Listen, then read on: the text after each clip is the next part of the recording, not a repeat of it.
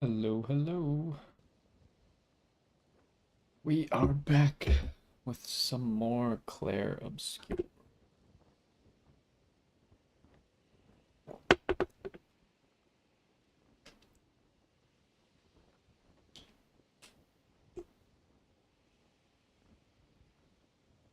Alright, well, I'm looking forward to playing, so why don't we just get stuff. Oh, I forgot to open stuff. Never mind. Give me just 1 second while I open these things. I don't know why I keep forgetting to open the file folders.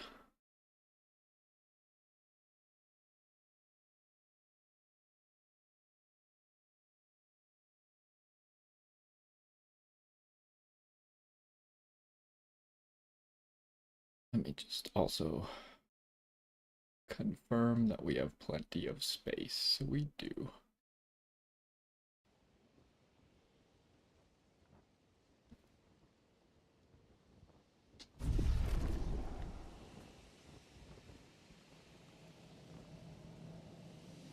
Alrighty. Now we can get started.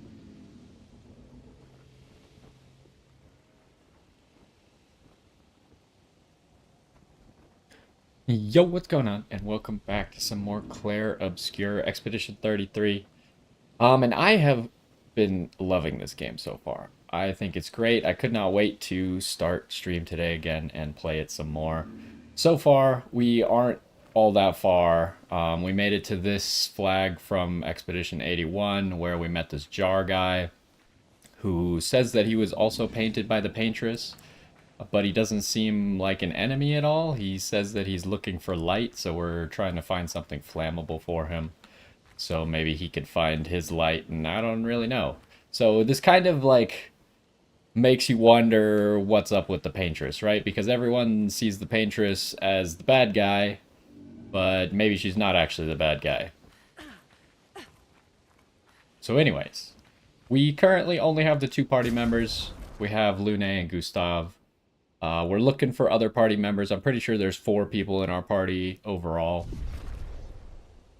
And I think like when you start up the game, there's like a picture of the DLC, so I think it kind of told me exactly who the party members that we're gonna find are. But I think the obvious one is Mayel. She was like the younger girl to join this expedition, and she seemed pretty close to Gustav in the beginning. So I think it just makes sense that we'll probably find her. And then the last one I'll just leave up to a surprise, but I'm pretty sure I already know who it is. And I did already say it last time as my prediction of who the last party member is going to be. Now, I could be wrong. There could be more than 4 party members. That's just what it shows on the picture.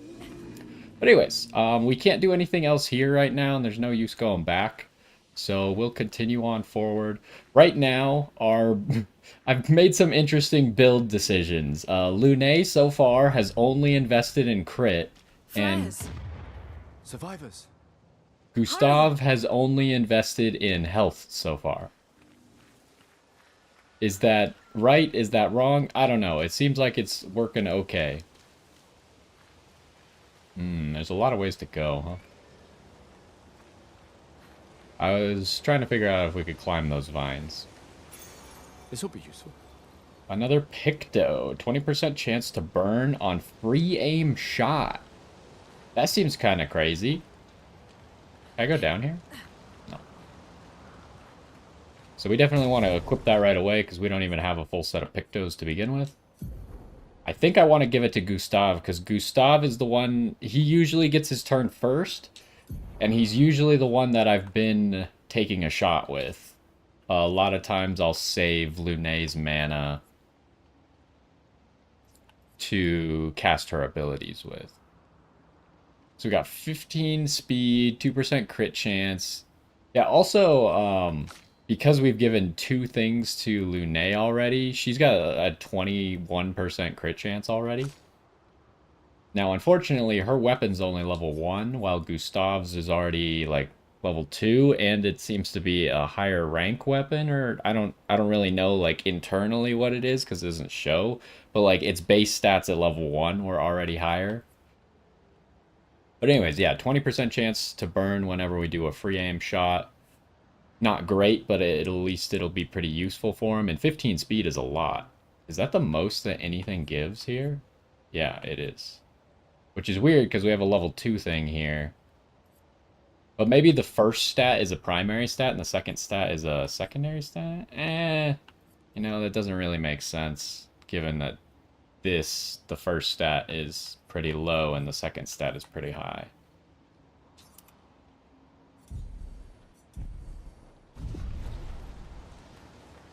Okay, so obviously for exploration purposes, we always want to try and go the wrong way first. It seems like the flares were coming from on the other side of that, so that's probably the correct way. There might be like some items over here, unless this just leads around to the same place.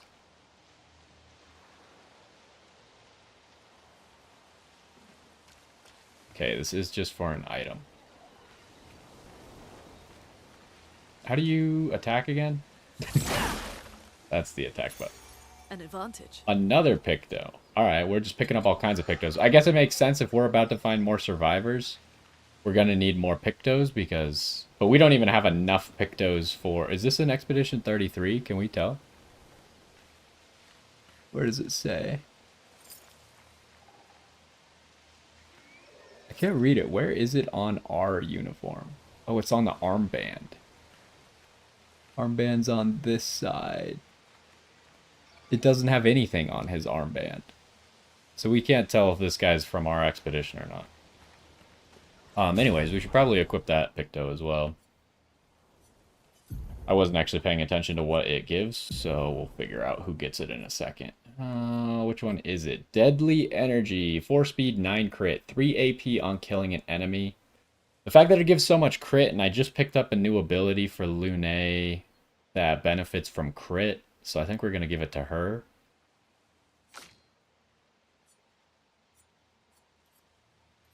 But that ability, the 3 AP on kill, is pretty much going to be good for anyone who's ever picking up kills, so we might be giving that to a lot of people once we've actually mastered it.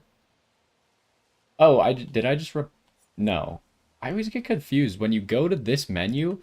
Sometimes you have to choose the slot and then choose the Picto, and sometimes you choose the Picto and then you choose the slot.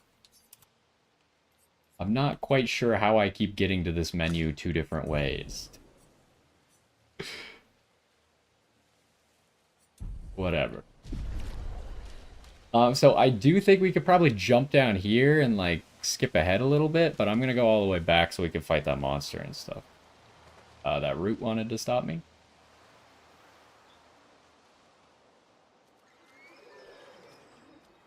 Oh, there's a purple item down there, too. Is there anything here? This seems like I should be able to get past this, right? Maybe we're just missing the mechanic for it? Whoa, hello. I didn't think that guy saw me, because I turned around and looked, and he didn't look aggroed. Okay, at least we still gotta go first. So, what are we dealing with? Are these guys flying or are they not flying? I'm gonna say no because they have legs. I kind of, in a way, wish there was a little bit more. I know they don't want to clutter the screen, but I think there's a few pieces of information that games like this usually have that this game does not.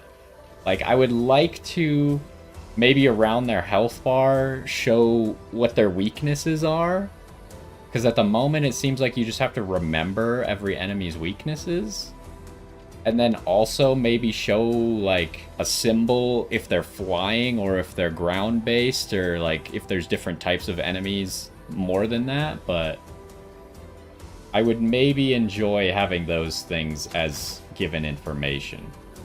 And even, I'd be fine with the first time I see an enemy, it doesn't tell me. But once I learn that information, it should tell me for the future.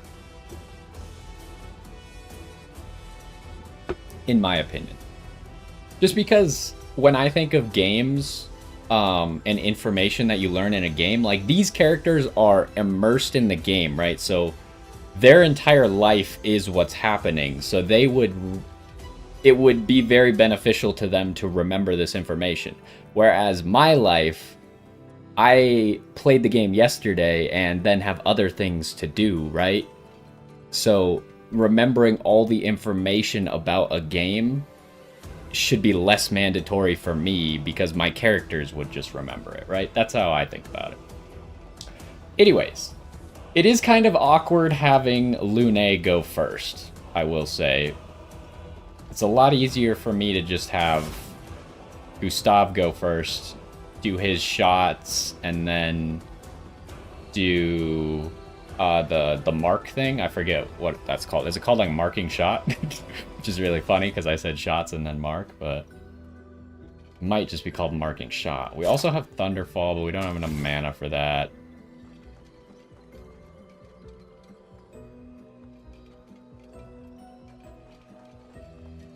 Thinking what I do is I take one free aim,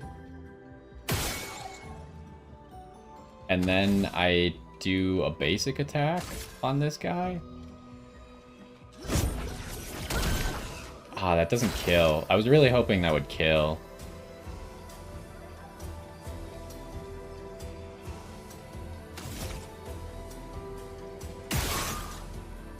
Because now I'm like, I kind of want to shoot this guy and then use an ability on that guy. Ooh, that doesn't kill either. I'd have to use all my mana to kill this guy here. So I think it just makes the most sense to just hit him then. Oh! That's not the kind of attack I was expecting. I thought he was like charging a shot, but it was more like a underground torpedo. Anyways, it doesn't really matter what we do now.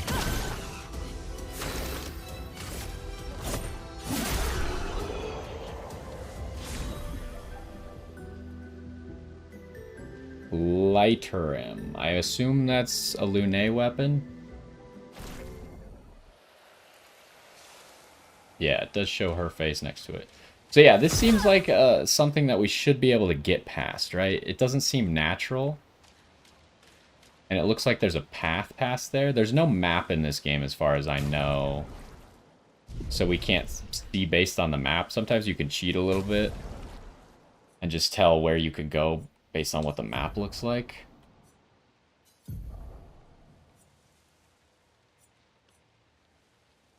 Ooh, that's interesting. Does Gustav's thing have that? No. So his new weapon that he got doesn't have all these abilities. This seems to unlock things as it levels up. Start with an ice stain. Increase fire damage with skills. Fire skills cost less. I mean, we're obviously going to use it because it's just better in every way.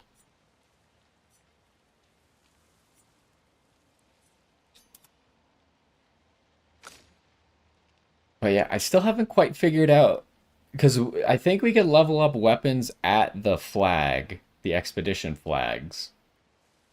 But Gustav's weapon just leveled up from him using it. And I don't see anywhere on his weapon where it shows the progress bar to that. Maybe at the flag it will tell me the progress bars to it. Anyways, purple item. Well, that will help. An additional Lumina point. We don't really have the ability to use... That's not the button I wanted. Don't really have the ability to use that button, or that, the Lumina points too well quite yet.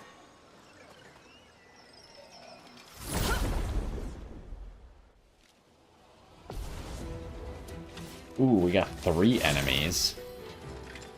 Okay, so first strike is nice for us because it means that Gustav gets to go first.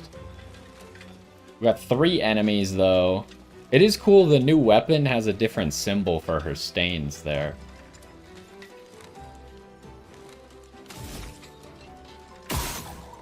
That... Is this guy flying? This guy's flying, right? Oh, jeez.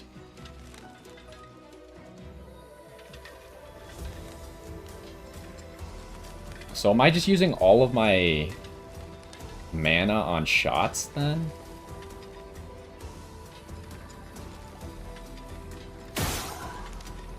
think I am. Question is, do I shoot this guy?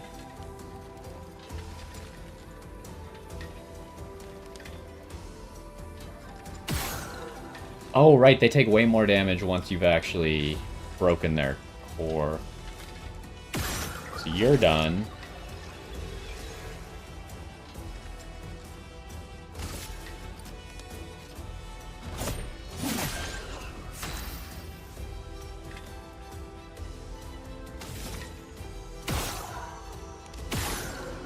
He lives with... Okay, I thought he lived with 1 HP. Oh, you just got 3 AP back. For killing that guy?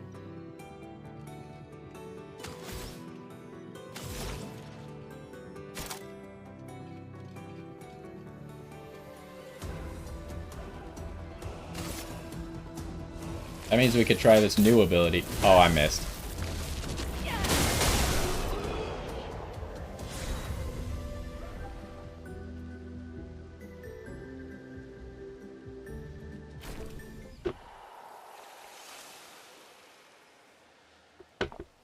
Okay. I'm a little bit disoriented. Where exactly were we coming from? Came from up there. Okay.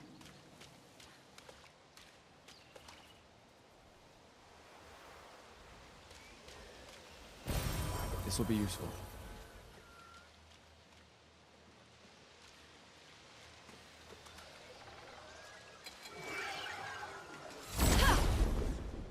There's kind of like multiple paths at the moment.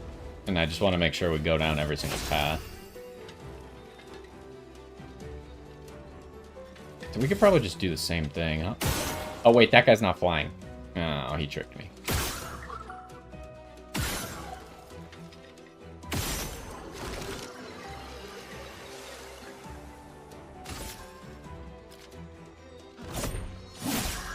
A storm is coming. Ooh, I realize I can't get my AP back by killing a guy. Unless that kills. That did kill, okay.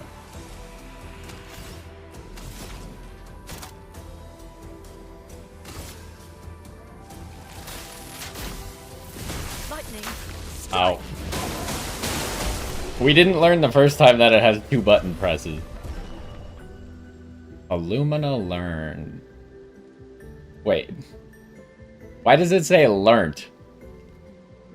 That's not right, right?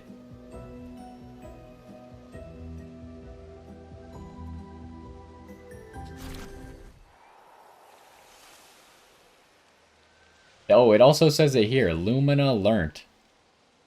Is that correct? I don't think that's correct. Anyways, I see you, purple item. We could light something with this. Resin. Inflammable material. Wait, what do you mean it's inflammable? Isn't that... Why did she say we could light something with this, and then it's described as an inflammable material? Okay, so how many of these Luminas do we have done? Also, I'm kind of confused. I thought we... Do we get this effect of 3 AP on kill without having mastered it? I thought we had to master it first, and then we got that effect.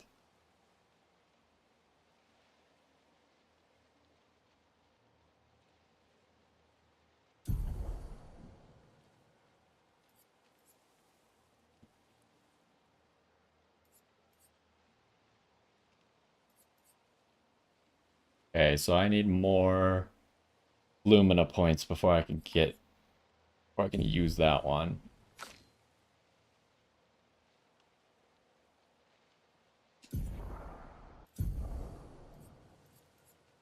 And then he already has burning shots.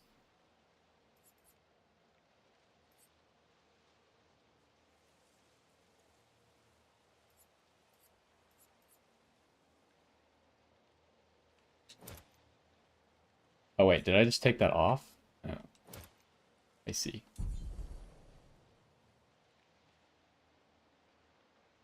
Wait, he does have 5.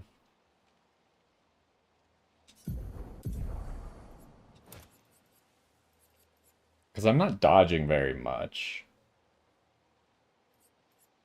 Like, if you're gonna go for a perfect dodge, you might as well just go for a parry, right?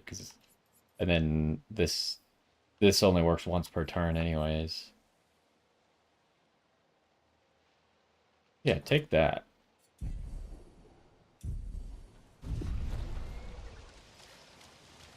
Alright, so what exactly? We got a path down there, path up there, path up there. Oh, this takes us back to up there. Okay, okay, okay. See if there was anything that we missed here. There is an enemy.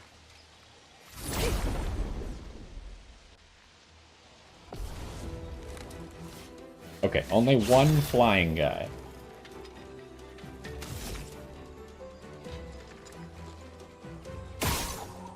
So I'm gonna shoot him twice, and I'm gonna let Lune kill him.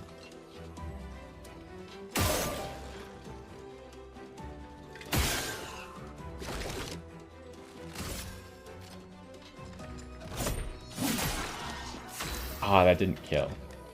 Lame.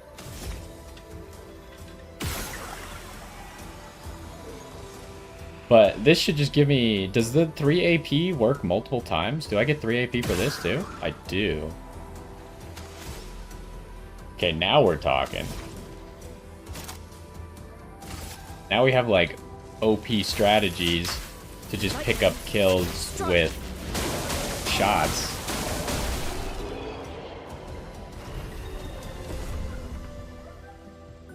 Okay, I don't think I still understand how the lightning works, though. It didn't look like any of those crit, but it definitely hit more than 2 times. We did just both level up. Oh my gosh, the amount of XP just jumped up massively, too.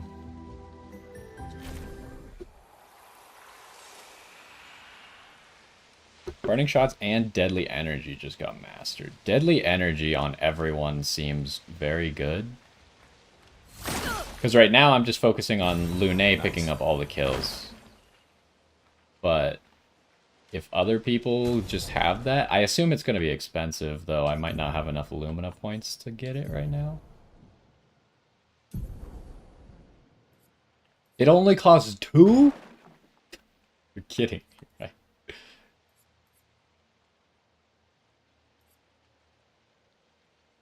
So who needs that? I'd much rather just have that for 2 points, and then I can also have Dodger.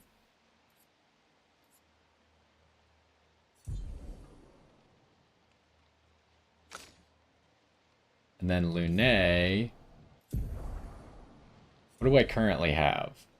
I don't have any Luminas.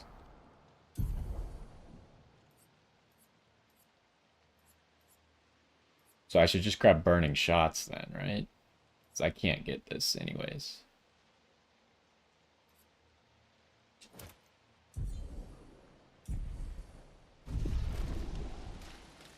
I feel like that Deadly Energy is broken. How does it only cost 2 Lumina points? Did you see? I killed 3 enemies in 1 turn with Lune at level 4. What the heck was this? I didn't look at this thing. Oh, it's just the blue goopy stuff.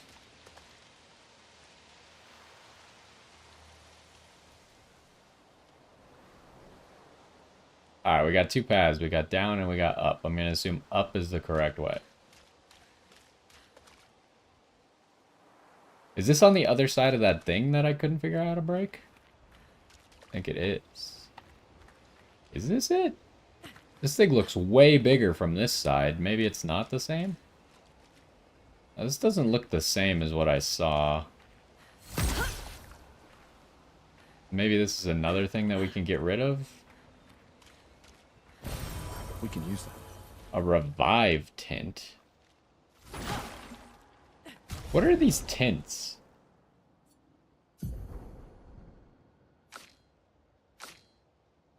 Oh, resin is a quest item. I don't know why it says inflammable, but we probably need to bring that to the other dude. We'll wait till we get to the next flag. I can't help but notice that under the tints section, the thing we just found is not here. Recently obtained? Oh.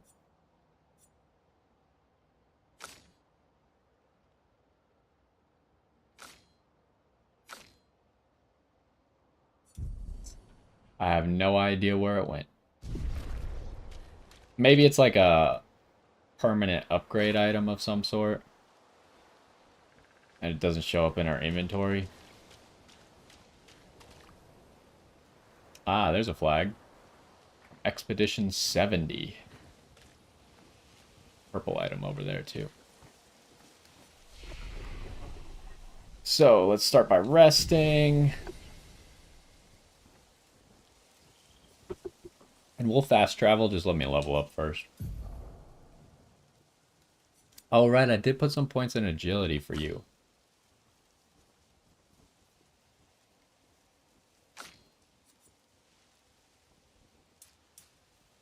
How much are we getting out of this?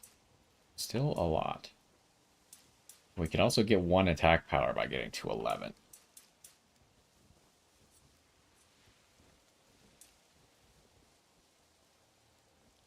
But you're getting 15 speed per level up? No, you just get 15. No, wait, I was reading that completely wrong. You get 5. And then 6. But we also get some defense if we do that.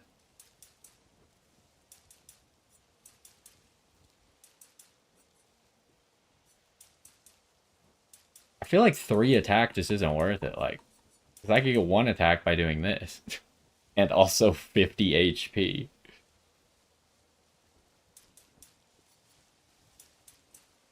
Or I could get 16 speed and 2 defense by doing this.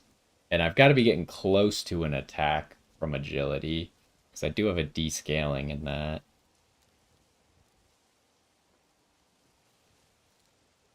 The problem, I was like, I want Gustav to be faster than Lune. The problem is I'm probably just going to put 3 points into luck and then have more speed as Lune again.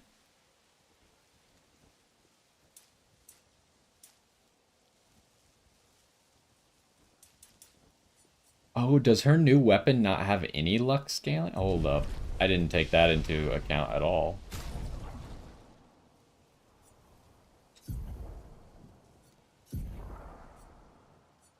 Oh, I didn't... I was like, I wonder why it doesn't have the +1 under the sea when I was equipping the weapon. I didn't realize it was a different stat. Obviously, I'm not going to change back to the other weapon, but that means I probably shouldn't just keep spamming luck right now.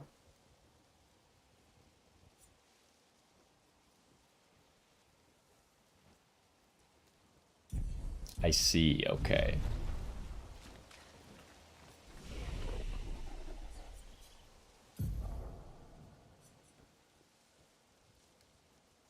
Alright, Gustav, what are we doing with you here? Part of me just wants to do this.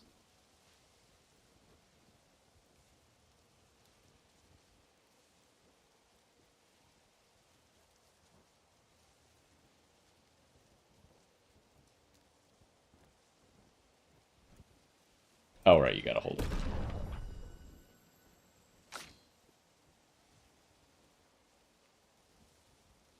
So...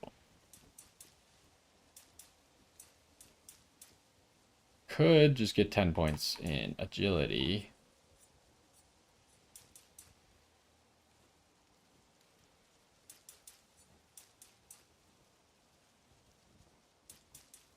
Which is what I think I'm going to do. She has 30% crit rate already. But that does make Gustav slower again. Gustav only has 263.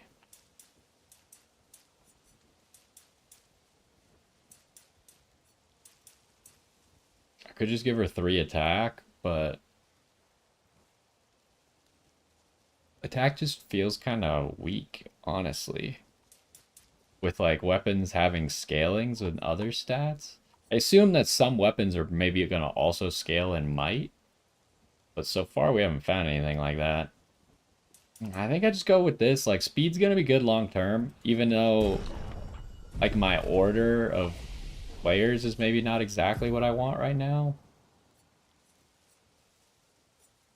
Okay, so I'll just wait to get powerful for the same reason that I've been saying until we get more allies, which I think we're about to get more allies, but I can always save the point and use it anytime we get to a flag. Here, the only thing I could get is Electrify. Would I rather save my points? It only costs 1 action point. That's kind of interesting. And it does trigger additional hits on crit.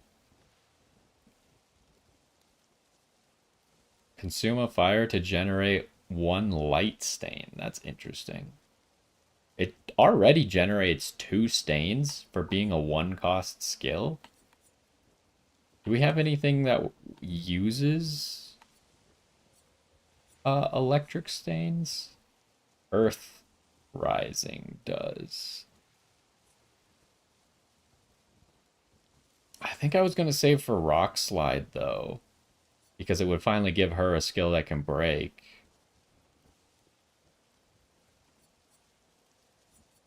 But a 1-cost skill that gives 2 stains, but they are specific stains, so I guess it's not as useful. But if I happen to have a fire stain, which my weapon can give me a fire stain automatically, right? Is that true? If I get it to high enough level? What does it give? Oh no, it's at level 20, it starts an ice stain. Okay, okay, okay. So those don't synergize then.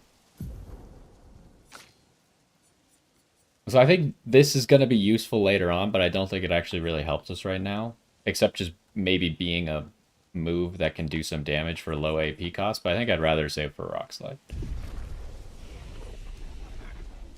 Oh, and then we need to fast travel back to what's-his-face. So it doesn't do the Liza P thing where it shows like that there's an NPC here. You just gotta remember, I guess.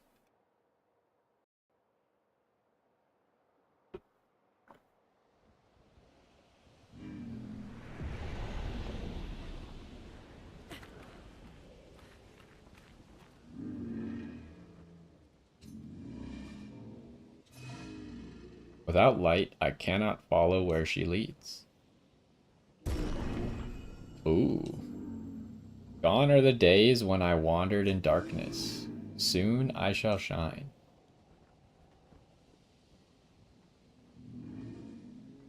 Light it, help me shine, make me complete. A very precise shot, perhaps.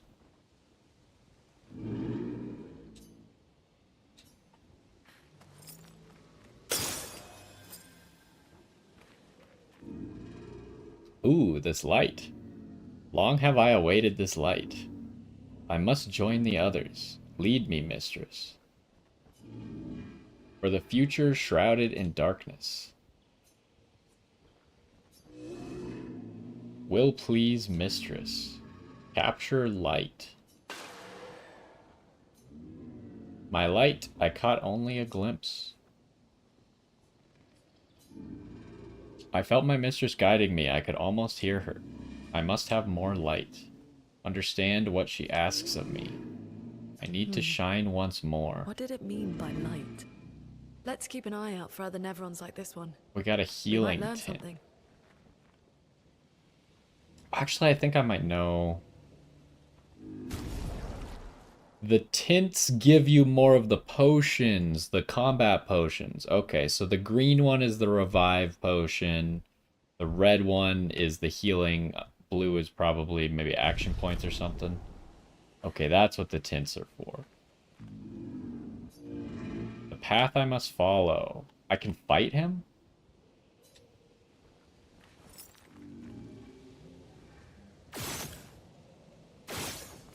I can't light his thing up anymore. So that's weird. Why is it letting me attack him right now?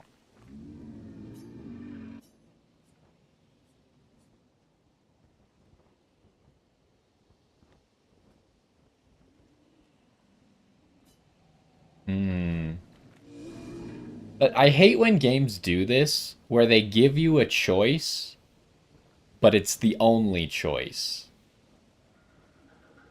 And you don't know if, like...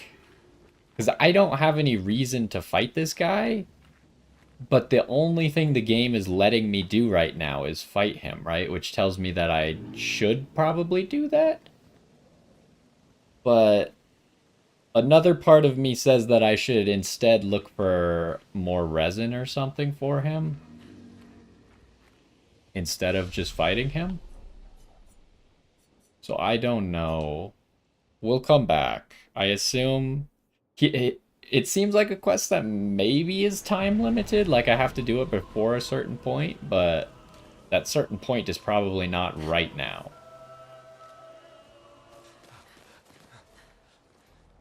We got a cutscene. Leo! Okay.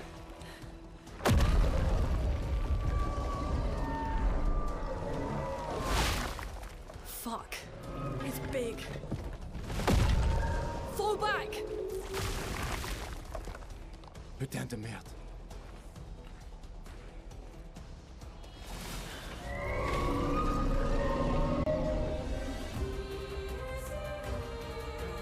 We got a boss fight. Avequa? Is that how you're supposed to say it? Cast a spell.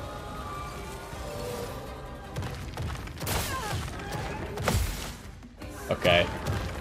Oh! It confused me with the double hit. Okay. Some enemies have shields that protect them. Each shield completely blocks one hit.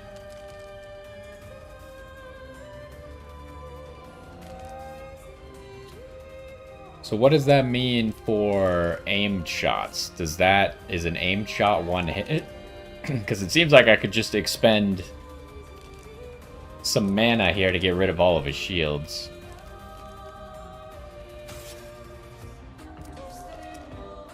Oh, also I should have rested to get that potion back, huh? I just thought about that.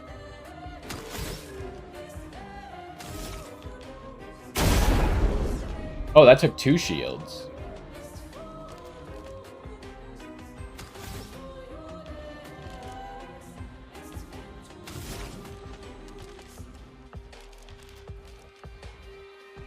My question is, should I immolate him so he's burning? Or should I just do a basic attack, get rid of... I don't know if the shield will eat the burn or not. I mean, I guess now would be a good time to learn if it does, but I don't think that's the best move. I think the best move would just be do a basic attack right now. But let's try this. Feel the burn. It did not eat the burn. Okay. Good to know.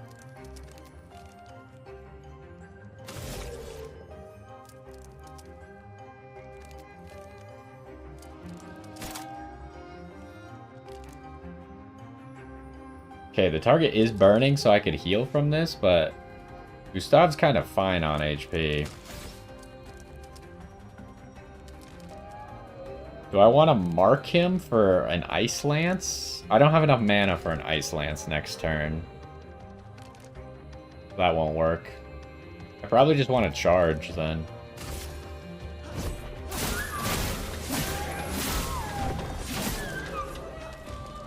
Get ready.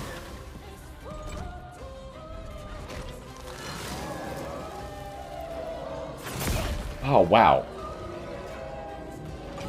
The enemies really love to, like, hold their attacks, huh, before it comes out. Okay, so I could burn him. I want to try using a potion. Does using a potion waste an action? Also, I could give AP.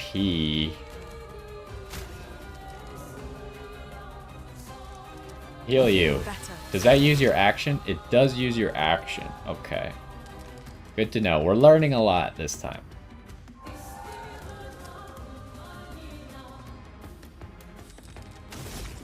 Alright, what are we doing here, buddy?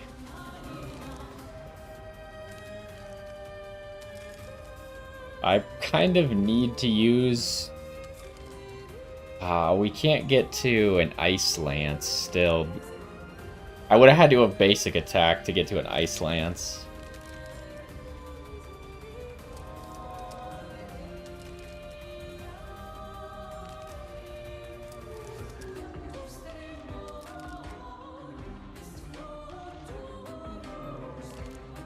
I think I just basic attack.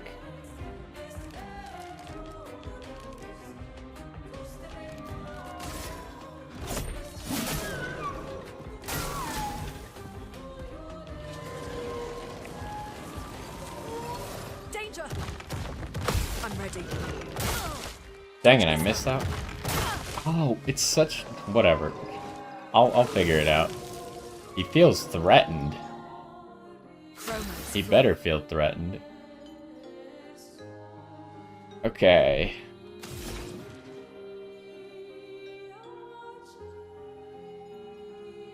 I consume 2 earth, it costs 0.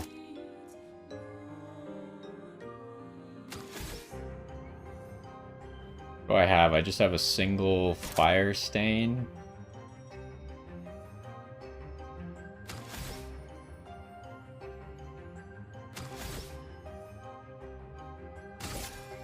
I think we're saving up for an Ice Lance. And here we're doing Marking Shot.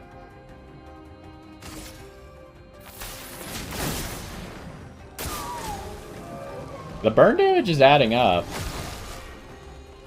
Oh, he summoned enemies? That's not good. Take cover.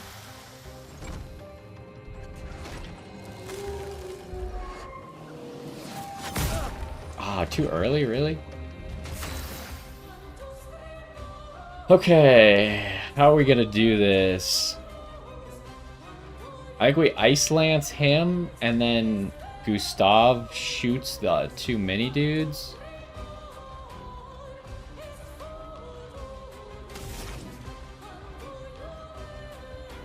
Could also Thunderfall. It hits random enemies. And if I pick up any kills, I get 3 AP back.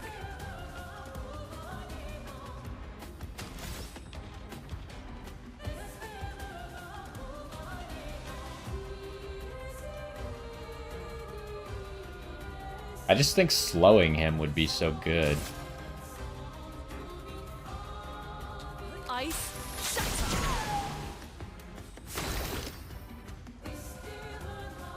Didn't actually push his turn behind any of ours. Does this overcharge me? No. I need 1 mana.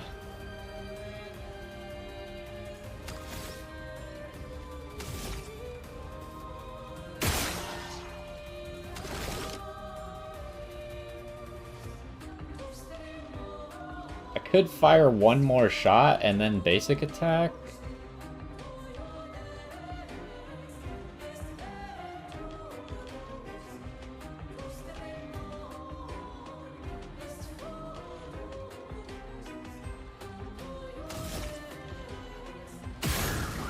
Oh, that does nothing. Okay, that's not worth it at all. Renee, watch out! Okay, that guy died.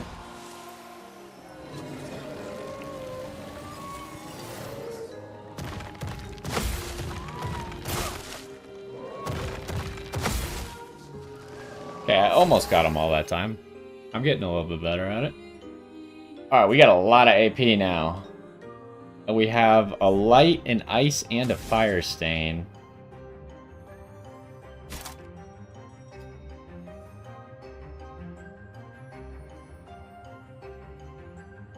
Wait, what kind of stain is that? Is that one electric?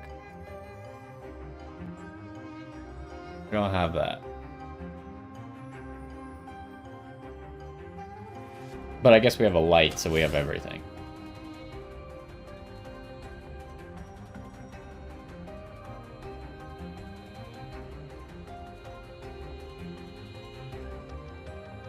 I think we just do a Thunderfall.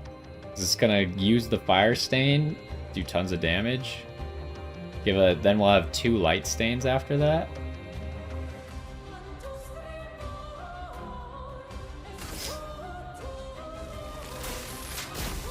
Lightning.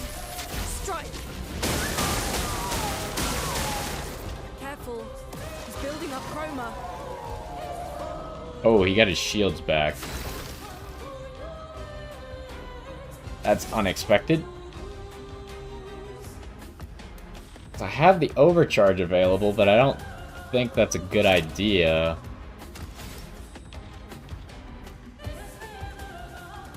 So does my 5-hit move take 5 shields?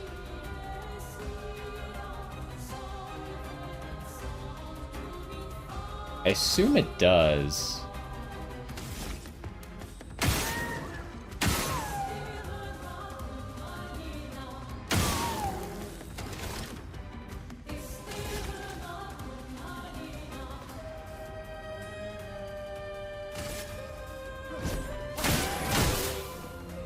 Oh.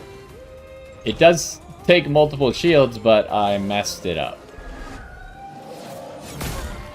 Oh no. I blocked slightly too early.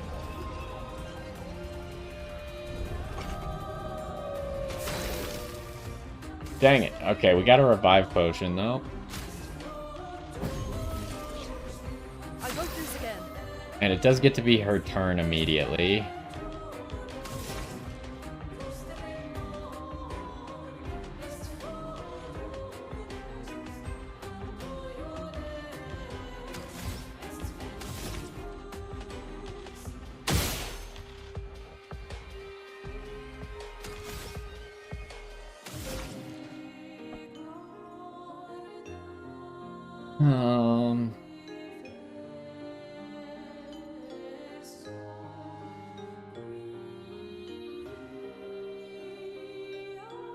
I think I just want a mana back. I could have lit him on fire with this move a little bit more, but...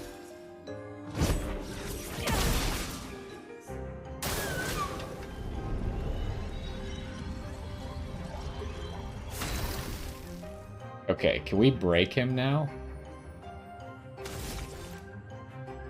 I think we've finally done enough to be able to break him.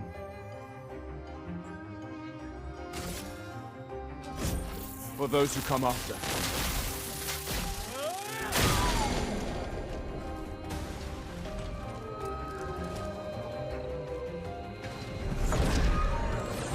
Gustav! The Patriots must fall!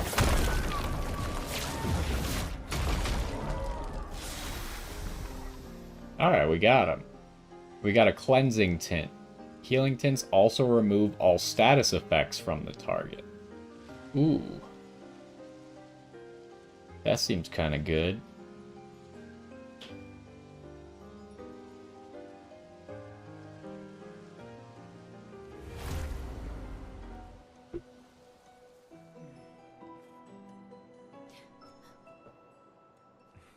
Celebrate later. There'll be others. We should be safe up in the tree. Yeah, what makes you think that, by the way?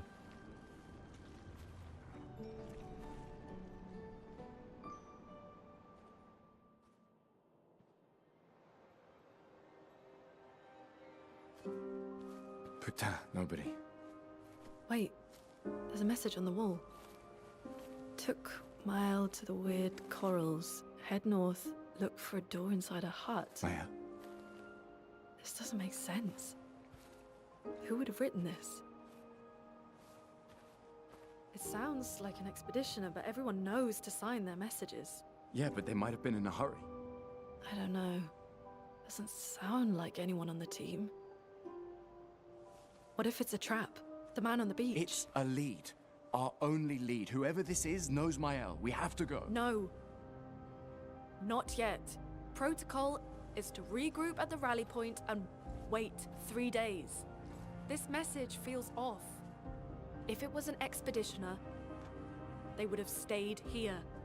She's got a point. Everyone knows the protocol. Right, but they may have been in danger. Maybe this location has been compromised. Things change in the field. There's a reason. Protocol doesn't cover every contingency. You know that. There's a reason it's protocol.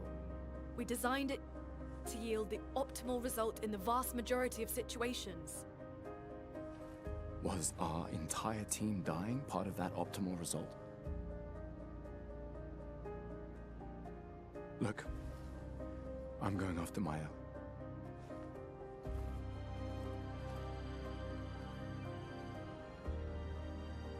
Splitting up is Protocol also obviously states, not never move the solo. strategy. I'll let you choose which protocol to break. Well, that's not really fair. He's breaking one protocol, forcing her to break a second protocol.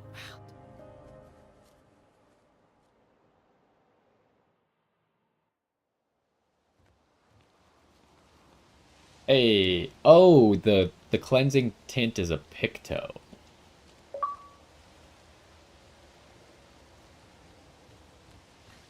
Alright, we need to go back because we're pretty hurt. I guess we could use the chroma elixir, but it'd be better just to heal. Yeah, I mean, it is weird, right? Like, why would there be a message? And why would the person not follow protocol?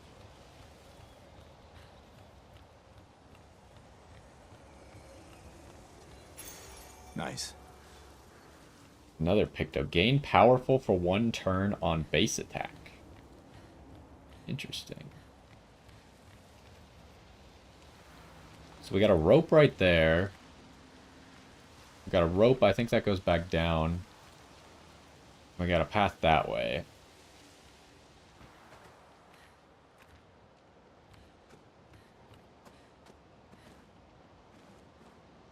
Let's check out pictos, because I think we still have 1 picto slot available, right?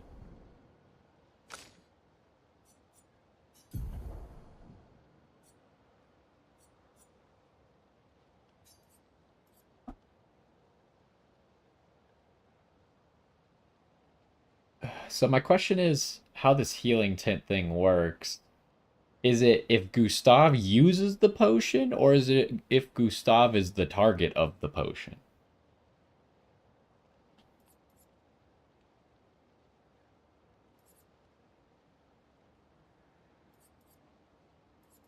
To me, it sounds like if he uses the potion. Either way, this seems better because he does basic attack.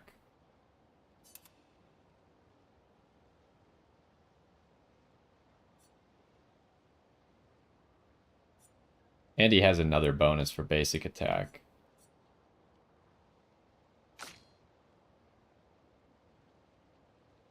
And what do we have here? Oh yeah, crit chance on burning enemies is probably good for us because we have multiple ways to burn enemies now. We don't really need Dodger.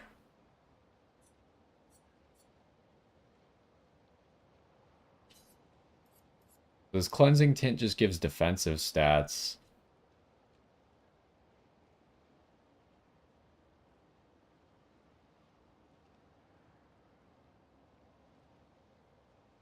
We would lose 12 speed and 3% crit rate.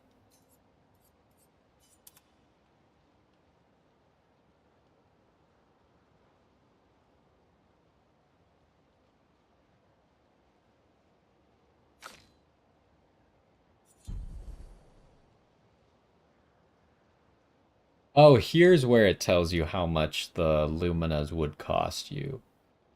On the right side there, empowering attack would cost 10. Also, why does it have a scroll bar if I can't scroll?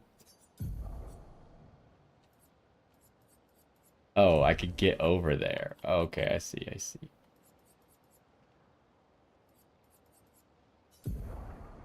Do I have anything better I could do? No, I don't. Does she have anything better? I mean, she might as well just take Dodger, right? got an extra Lumina point.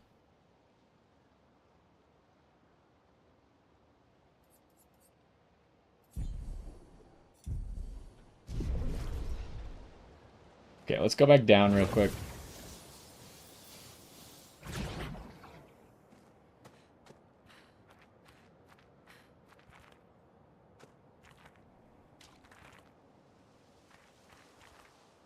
And then... I'm guessing if we take that rope that I saw up there, maybe it'll get us here.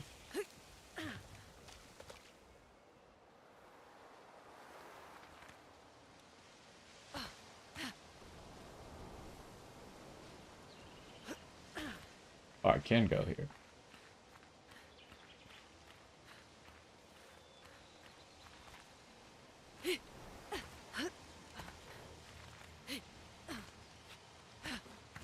Okay, it's kind of... doesn't really want you back there. There was a lot of stuff I was just, like, tripping on. Where'd that guy die at? I thought he was on this left side here.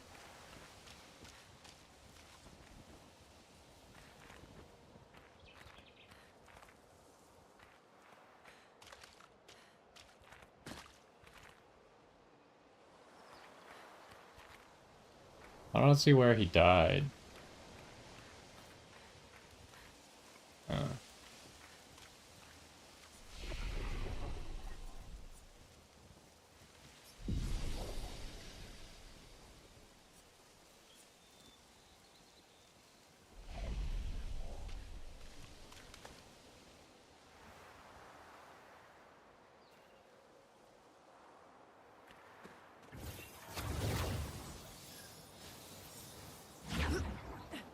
Okay, let's go to this rope first. I feel like this is just going to be a side path.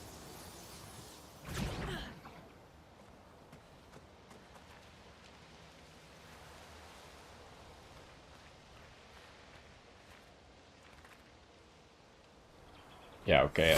It literally just leads straight here. Nice. Another one of these, huh?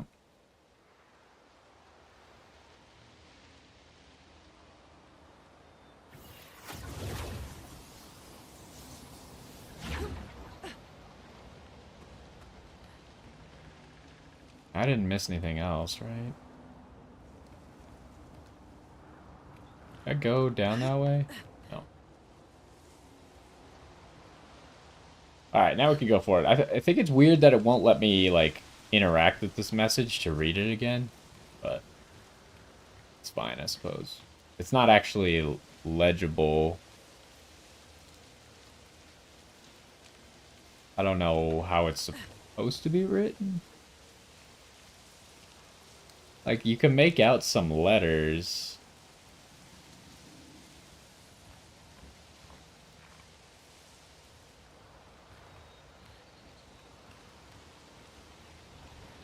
What are these things? Oh, a loading screen?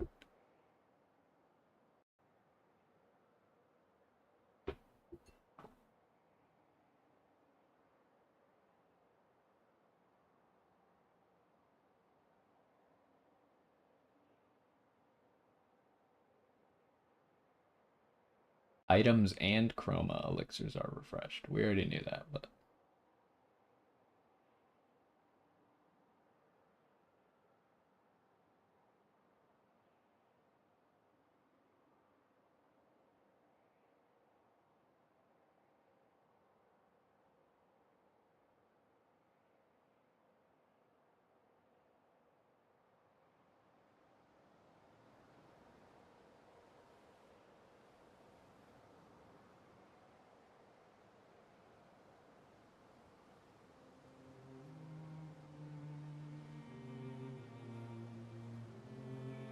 Oh, we're in like an overworld. There's a map now. I thought we were in a cutscene.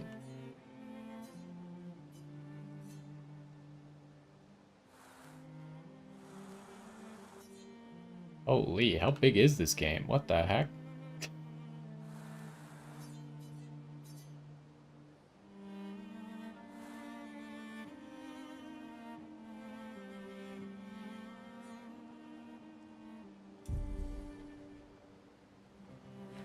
So, the message said head north, to the weird corals. And a door in a hut.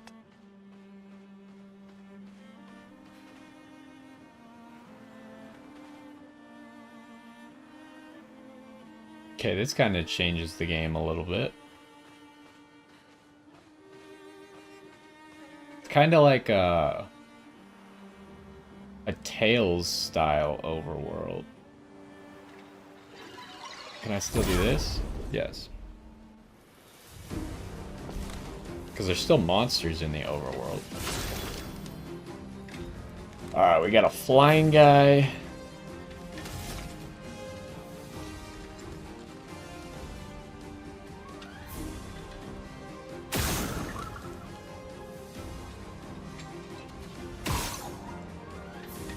Ooh, this guy's gonna take all my ammo, huh?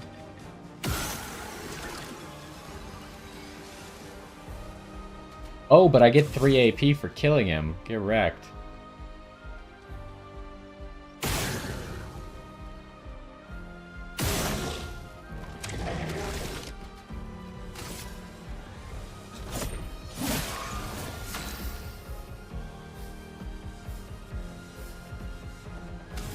And then we know that that doesn't do very much damage.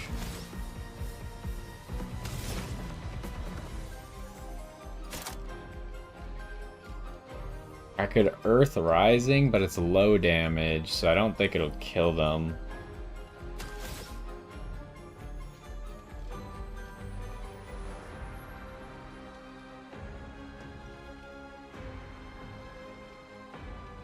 I think maybe I just Ice Lance the big guy.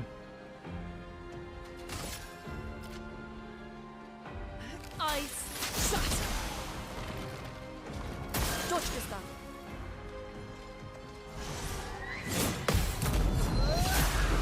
Nice.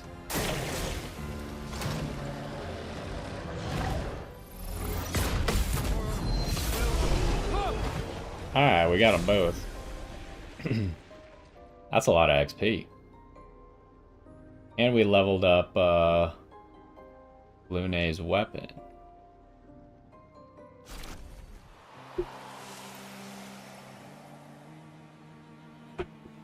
I forgot to check at the flag. Well, it says at camp. I don't think I saw a section at the flag to level up the weapons. It always says at camp.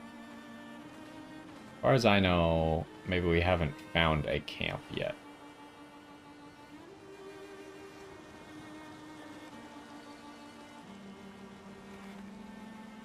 Item here.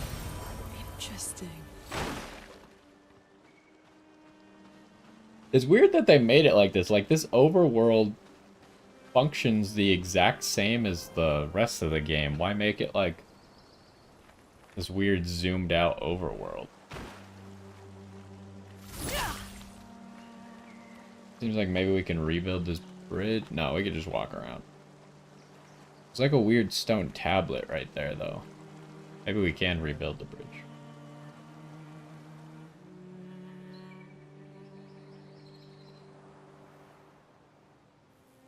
Okay, I was just making sure there wasn't a path that way.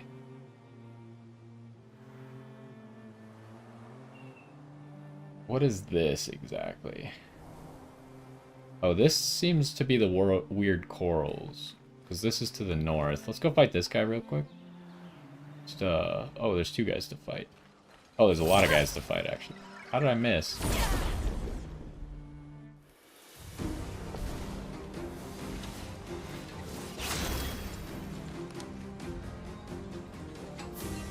Okay, so we want to use all of our ammo to kill this guy first. Gives us back 3 AP.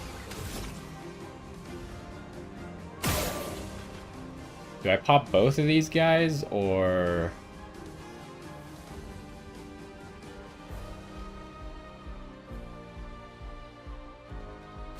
I think no, I think I use... Oh, what? That's not what I wanted.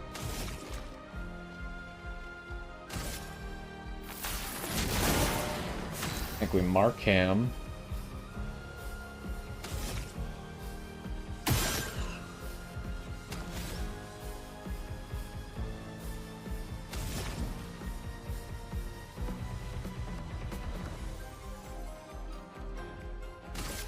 And I think I immolate this guy.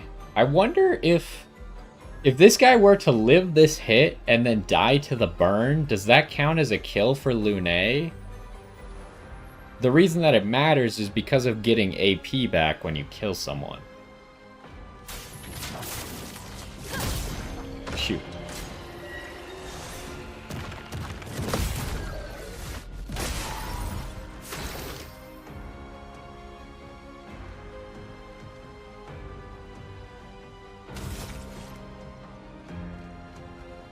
I mean, it really doesn't matter how we beat this guy.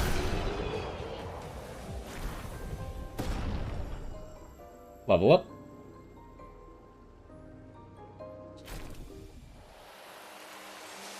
Okay, we got a lot of... Wait, where'd the other enemies go? Oh, were they all part of that fight? Is that how that worked?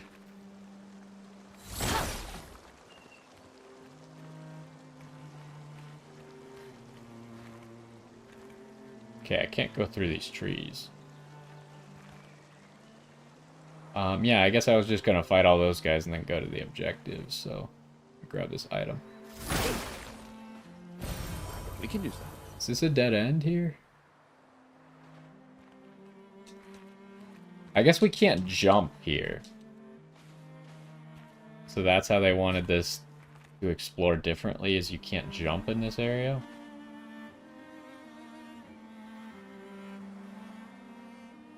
Let me check the map real quick.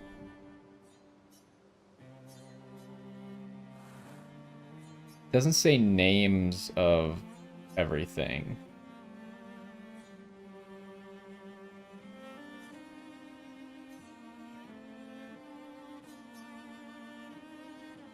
I was like, why does the beginning area not have an emblem? I guess the beginning area's emblem is this weird tree thing. It kind of looks like it's part of the other trees. Okay, let's go in here.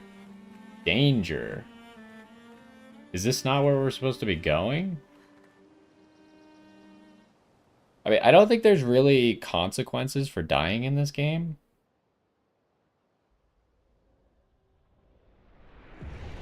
A best cave. I mean, this was a plate, like a cave that looked like it had weird coral to the north.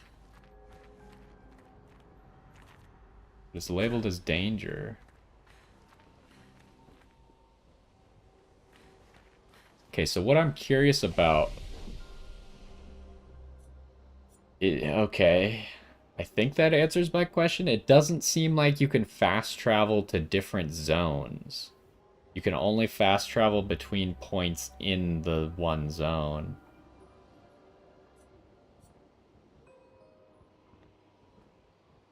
We should just rest to get the little bit of health back.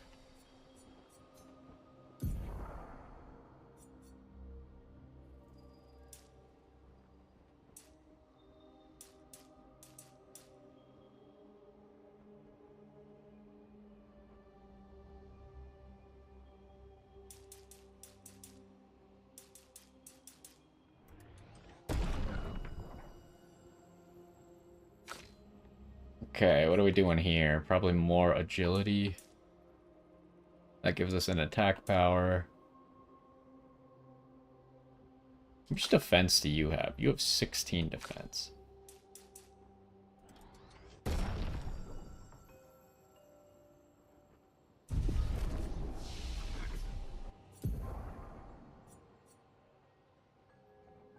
Covers 50% and dispels status effects. We still don't have another ally. And honestly, since we already have this that can heal self on burning targets, and we have a lot of ways to burn targets, I think I'm just going to save his points still for a little while. Okay, so I think I get it now. If it's grayed out, that means you can't reach the skill. And if it's red, that means you don't have enough points for the skill. Then I wanted to get Rock Slide for her, so we'd have 2 ways to break people. It is an expensive skill, though. It costs 5 AP.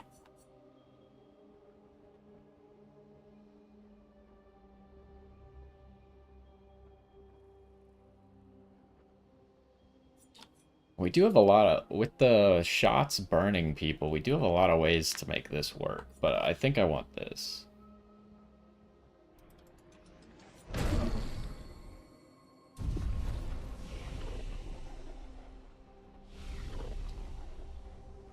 So yeah, it makes me wonder if I should go back to that guy that we gave the resin to. Because like I said, there was an option to attack him. I'm not exactly sure why.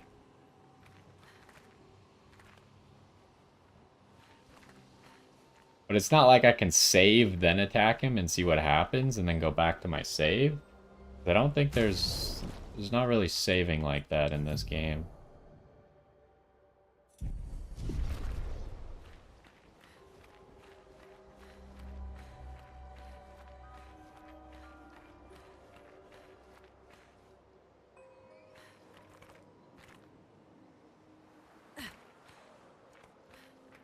So is this an enemy, or...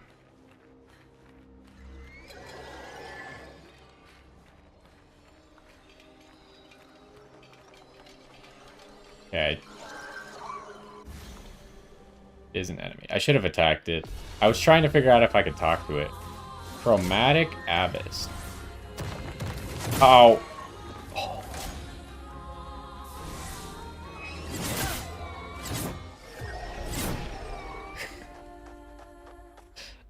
They weren't kidding about this area being difficult, huh? I'm gonna try one more time. Because if I could just perfectly block it, maybe we can... Because there has been an enemy that just one-shots us. But this enemy appears to do 3,000 damage, which is a lot more than my maximum health. Is there anything else here?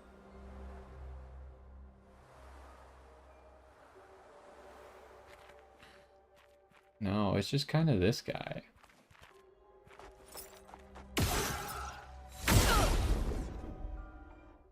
Let's see how much damage we do. I imagine if he's doing 3,000 damage, that we probably...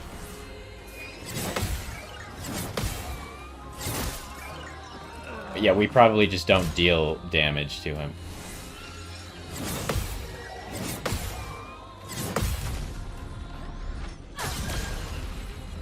We did 400 and it hardly even moved. He just gets to keep going. I didn't even get to check like how many turns in a row he gets. Obviously, his speed number is just so high that he gets a lot of turns. So maybe it's physically possible if we perfectly parry everything. I don't think it's reasonable for us to do this fight right now. So we'll save it for later. That does mean that this is not the area we were looking for, which is odd. Because it matched the description of where we were supposed to go. Maybe in between episodes, I might look up that jar guy. Because I kind of want to know if I should fight him or not. If there's anything else to his quest, then I don't want to fight him, right? But if his quest is over, and the only thing to do is now fight him, then I would just do that. Okay, let's fight these guys again.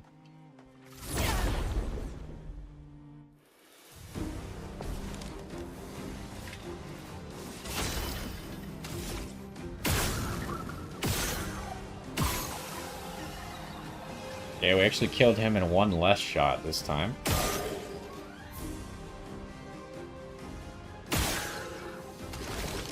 I don't know if I need to... I'm always trying to hit the core, or like the weak spot, without like those metal parts blocking it, but I don't think it actually matters.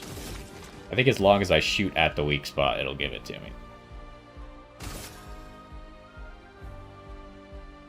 Take them down. Let the ink flow. Okay, is there any way I could kill this guy without... Like, is this gonna kill him? No.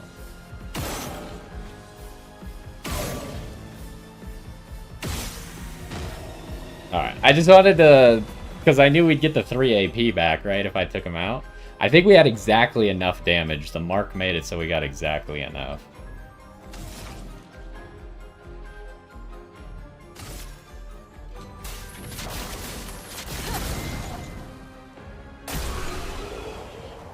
It did... Right when he died to the fire, I did see a number 3 in blue pop up, which I assume gave the kill probably to Lune.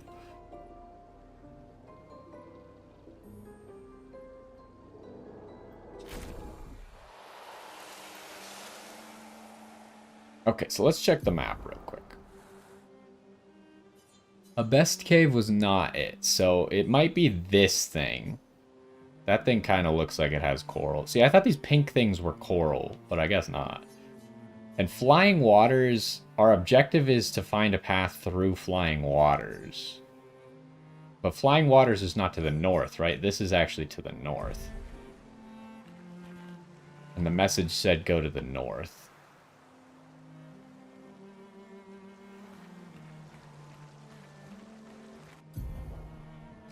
You can access the camp at any time from the continent.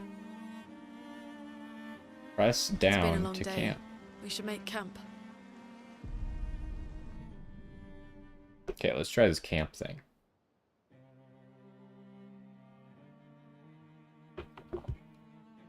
That's interesting.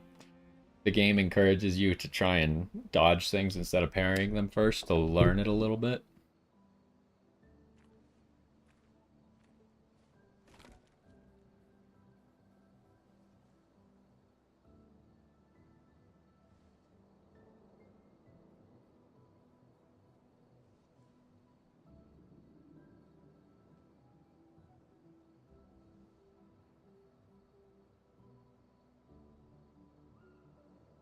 I'm sorry about earlier.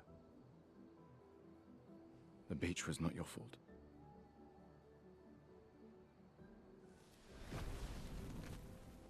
No, it was. I convinced Alan to land there.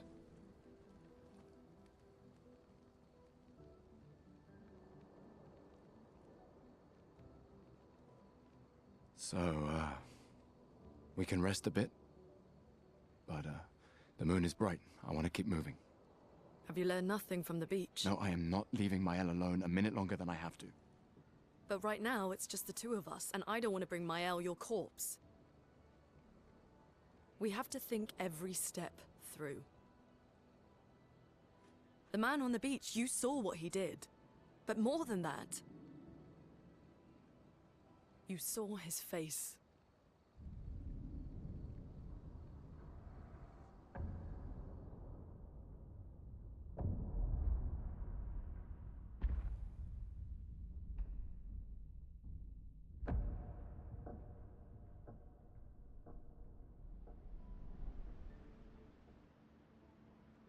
He must be what? 50? 60? Yet he survived the Gamage. We don't know who we're dealing with. We lost everyone in an instant. Exactly! He killed us all so easily. He doesn't need to fake a message. Lucien. Lucien died to save me. And Tristan. Margot, they all...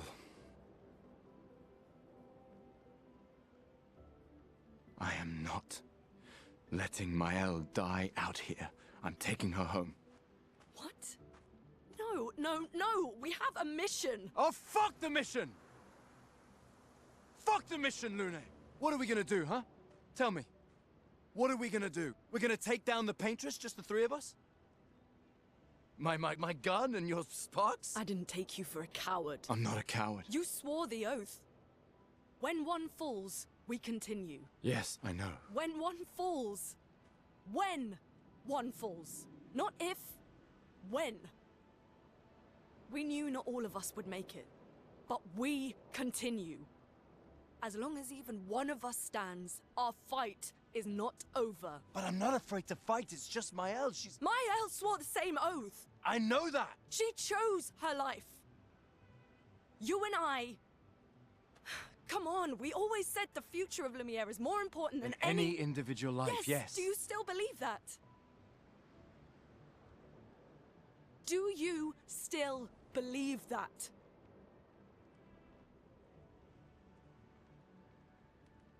Do you?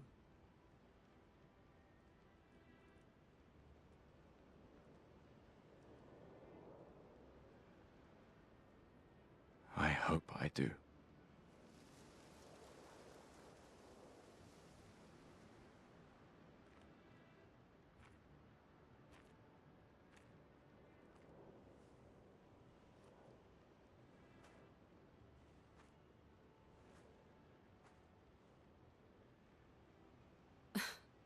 fuck the mission. Really?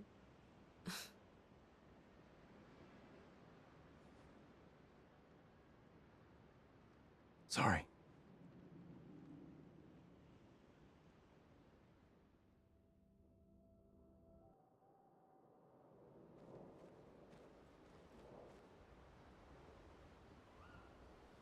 Okay, so when we camp, we get our own flag. So let's figure out how camping works exactly, because we're supposed to be able to upgrade our weapons or something. Well, we got one choice.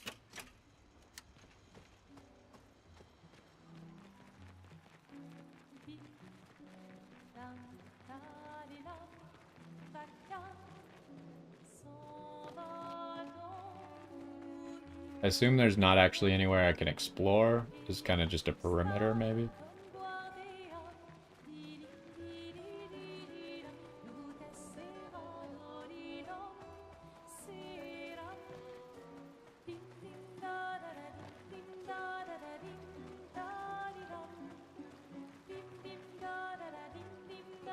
Why is this area so big? Okay, I can't see a thing if I go this way.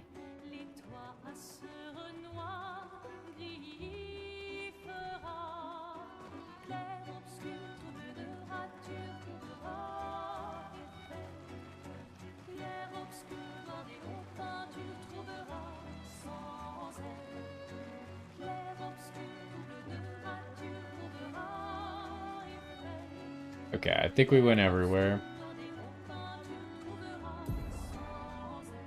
In camps, you can rest and converse with your party members. To leave the camp, interact with the bonfire. Okay, let's talk to Lune then. The main continent. Hard to believe we're finally here. Yeah. Good night, Gustav. The main continent. Yeah. Good night, Gustav. Okay. I just have one voice line. Alright, how do I upgrade weapons then? I don't see any buttons that say upgrade weapon.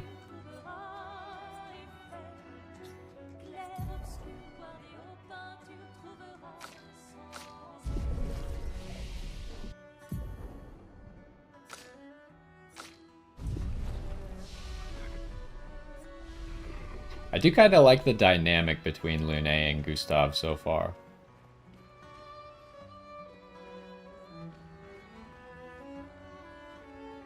Is there anything? Maybe it's at the campfire? But they said if I click the campfire, then that's how we end the... How did I get stuck back here?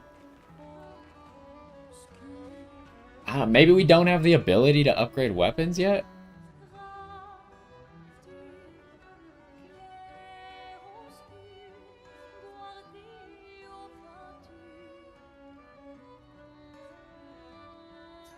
Can I only do one of these, or how does this work?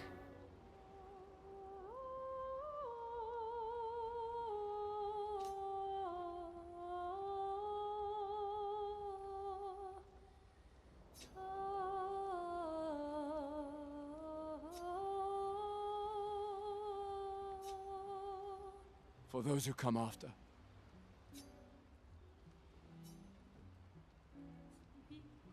Okay, so I could still do the other things. Find Mael and search for a path through the flying waters. Alright, yeah, I don't see how to upgrade weapons yet. Either I missed it, or we can't do it quite yet.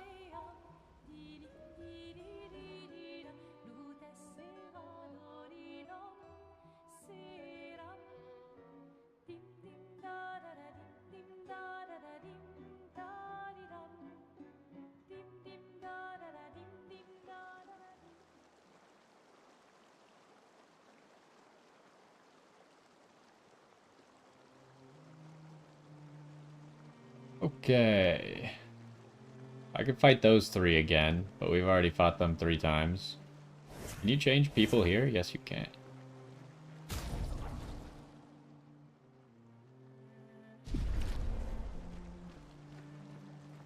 So...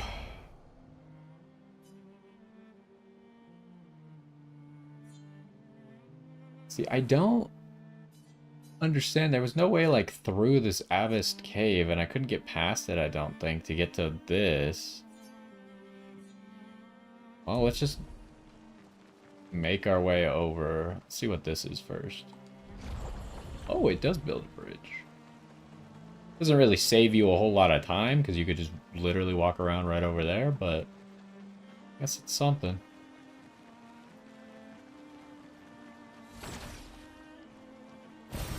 This will be useful.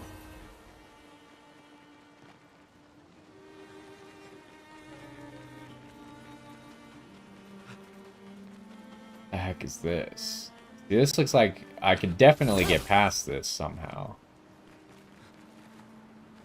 These look a lot like the roots and things earlier that I was saying look like they're destructible, or maybe you could get rid of them somehow. These are blue in a way that tells me they're somewhat interactable, but maybe don't have the ability to do so yet. And there's definitely a loading screen over there, and there's an area over there, so we could do it somehow, but maybe not right now. Can't swim. Okay, this area looks like coral. I don't know why there's bubbles in the air.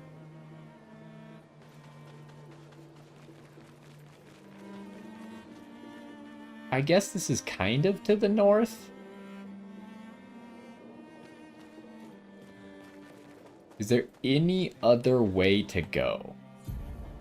That just goes back to the Abyss Cave.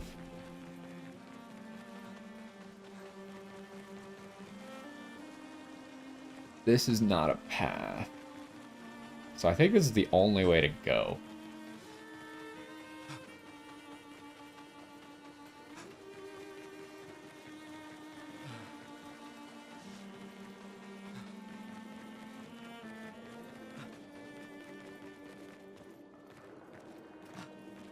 Well, let's go in here. Lying Waters. So yeah, I guess the danger sign does truly only appear when something is significantly stronger than you. Or at least so far that's been our experience.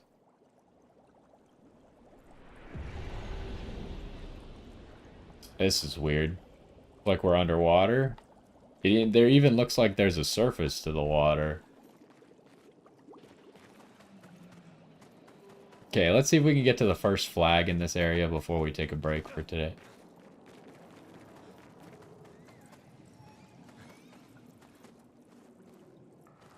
And there's like a giant whale. Although the whale's like not moving its fins or anything. Just kind of like a toy whale floating around.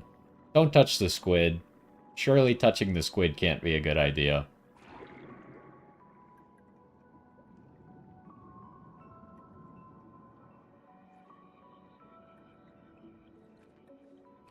'68.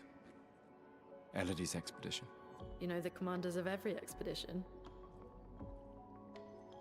Expedition 68. Their boat was blown into the air by a storm. Lumiere lost sight of it, but assumed they crashed on the continent. And they survived. A storm, at least. All right, let's keep moving. We found the weird corals. Mael must be close by.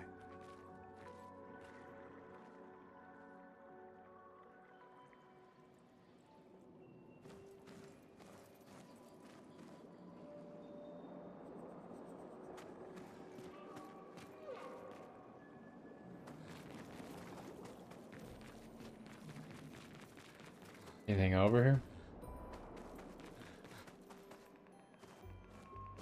Oh, I'm stuck.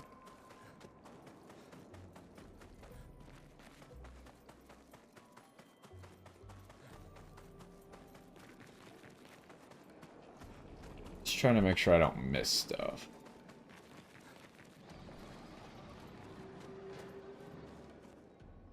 I don't know if enemies are gonna like attack me from above or something, because they can swim above me. Nice. SOS shell. Apply shell when falling below 50% health. That might be better than what Lune currently has that gives her defense. Wait, what's going on here? Oh, it's just telling me that her weapon is now level 2. He has 81 power from his weapon. Hers is only 59. And since I couldn't figure out how to upgrade it in the camp, I still have no idea what causes it to upgrade. Okay, so is this, which kind of doesn't do all that much.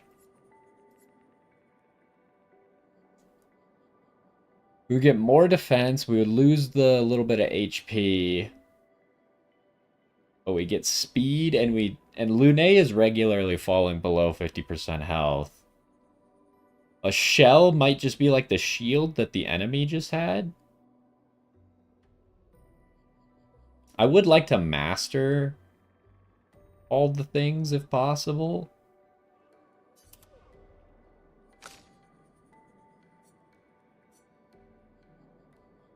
Just so we have them available.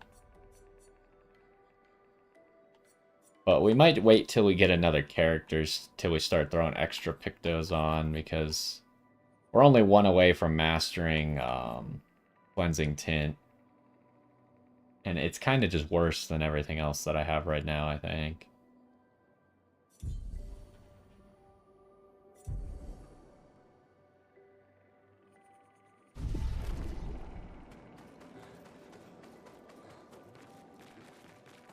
I do like the idea of, like, mastering things. I just think it's kind of weird that they chose to make it 4 battles to master everything. Like, it's kind of very low commitment, right? Okay, this is where we've already been. So let's go up this way. Paint cage. Contain rare loot. To unlock the cage, find its 3 locks and shoot them.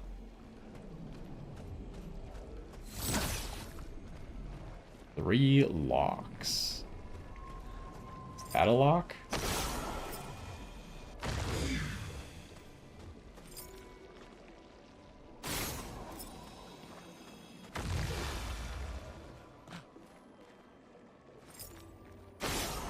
Okay. We got it. Well, that will help. Ooh, an extra chroma elixir. I assume that's just permanent extra chroma elixir? Yep. I mean, in the future, we might need to find more than one. Because that's what some games like this do, where you only need 1 in the beginning, and then you need like 2 or 3, but maybe not. I feel like it's simpler when you just do 1, but you just make them, like, more rare to find. An advantage. 333 chroma? Why? Now you've given me an odd number of chroma. Can we tell what expedition these guys are from? Are they also from 68 or whatever it was? No, it's kind of lame that they don't actually have the numbers on the armbands. I feel like that's just, like, lazy. Everyone should have a number on their armband.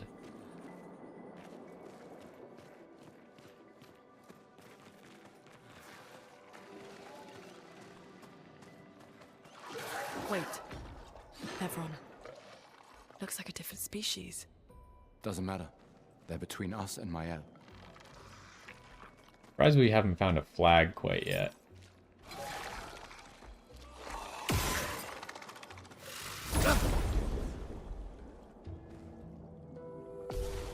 That took a little bit to actually get into combat here.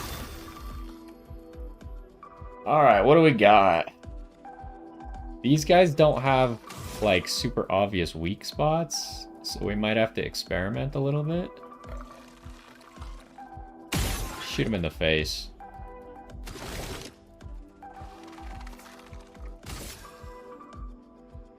I think I just want to hit him with a big ice lance. Oh, I keep doing that. Because it's A to get to marking shot, so then I press marking shot and it just does the basic attack. Take him down.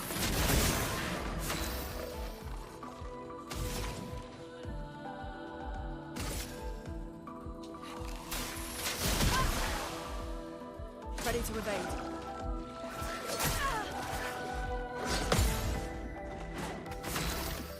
Can't believe he didn't die.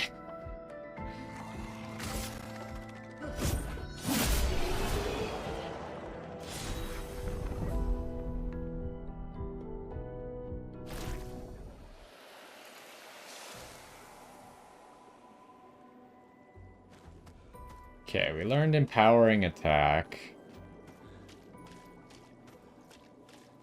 Which one was empowering attack?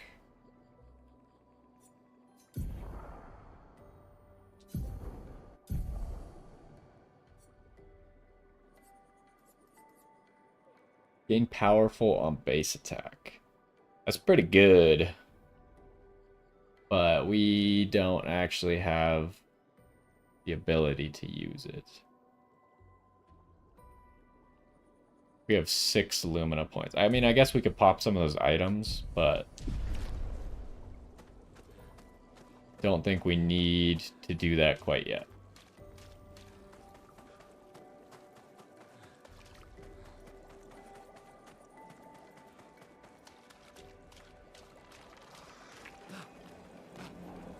Oh, there is an item. Advantage. There's another one of those items that gives Lumina points. So we can either go that way or this way. This way is probably a side path.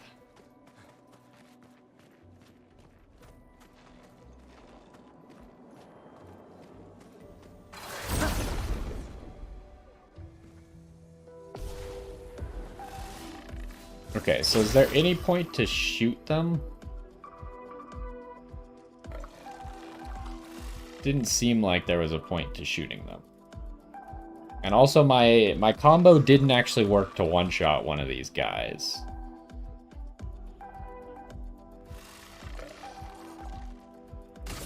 So maybe we should try something else. Nope, not that. I keep doing that.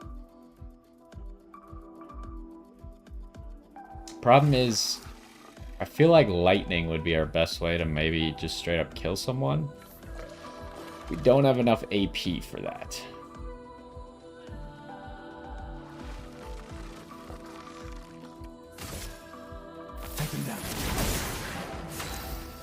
So I'm gonna instead try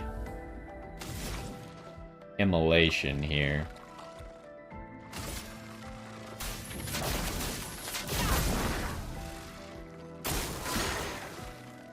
Oh, that was fast.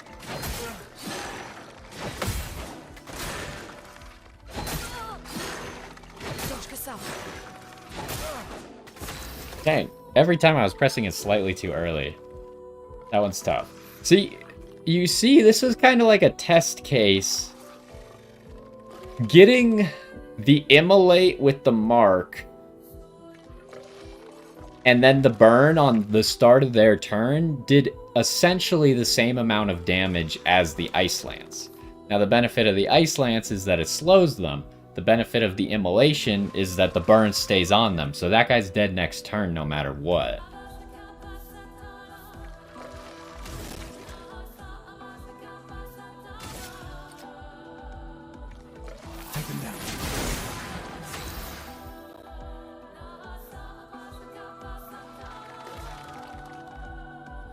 I would still like to... I'm pretty sure that Lune gets the AP for that guy dying to the burn. But I would like to confirm it. I don't know if I can, because if I also burn this guy and then he dies on his turn...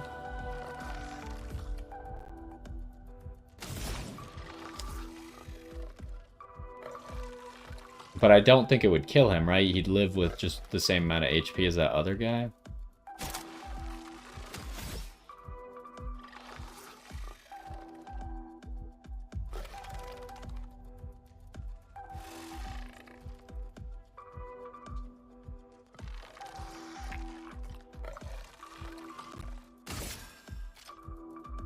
Feel the burn.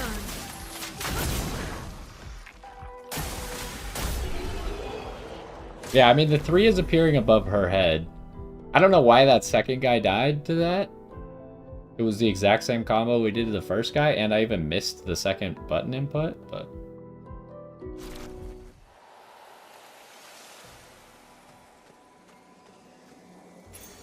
This will be useful. Another Picto. 26 speed. 20% chance to apply a mark on free aim. That's kind of crazy. Hold up.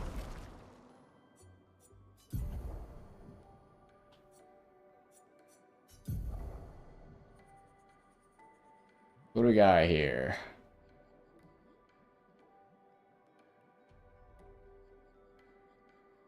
Because if I could keep multiple free aim things... Problem is I currently have multiple base attack things.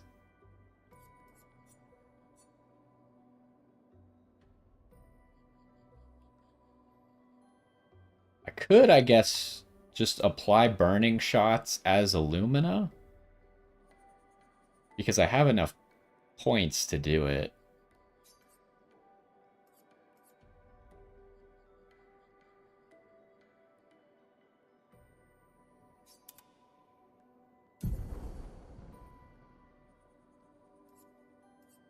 Ooh, and marking shots is only a 3 as well.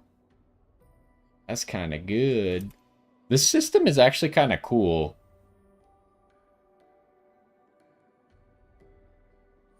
It feels like it makes mastering things actually kind of, like, why even bother have them do 4 battles with it to master it? It would make more sense if it was, like, a large amount of battles, so you actually had to, like, invest in it. The fact that it's not a large amount of battles means that you can kind of just master every single Picto you get.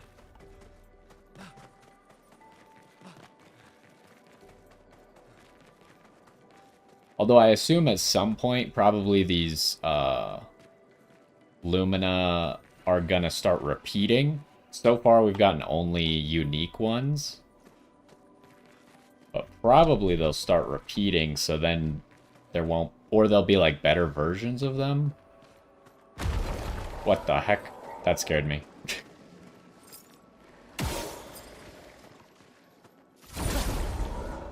That guy's creepy. I don't like that guy.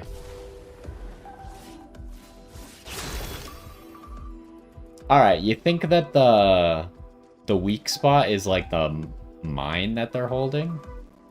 I assume it's a mine. Like an underwater mine?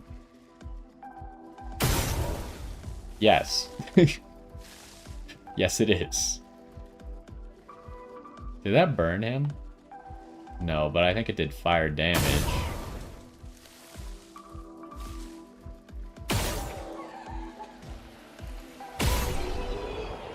Alright, we just straight killed them with just Gustav's turn. Because the mine did damage to both of them. Okay, we did just get a level up.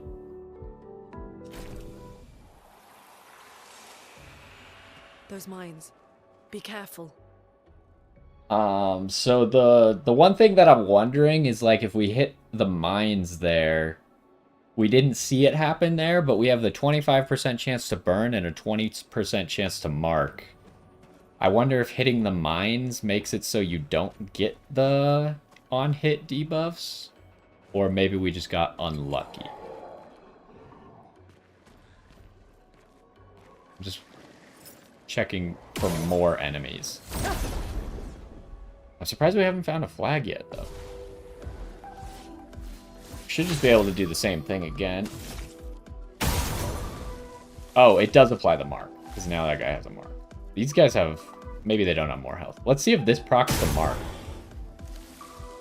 It did proc the mark, but it didn't do more damage. It's kind of weird.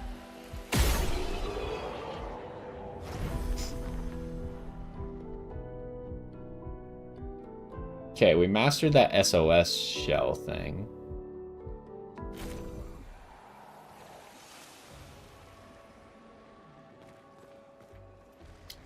I also should maybe use the Chroma Elixir, but...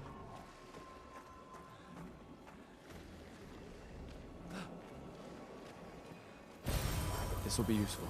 We're not, like, in dire need of it. Especially since these enemies, if you first strike them, Gustav can just kill them completely alone. Can I shoot the mine out of his hand? No.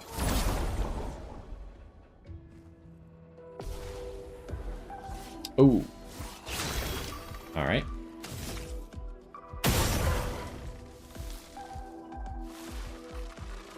So I should take 2 shots at this guy. Oh, it's not going to kill in 2 shots? Oh, it did. So then I get my AP back.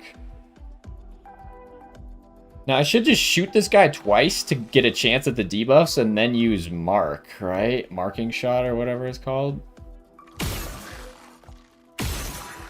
Okay, he's already marked. Now I can proc the mark and apply another mark, right? Is that how this is going to work? Take him down. Well, he just died, so it didn't matter.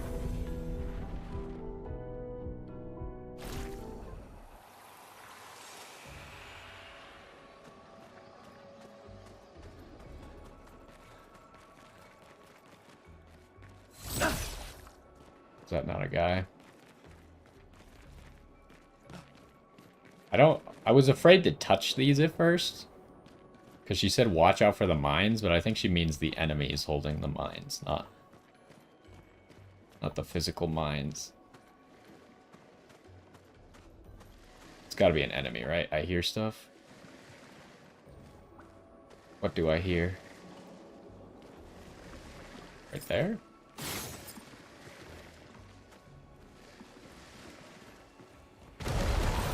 An advantage. I think I got first strike there. Okay. So 3 of them. I assume that if I... Oh, this guy actually got lit on fire by that. So I guess all fire damage... Oh no, my shots just have a chance to burn. I was gonna say all fire damage can burn. Although I do feel like Lune's basic attack one time, or maybe it was her aimed shot. Oh, she does have burning shots. It must have been her aimed shot that added to someone's burn one time. Does this hit the guy to the right is my question. Yes, yes it does. So you're all gonna die to this, huh? You're also on fire.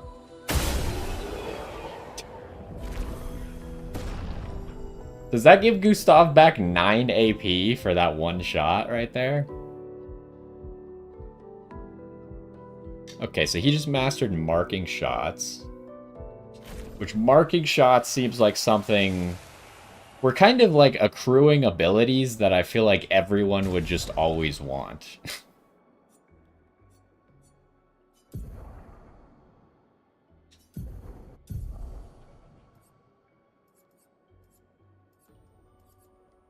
And I have enough for marking shots.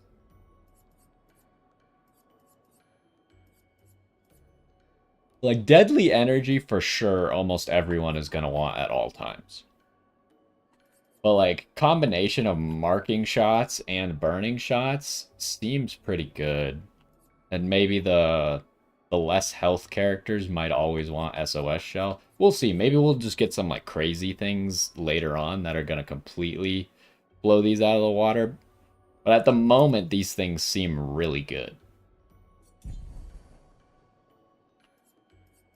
I just want to get rid of those, showing that they're new.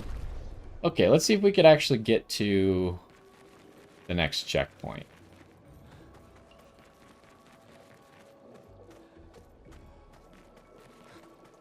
Although we might find Mael soon. Because this is a cave.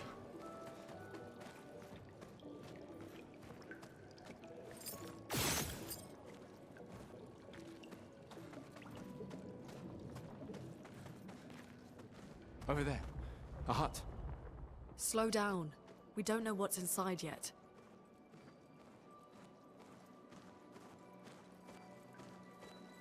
No flag, really? I'm gonna run around the... Oh, there is a flag right over there. So I think we'll save the hut for next episode. What the heck was that noise? There's a lot of creepy noises in this game, I'll say.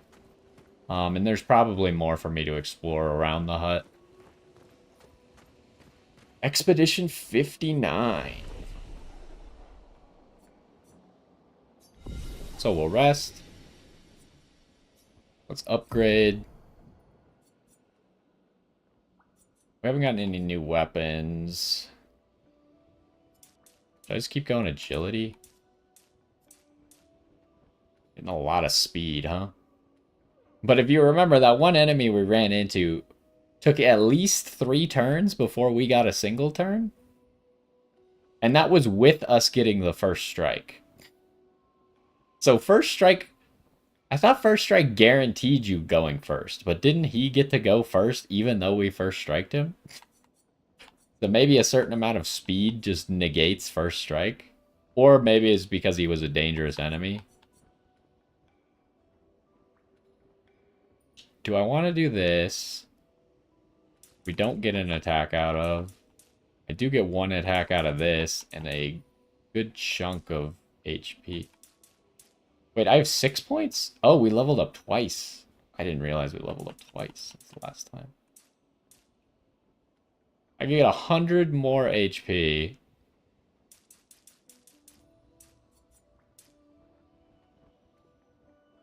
I can get 33 more speed. Really doesn't give me a single attack point, but like he already has so much HP that like getting speed and defense is probably great for him. So far, I don't think he really benefits from crit that much. And his base attack is already really high. I kind of feel like Might at the moment seems like the worst stat. Because Might only gives you attack, and it's only 1 attack per point on average. Now, if you have low base attack, like Lune at the moment has a little bit lower base attack, but ever since she found her weapon, her base attack is okay. And agility just seems so OP. You get both speed and defense out of it. It's kind of crazy. I think I just keep spamming agility. It doesn't give you a single point of attack. That's annoying. But there, that's 35 more speed and 6 defense.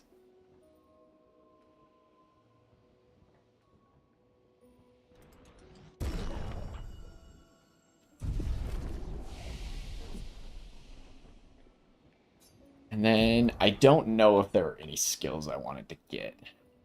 Again, probably no point to grab these quite yet. Oh, this has a crit synergy. Generate 2 additional charges on crit. I assume it counts every single hit as well. It's a 6-hit combo, but it does cost 7 AP.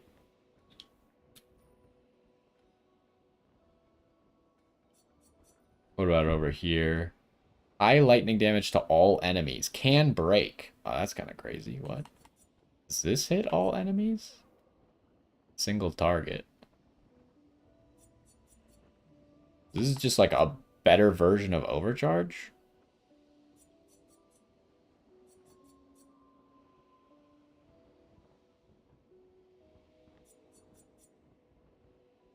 If a target is broken by the hit, Overcharge is fully charged. That's interesting. Overcharge is so far the only ability that uses the charges.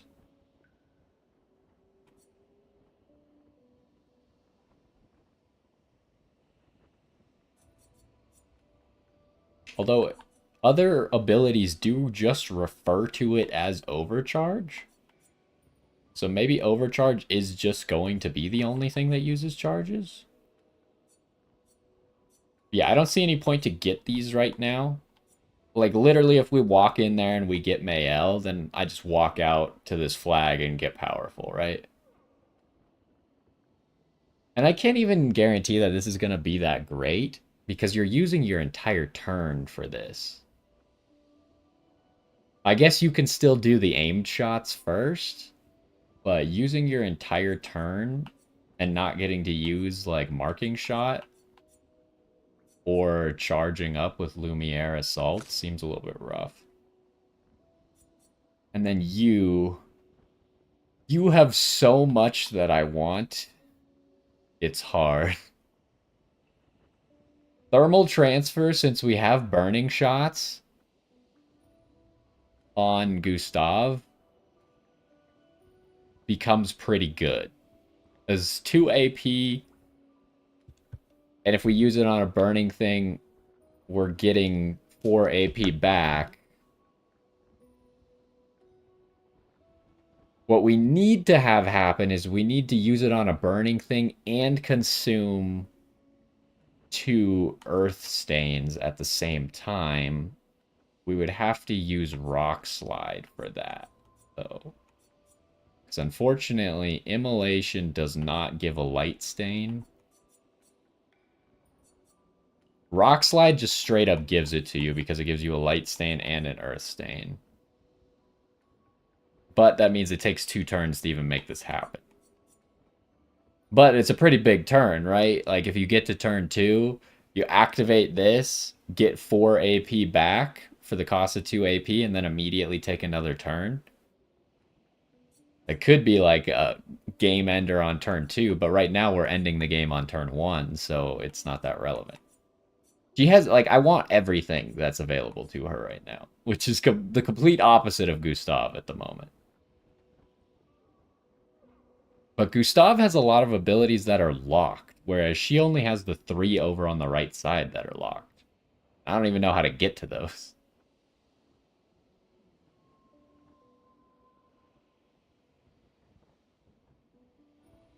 This costs a lot. This one costs very little and gives 2 lightning stains.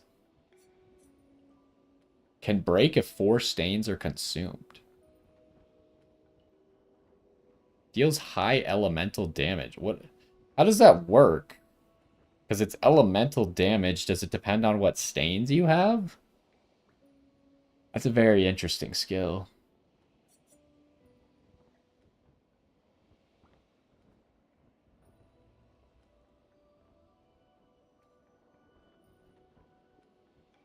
And this could be like...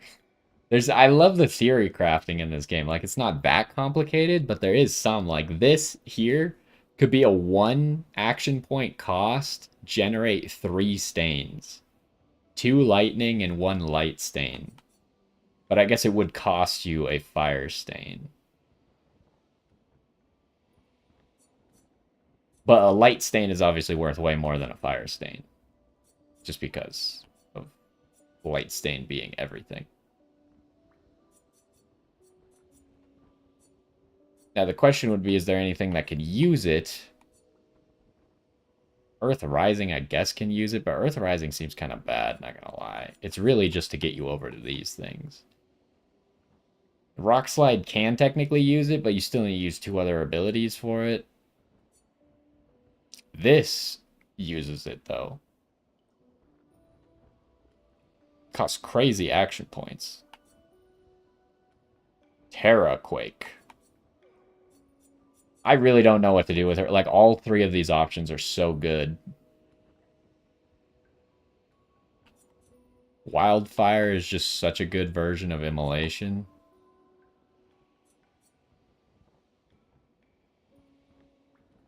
Because it gives you the light stain is the big part about it.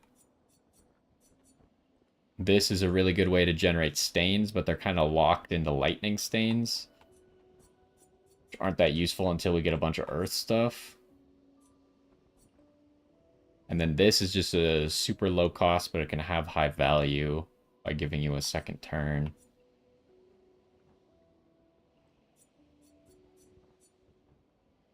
It's really tough, huh?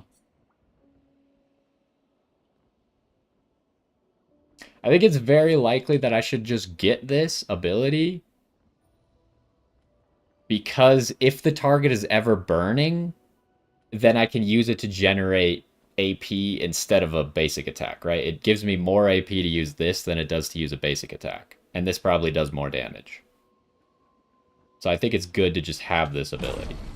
Now, the problem is, I think our skills are now filled up, so we do need to replace something. So far, I haven't used Healing Light at all. I kind of want to put Healing Light on the second page and replace the first page with something I use more often. I don't use Earth Rising at all.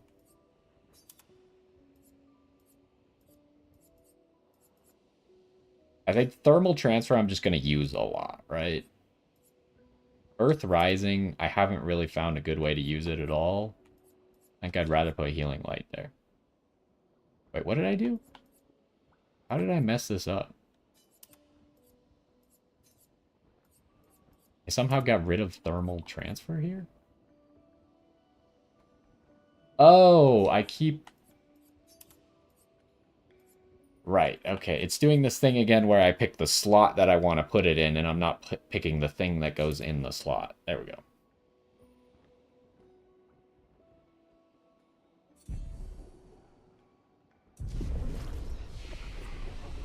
Alright, so anyways, that's going to do it for this episode. It seems like we might find Mayel in this hut. Is there going to be an enemy? Is there going to be a friend? I don't know. We'll figure it out. I am going to look up Jar, I think, in between episodes, because we had the option to fight him, but now we're kind of leaving, and there's not... Like, we can't fast travel back to that area, right? So, part of me wants to go back there sooner rather than later if the only thing we can do is fight him. If we could do something else, then I guess we'll wait. But I kind of just... I want a hint as to if there's something else I can do with him. If there's not, then I might just go back and fight him. But anyways, that's going to do it for this episode. Hopefully you enjoyed. I'm still loving this game. And I will see you next time.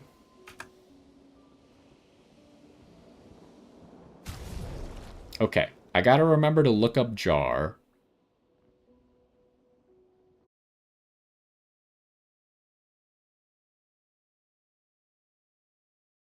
But I am gonna take a quick bathroom break after I save that episode.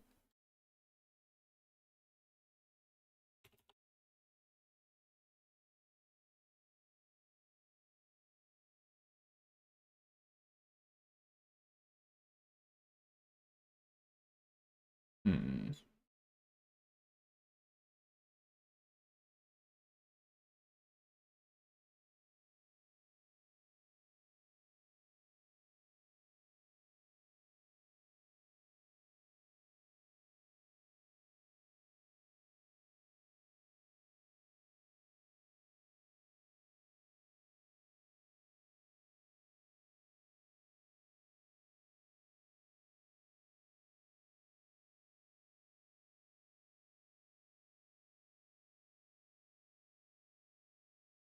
Okay, I'll be right back. And then we'll look up Jar. And then we will get into the next episode.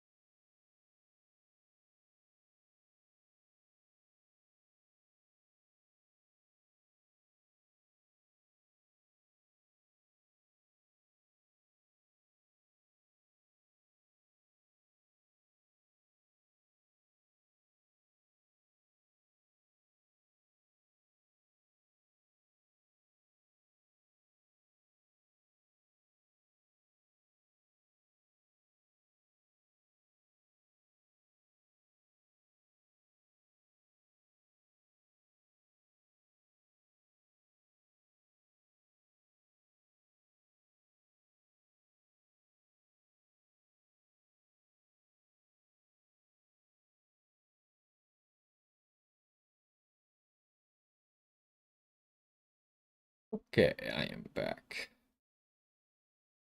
So, let me look up so we can get a little hint at what to do with Jar.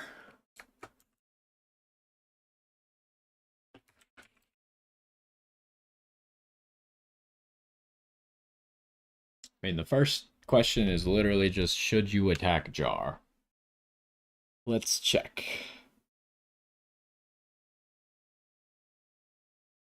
After finding Jar's light, attack Jar for extra rewards.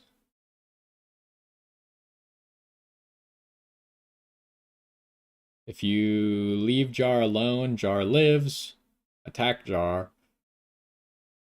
It gives you Color of Lumina and Chroma Catalyst. It is recommended to attack Jar to get additional rewards.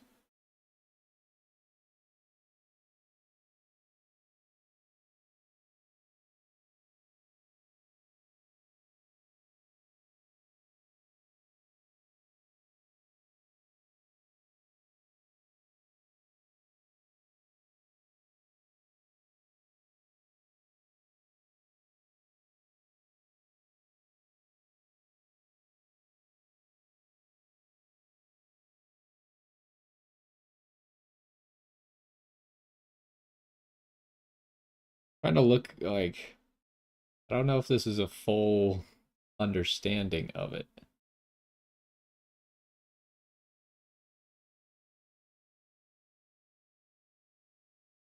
I mean, it seems like as far as other people are concerned, you just fight Jar because it gives you more materials.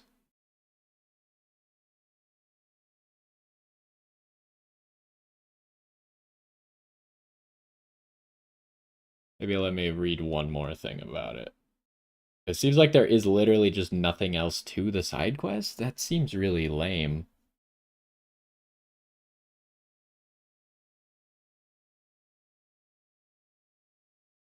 Um,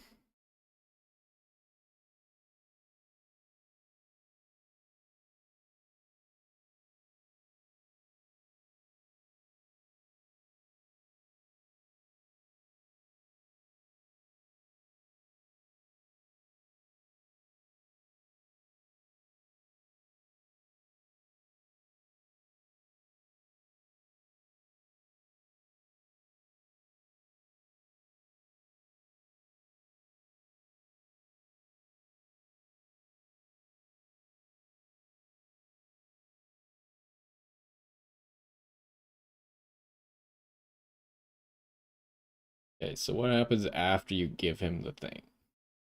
Speak to Jar, give him to Resin to trigger a brief cutscene. Re-aim the staff. Jar will briefly hear from his mistress, but his light goes out. Jar asks for more light. You'll complete this side quest and earn.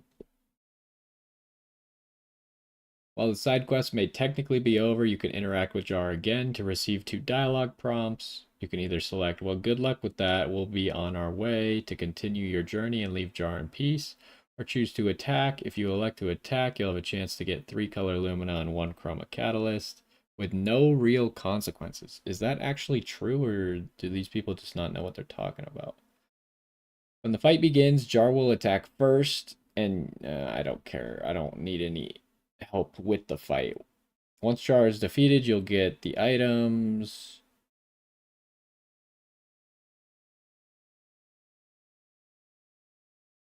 I'm not 100% that these guides actually know what they're talking about, because games journalists are stupid and don't actually know how to play video games. I think it would be really weird to have the only thing you can do is kill him.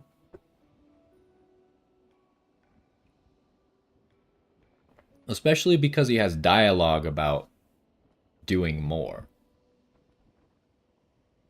Let me fill up my water again before we get started, because I'm going to need it for a long episode.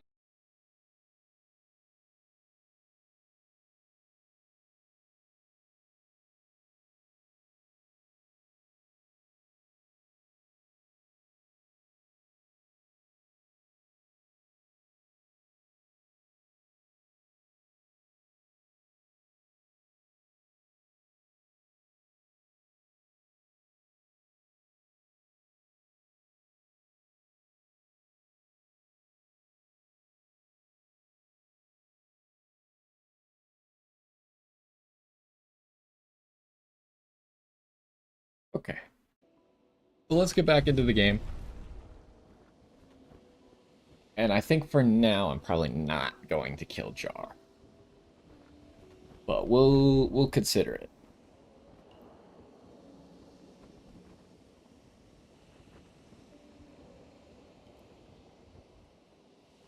Yo, what's going on? And welcome back to some more Clair Obscur Expedition 33. In the last one, we made our way... What was this called? Like the Flying Reefs or something? I don't think I could open up the map anymore. Maybe this tells us what the area is called? Flying Waters. And we're at the hut, where someone left a message for us that apparently Mael is at. Now, in between episodes, I did look up Jar. The only things I could find are people saying that after you give him the light, you can fight him, and when you beat him, you will get rewards, and they're all rewards that we have, like, we have these items already. Whereas these, it gives you, like, 1 chroma catalyst and 3 color of lumina. Which is, like, okay rewards, but those are rewards that we have in abundance of. And I found... And after that, apparently, he disappears if you do that. I couldn't find anything about his quest continuing or anything like that.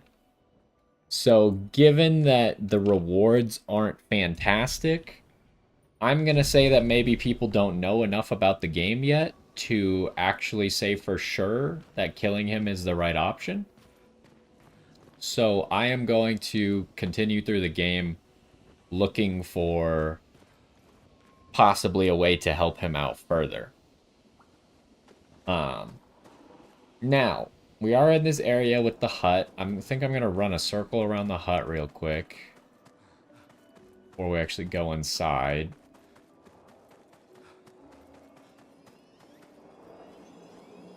Some interesting noises around here. An advantage. We still don't even know what to do with Chroma at the moment.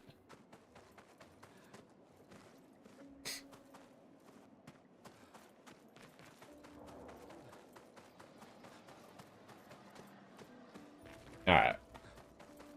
It's kind of interesting. It doesn't seem like there's anywhere we can progress unless those red balls get, like, blown up or something. But at the moment, we definitely can't go further without first going to the hut. Oh, that's weird. It did, like, the cutscene thing, but it didn't actually start the cutscene. Look, there's a door inside.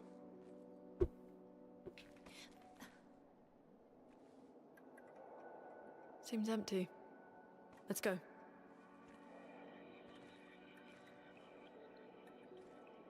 Someone lives here.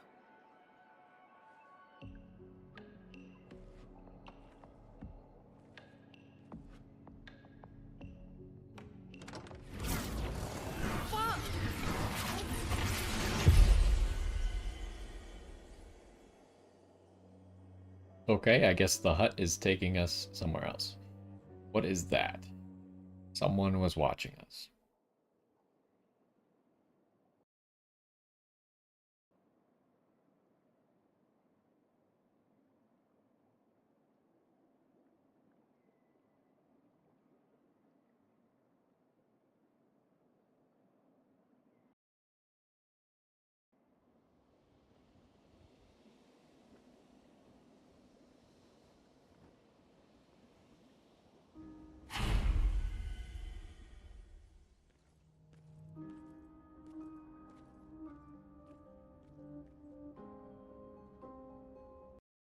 Where are we? This? Mael!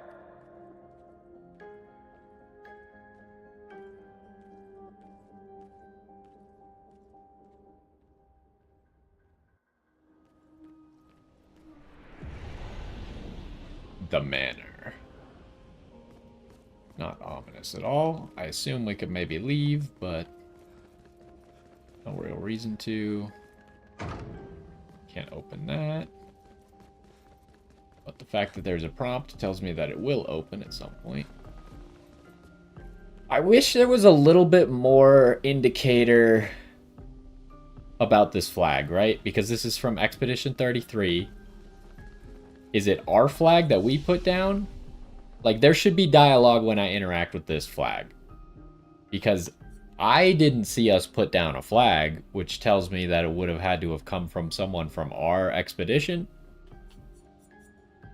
which would be useful information right now.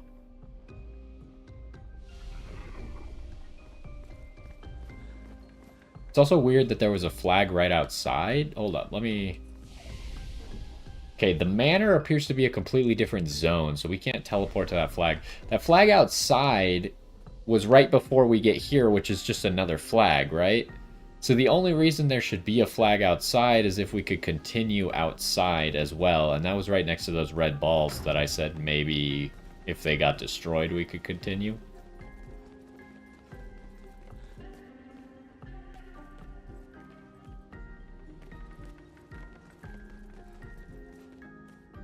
I should have closer inspected this picture that Lune was looking at. No. There's nothing.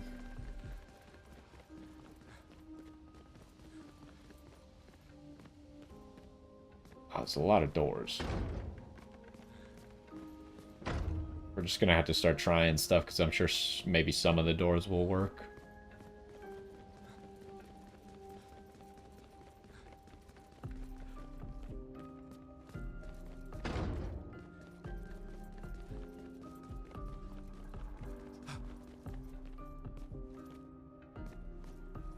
Too many decisions to make at the moment. Why is there a weird blue light over there? I think the most obvious way was to just go straight down there.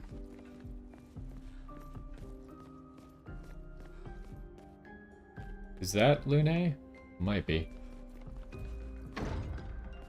Let's go this way then first.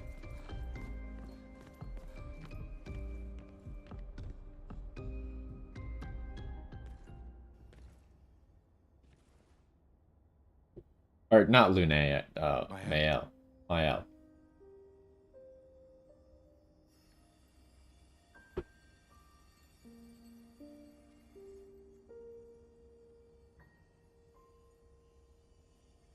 Gustav?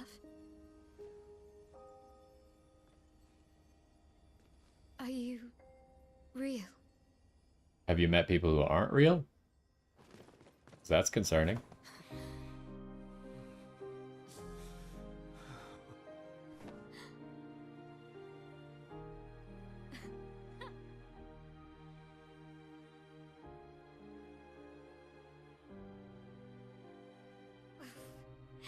Well, you sure smell real enough. No, I don't.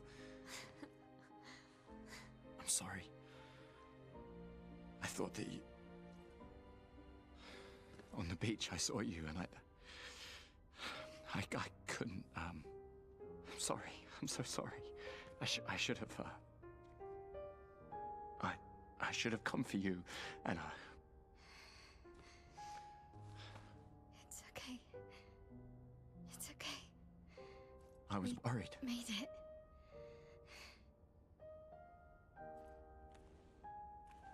How did you end up here? I don't know. It's all a blur. I remember everyone at the beach. Then I woke up here.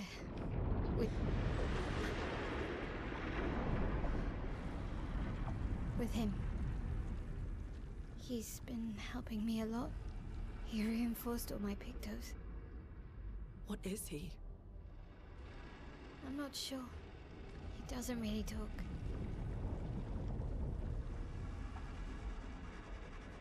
The chroma around him.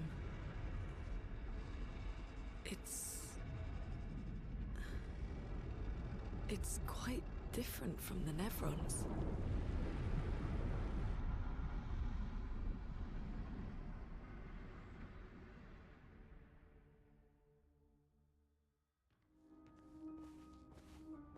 That guy wasn't creepy at all. I was gonna say that I really like how they do the dialogue in this game because, like, people will interrupt each other and say lines, like, over each other like it's a normal conversation. Like, there's a lot of someone says something and then someone responds to it. which also happens in real life. But you have instances where like someone is talking and then someone will literally start talking while they're still finishing what they're saying, which is a lot more realistic when someone thinks they have something to interject. Whereas in some games it's really awkward where they'll like cut off someone's dialogue, but there'll still be a pause before the next person starts talking. So I think they did a really good job with that. Anyways, we now have Mayel. She came at level 5. With how XP has worked, I assume she'll catch up pretty quickly because the earlier levels have a lot less XP required. But she did say that he reinforced her Pictos, but she doesn't even have any Pictos. What happened? It's like Oh. You have to press A to pull it up. So she has C vitality scaling with this sword. It's physical.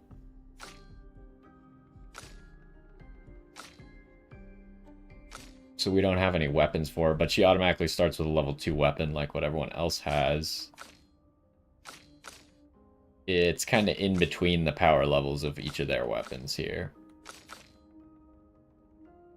But Lune's weapon seems unique because it actually gets stuff for leveling up, whereas no one else's gets anything except stats. Anyways, let's make sure that we got her all built out first. Okay, it didn't give us like any empty Pictos, so I don't know what the heck she's talking about. Let's just give her stuff. She's got low health. She's slow. Decent attack power, no defense. She's kind of struggling. Give her cleansing tint so we can finish maxing out cleansing tint. And then which ones don't people have? Just burning shots and dodger. And then which luminas can we give out?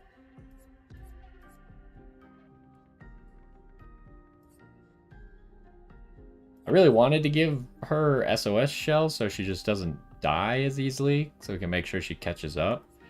I feel like dead energy is so good that I should just give her dead energy and marking shots.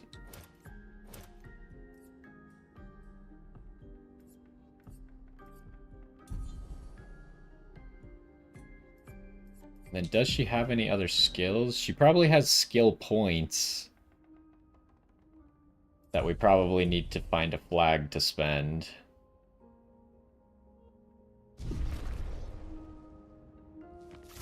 Does she have the same attacks? Yeah, I still think that's kind of lame. I think each character should have unique attacks. We can't go this way. I guess we'll... I mean, it's kind of odd that we just happened to go the exact right way to find Mael. How did you find me? Immediately. There was a message at the indigo tree.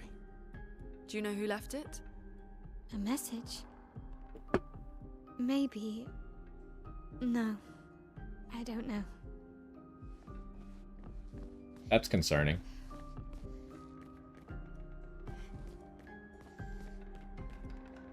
So you would think that this guy must know something about... Oh, I thought they locked us out. This guy, whoever saved her must know something about the expeditions, right? Because he knew to leave a message. I have no idea how he knew where to leave a message unless Mael somehow told him. Because the Indigo Tree was obviously a place that everyone was supposed to meet. So Mael would have known, but I don't see how he could have possibly known unless she told him, but she said that she blacked out or didn't remember anything. So maybe she told him like subconsciously. So yeah, we still gotta explore because we just happened to go the correct way first. But yeah, he must know something about the expeditions because he wrote down the number of the expedition and left a message. But he didn't leave his name. which was apparently protocol or whatever. Can we jump here? We can jump. I could technically jump over this railing. Yeah, it seems like we're not allowed to open any doors right now. So the only way to go is down below now.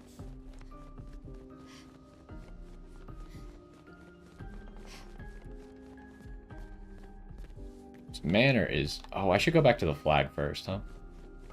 Just in case we're about to fight something. Oh. Hello, sir.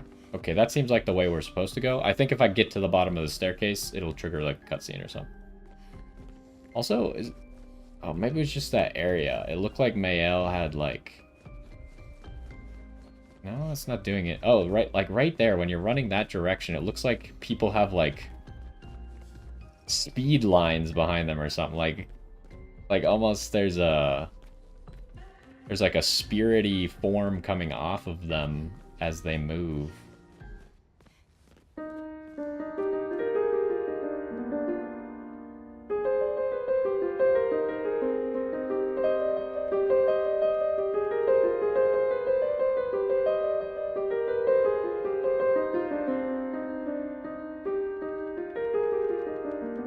I think it's kind of funny that they did the pianos like this. We've only found 2 pianos so far. And also, the music stops playing when you play the piano. That's kind of funny. But, so like a song plays, but you have to mash the button to get, like, for each note. So the song plays at different speeds, but there was like a pause randomly in the song that I didn't do.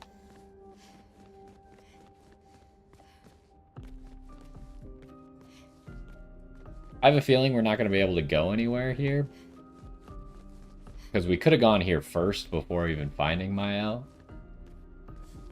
So I feel like everything's just going to be locked up.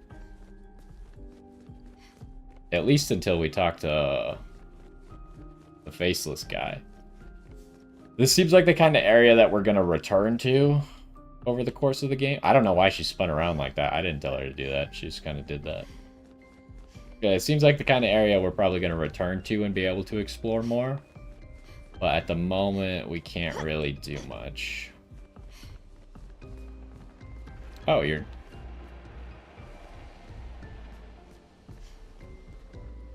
He's actually letting us go to the flag first.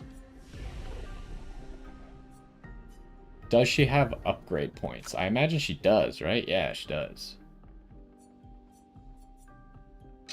This is weird, because she only has 1 scaling, and it's only with Vitality. But I kind of already have, like, a Vitality character. Hold up. How many points can you get out of Might? You know, I mean, Might starts off not that great. I guess I wasn't taking that into account. Like, the reason I wasn't giving anyone Might was because I was like, well, if you get 3 points at Might, you only get 3 attack. But if you put a lot of points into it, you're getting almost 2 attack on average. Is significantly better. Like, point number 8 here gives you 3. Then 9 gives you 2. That gives you 2. Point 11 gives you 3. That gives you 2. Gives you 2. That gives you 3. And that gives you 2. So there's like something to be said for just going right after you get 3 instead of 2. Get like the optimal amount out of your Might here.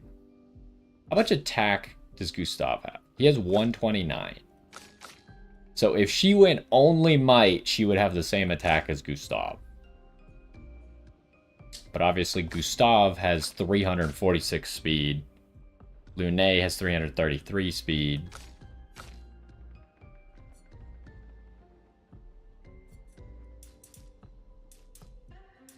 How much HP? 329. Why does Lune have 1 less HP? I guess Lune is just literally a glass cannon. Like, Mayel is 3 levels below her and has 1 more HP. With 0 vitality. If I do this, I get 2 attack. And I get to 209 more HP. Which is funny, but I feel like we need speed, right? Oh, and also her Pictos I guess they're giving her 27 speed, which is more than Lune is getting. Lune's only getting 26. But, like, agility just seems like the best stat in the game, right? Especially since we know that these stats seem to give more the higher level they are. So you kind of need to get through these early levels of agility where it only gives like 10. So then you can start getting these bigger numbers. I'm pretty tempted to just put 15 points into her agility here. Like, even then, she's not at their level of speed. But it gives her defense.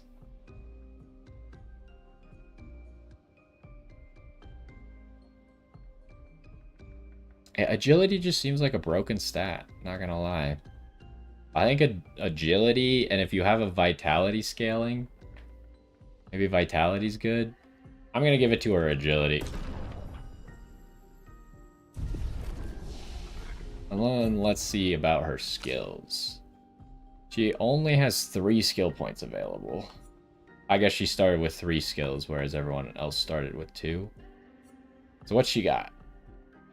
Deals low single target damage and applies defenseless for 3 turns, 1 hit. I kind of wish it would tell you what some of these things do. Like, it didn't tell us what powerful does.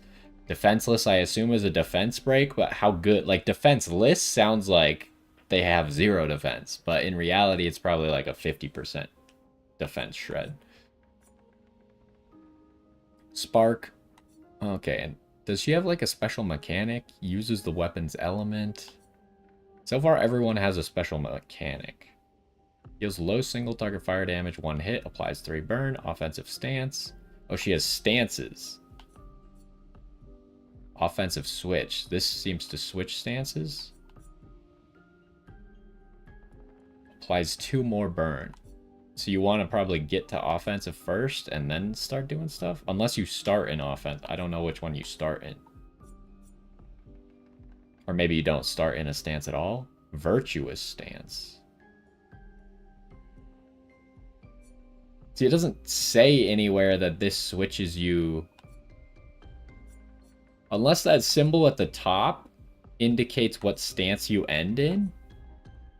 The top right of the ability. Like, this one looks like offensive stance. This one is blue.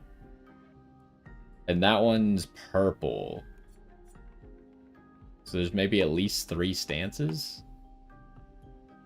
Virtuous stance deals medium single target damage, 1 hit. I assume that we're going to get in a battle and it's going to explain all this, so I'm kind of maybe wasting my time. But I want her to have skills before we actually get into a battle.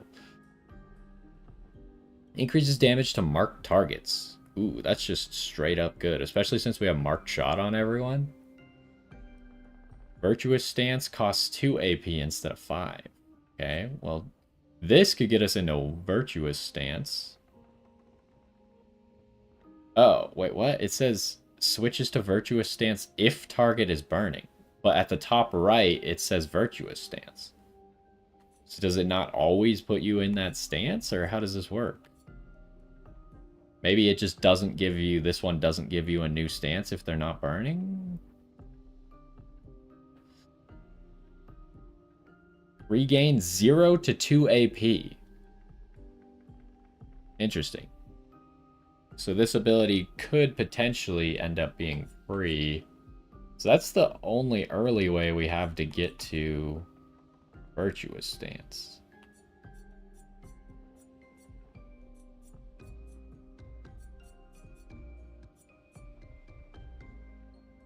See, this just says it switches to virtuous stance. Why don't they all say that they switch to a stance?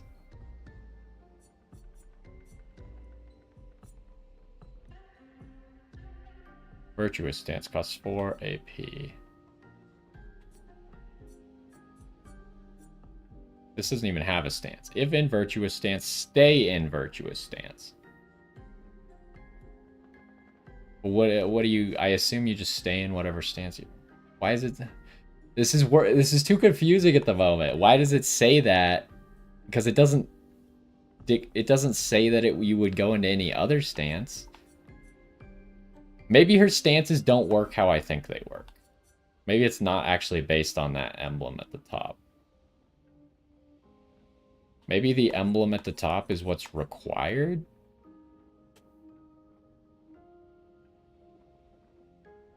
It might be what stance you have to be in to use it.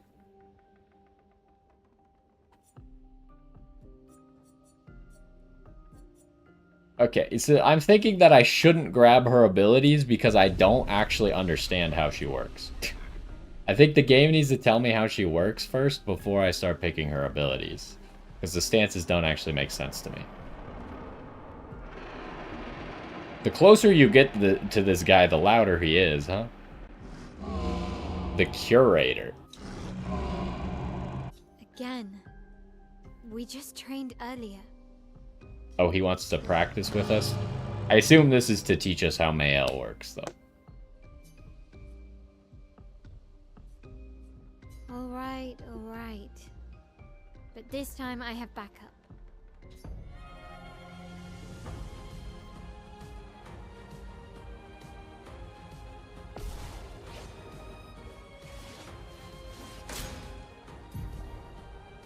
Okay. Attacks announced with a jump flare must be jumped. These attacks can't be dodged or can't be parried or dodged. How do you jump? Okay, just A to jump.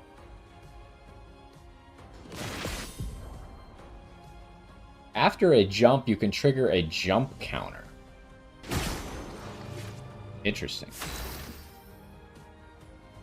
Where did the jump flare appear? That part I didn't understand.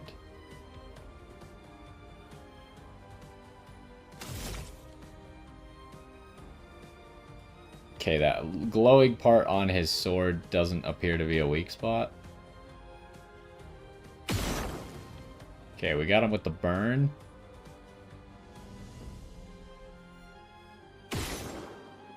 Okay, shooting him in the head appeared to be better, unless I crit on that first one. I didn't get a mark.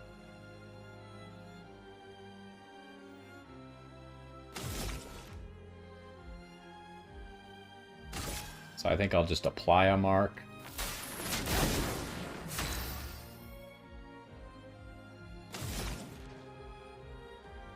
Then maybe Ice Lance to slow him.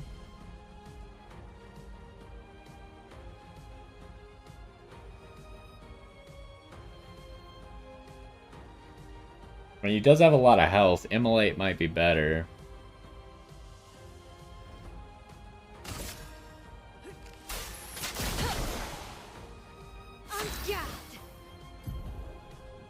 Okay, now it's going to teach us how to play Mael.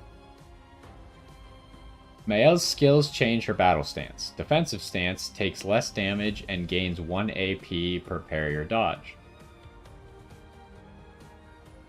Don't parries already give you an AP, so does she get 2 AP then, or how does that work? Offensive stance. Deals more damage, but takes increased damage. Virtuous stance. Deals a lot more damage. Does she not take more? So virtuous stance seems like a special stance.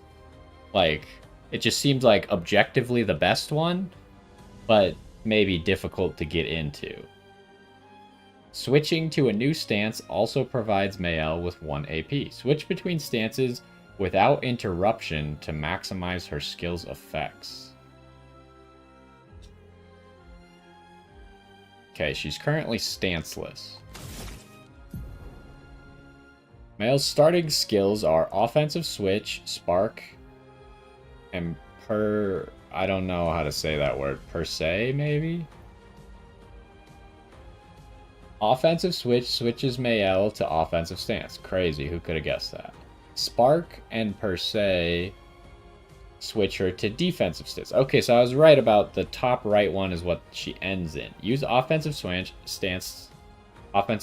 to switch to offensive stance. That's a sentence.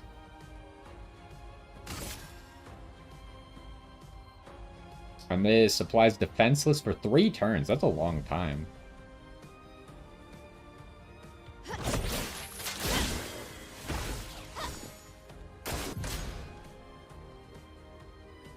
And what was it when she switches stances? She gets an AP. Defenseless is a debuff that increases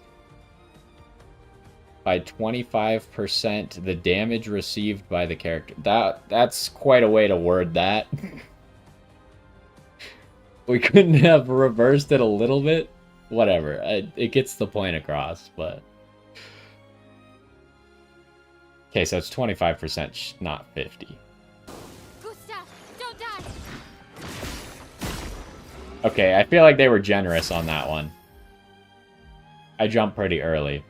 So the flare appeared next to him. That's going to be really hard to pay attention to. Especially since we got a parry stuff as well. Anyways, you don't have a whole lot going for you right now, huh? You got no mana.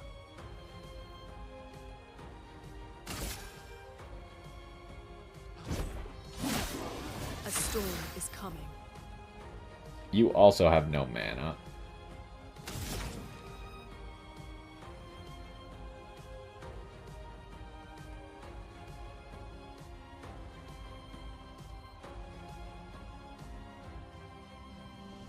Oh wow, this guy's so slow right now that Gustav is going to get to go again before he gets to go.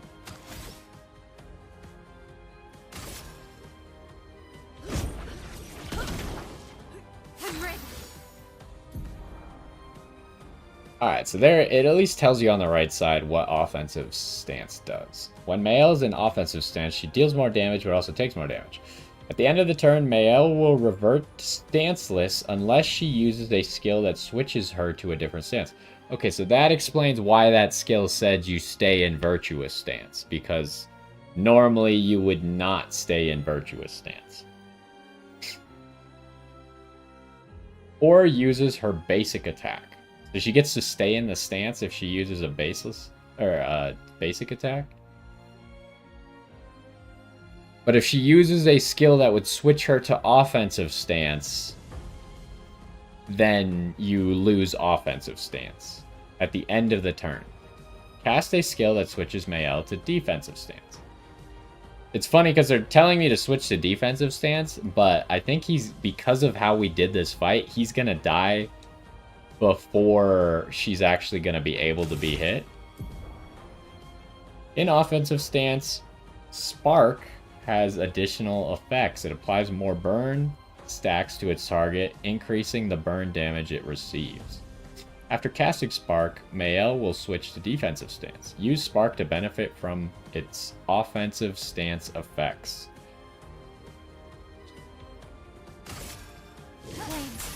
Whoa, what the heck was that?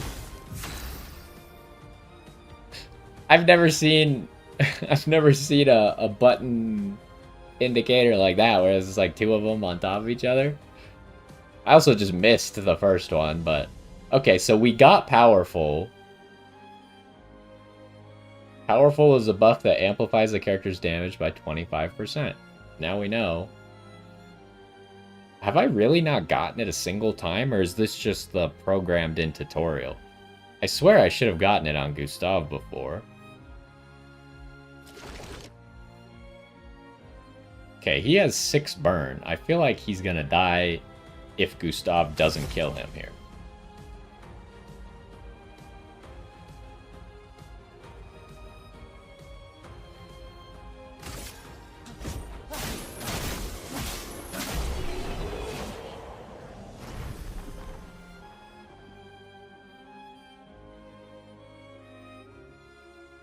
Okay, we did just master cleansing tints. That's a lot of XP. And we also took no damage. That was fun, but I think we've had enough training today. You could come with us if you like. If that's a yes, we'll see you at the camp.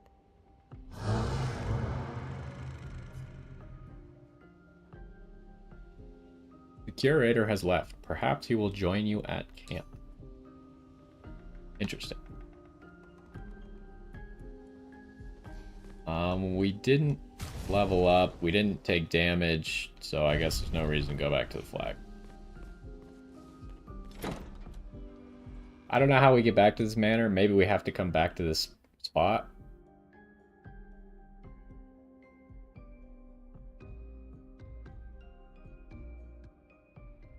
Or there might also be other ways to enter the manor. Maybe that's why the doors are locked. Maybe learn something. Yeah, or we could get back to the indigo tree. Neko's usually here. I wonder where.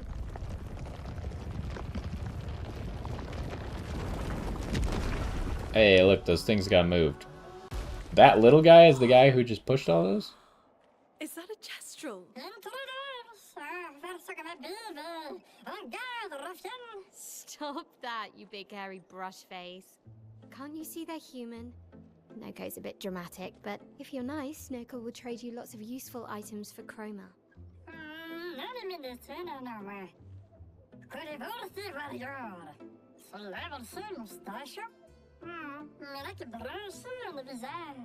So the tales are true.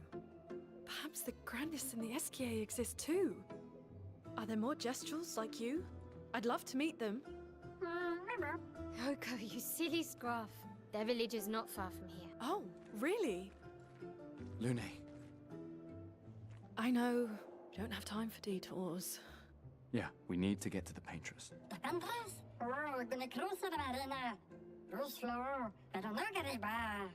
There's another sea between here and the paintress. Noko, as the best gestural merchant ever, I bet you know a solution, yeah? Come on, you broomhead, I know you know.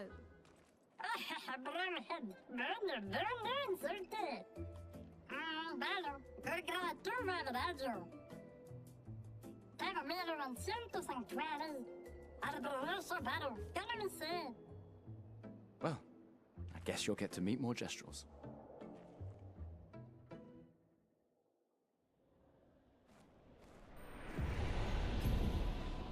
I like how you could just like kind of understand some of the words he was saying. I wonder if he was like speaking French or something. And then with the weird effect they put on his voice, it's just you could pick up a few of the words because some French words are very similar to English words. Gestural merchants travel across the world offering rare and powerful... Why'd they spell artifacts like that? In exchange for chroma. However, their most powerful items are reserved only for the mightiest of warriors. Impress the merchants by defeating them in a duel to access their secret inventory. Okay, well, it seems like we might try and do that right now.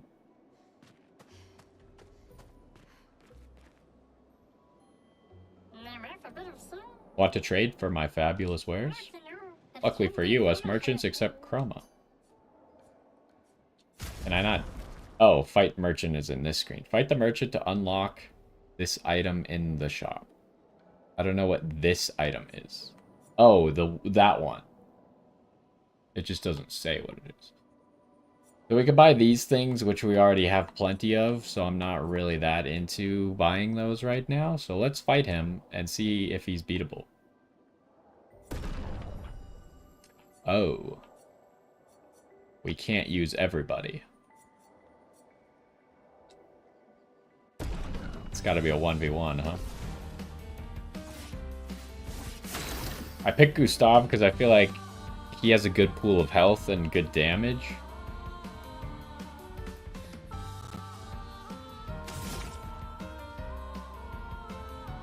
None of this counts as hitting him?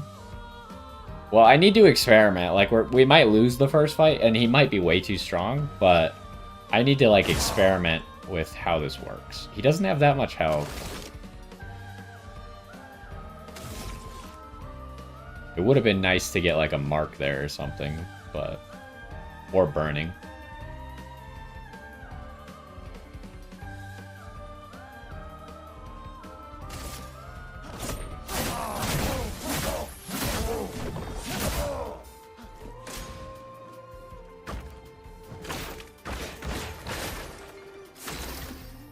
Oh, he didn't attack, he just got bigger. Okay. So, we only have 1 mana. We need to get mana enough for overcharge. We probably just overcharge right when we have enough mana at this point.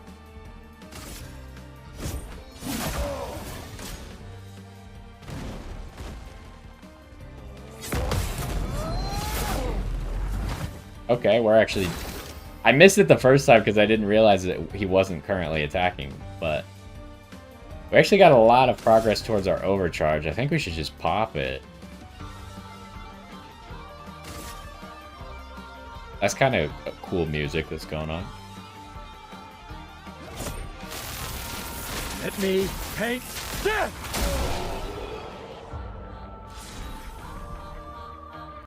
Okay, so if we do it like this, only Gustav gets XP. I guess that's a little bit annoying, but...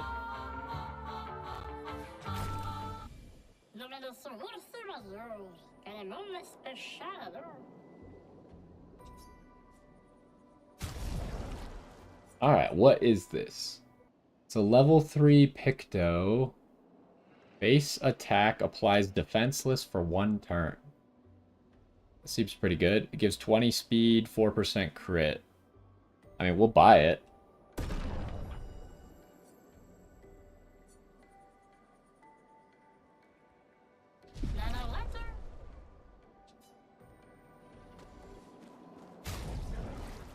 Alright, who are we putting that on?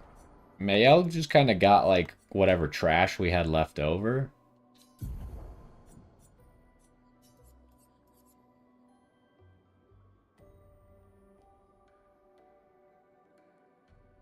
Dodger's probably the worst one, right? Because I could also just give her Dodger for 1 Lumina. And it's just more stats. Is there anyone else who would rather have it? Like, how often is Mael actually going to base attack?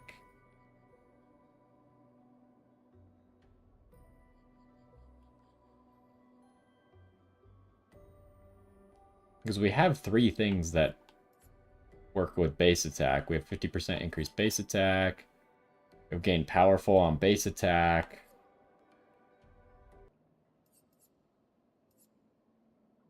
Then he currently has marking shots on. Oh, it does give a lot of stats, though.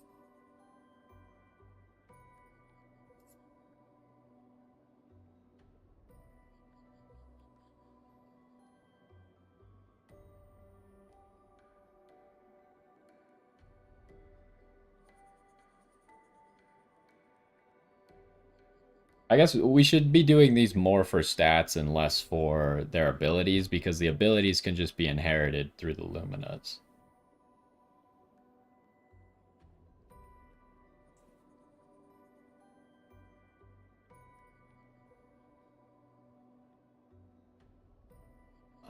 Do I want this health and defense?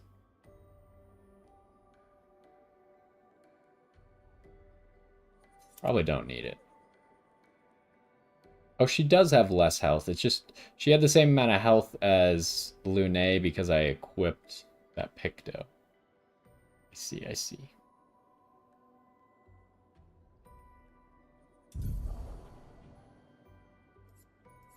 Dodger's the only one that costs 1. I could take Dodger off, but the only one that costs 2 is Dead Energy.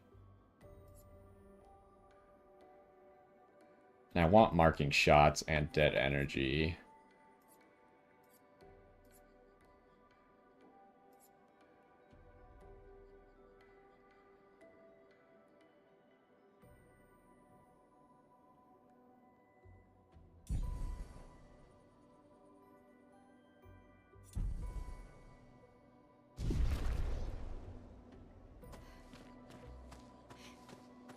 Okay, so now that we have like some understanding of how she works, now we can pick some skills. Plus she leveled up once.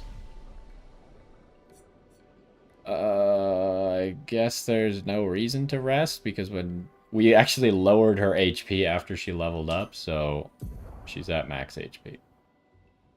You didn't level up, you didn't level up, just you leveled up. Do I go more speed or do I get some health?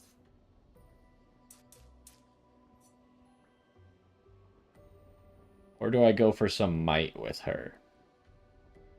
Because it seems like she's going to do a lot of damage if she's ever in offensive stance. And we didn't get to see what virtuous stance does, but it said a lot more damage, so it might be 100% increased damage. Which actually probably means that crit is also very effective on her.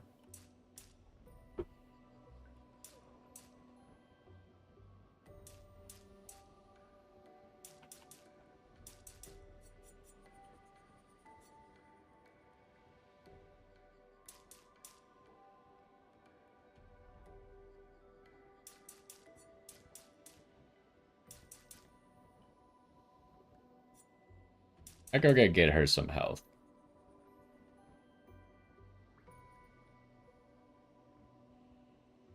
I don't know, it's tough. I'm tempted to go might on her because of her damage multiplier. You have to think, like, in offensive stance, her might is 50% more effective than everyone else's. And if virtuous stance is 100%, then her might is 100% more effective than everyone else's. Well, I could just keep spamming this for speed. Speed is a good stat, it seems like.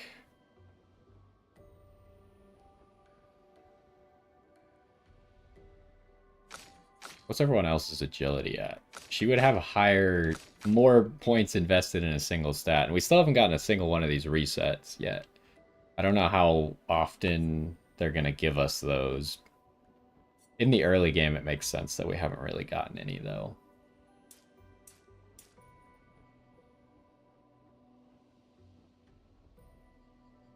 I mean, maybe her stances... Maybe I'm thinking about this the wrong way. Like, I could get her a whole bunch of damage out of her stances, which would be cool.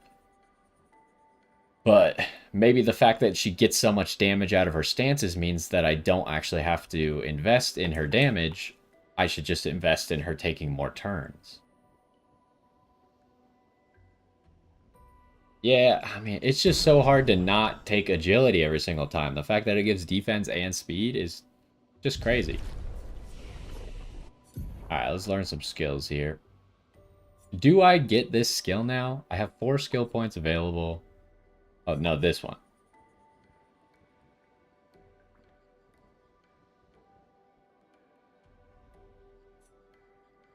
The thing that I don't know is it random how many allies get it? Or does everyone get it? Also, does he count himself as an ally?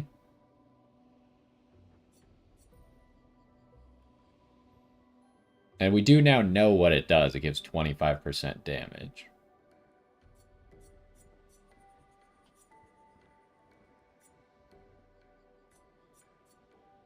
I mean, what am I doing otherwise? I either could get this skill. I feel like I just don't really need this skill. But if I want to get to this skill, I either need to get that or I need to get the one that costs 10.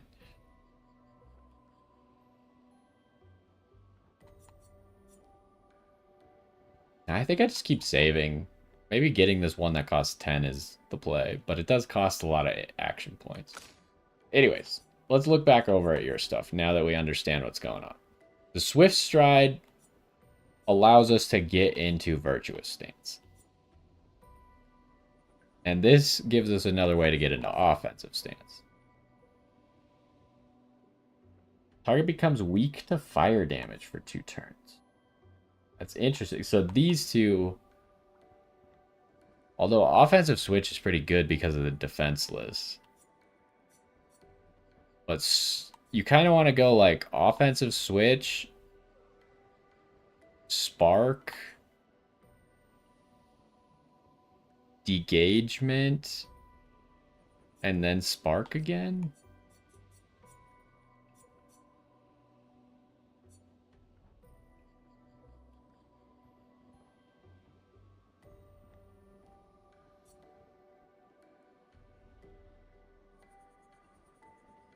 So I'm still confused about this one though. Why does it have Virtuous Stance up in the top right? But then it says it switches to Virtuous Stance if the target is burning. Do you not get to Virtuous Stance if the target is not burning? We need to get this skill because it's our only way to get to Virtuous Stance right now. But we're gonna need to test what that actually means. Applies shell. Okay, shell does look like those shields that the enemies had before. Reducing damage taken to up to 3 allies for 3 turns. You get into offensive stance off of it?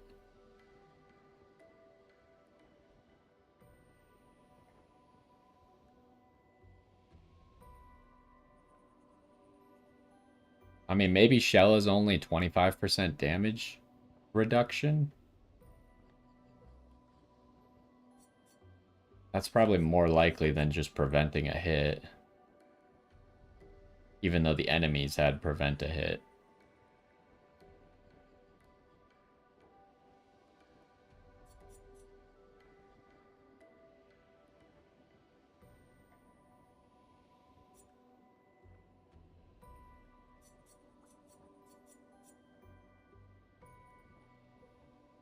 Protect allies by taking damage in their place.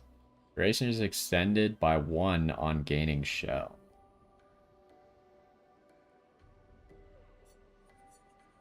That's interesting. So they're like telling you that she can play as a tank? I guess it makes sense why she scales so well with HP, but I didn't actually invest in the HP. Maybe I should invest a little bit in HP for her then. So what am I doing? Am I just getting this skill? Or am I trying to go down this tree? Because this gives us another thing to do with virtuous stance.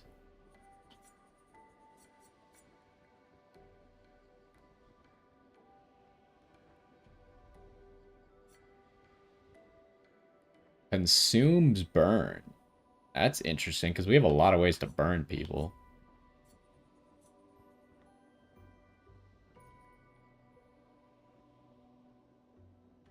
Each hit received. So that kind of... I assume this counts as taking hits. So this synergizes with that. But she doesn't seem to have a way to heal herself. Reduces self-health to 1, but refills all AP. Switches to virtuous stance. That seems interesting. If there wasn't a mechanic in the game to just take no damage by parrying, this would be significantly worse. But the fact that there is a button that just makes you take no damage makes that a very interesting high skill thing. The only problem is you don't get another turn immediately.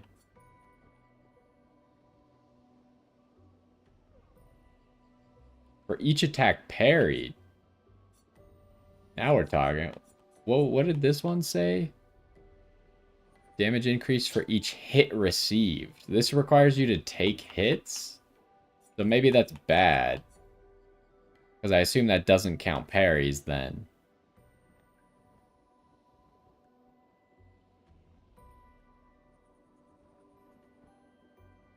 Deals extreme single target damage.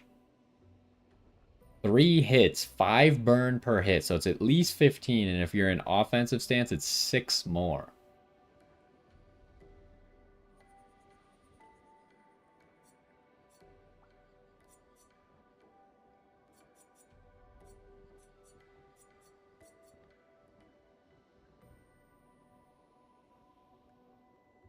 Critical hits deal double damage. Is that on top of... I assume that just replaces the plus 50% damage multiplier?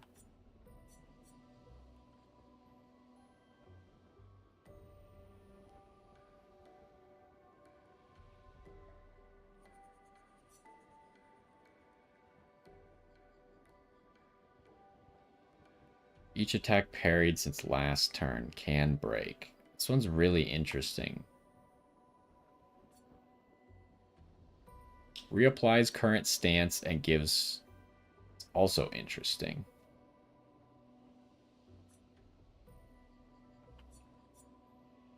There's a lot of cool stuff in her kit.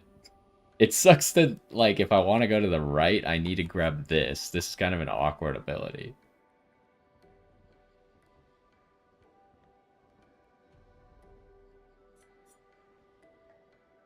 Applies defenseless to everybody. Doesn't do damage, though. I think I'm grabbing this because some of the stuff over here seems cool. The stuff over here also seems cool, but I gotta go one direction or the other, right? What? Didn't quite unlock the skill.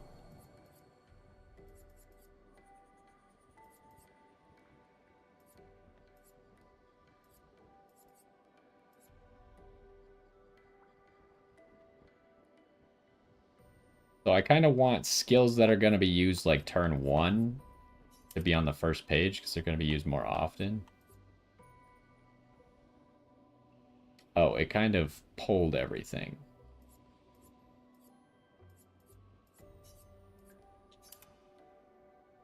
Oh, I just did it wrong. Oh, whoops. What did I just take off?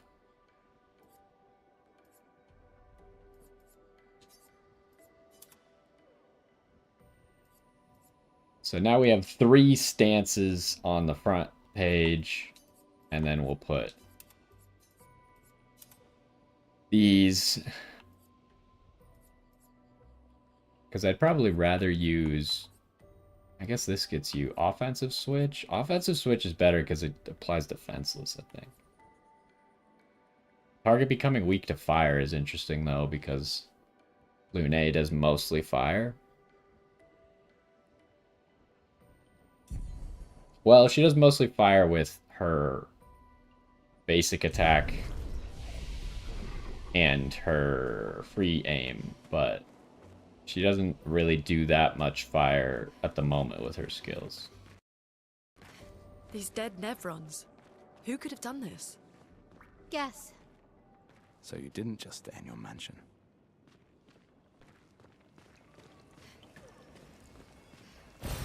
Well, that will help. Okay, we still haven't seen how to use that, but maybe the curator will upgrade our weapons or something. Because she did say that he was helping her upgrade Pictos. So maybe he's the guy who will upgrade our weapons? The heck is that?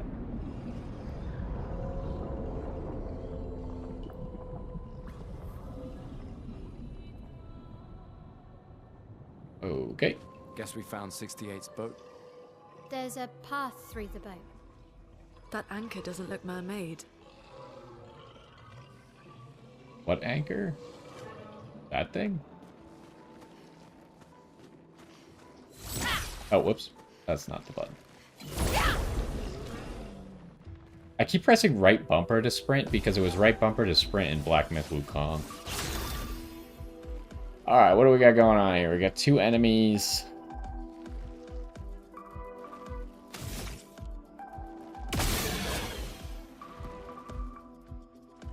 Powerless. Do they do less damage now?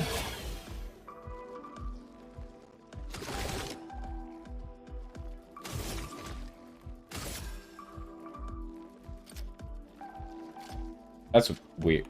For some reason here, I have to press right to go left and left to go right. Let the ink flow.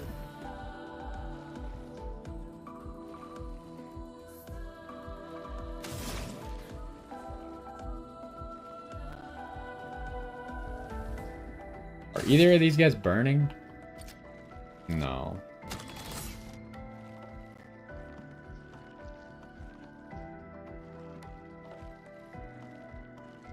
Makes the most sense just to immolate this guy, because it costs the least action points. Feel the burn. And yard. I don't know if he'll die to that burn. Okay, she's currently stanceless. If the target is burning, I could grab Virtuous Stance because that guy's burning, but I think that's a bad play here because I feel like he's gonna die.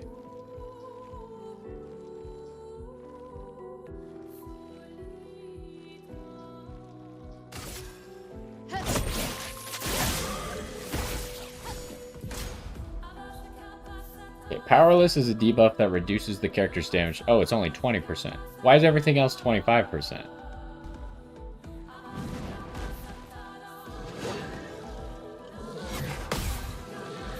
Oh! Wasn't fast enough on that one. Please survive.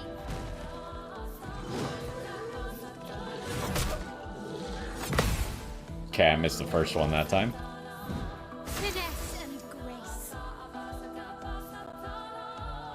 How did she get a turn already? Isn't she the slowest?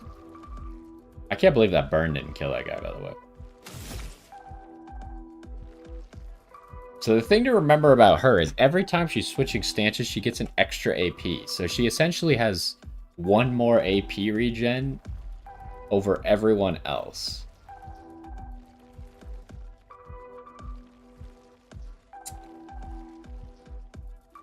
I want to try Swift Stride on the not burning guy. But I don't know that I'll actually be able to see. Yeah, look, these guys, we're so fast that these guys aren't going to get a turn for forever.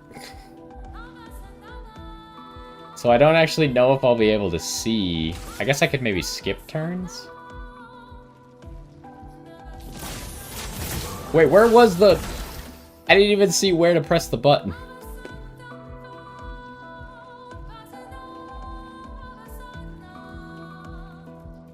Okay, hold on. Skip your turn. Skip your turn. She's stanceless.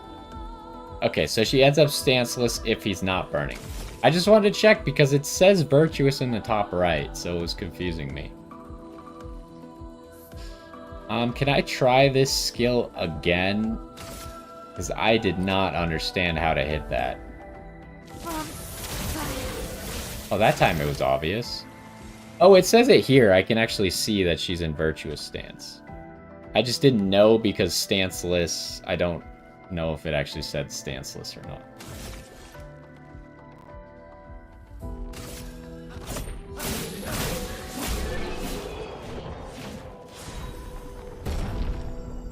Okay, we got a level 3. That might be a weapon for Mael.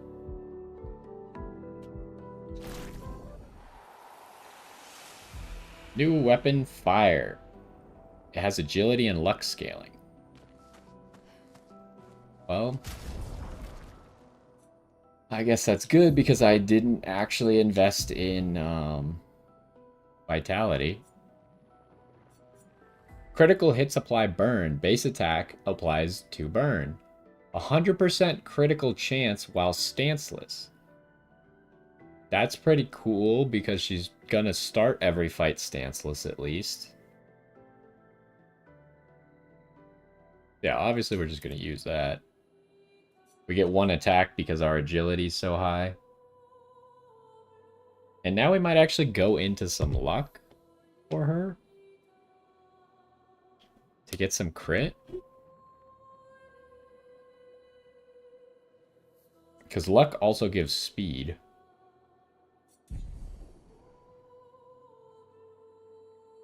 Oh, does she have any wardrobe stuff? Probably not. No. I don't know if we're just gonna unlock wardrobe stuff normally or if that's only DLC. Alright, so we came from... Where did we come from? Came from up there. Is there an item over here?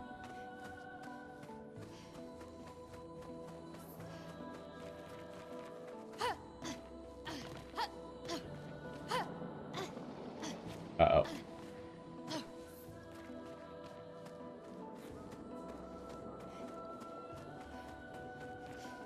The guy up there. He seems like he's gonna jump on us.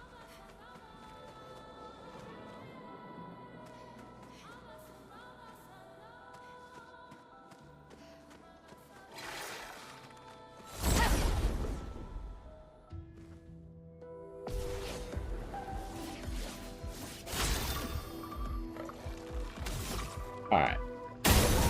Blow up the mine. Shoot this guy in the face.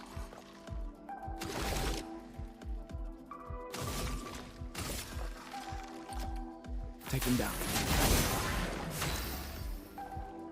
Alright, everyone's almost dead already. How should I do this, though? Because I don't have a whole lot of AoE. You think this guy dies to an auto attack? I guess as long as he takes less or 3 or less shots to die, it doesn't matter. Because I get the mana back. And now I can actually just do Thunderfall.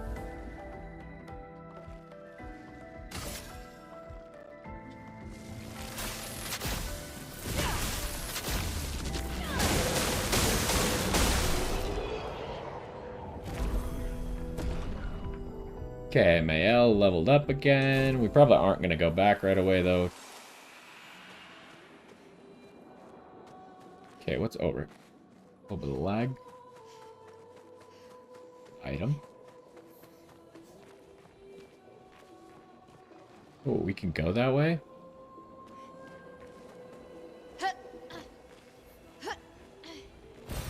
Nice. Oh, a recoat. So now we can reallocate stuff if we want.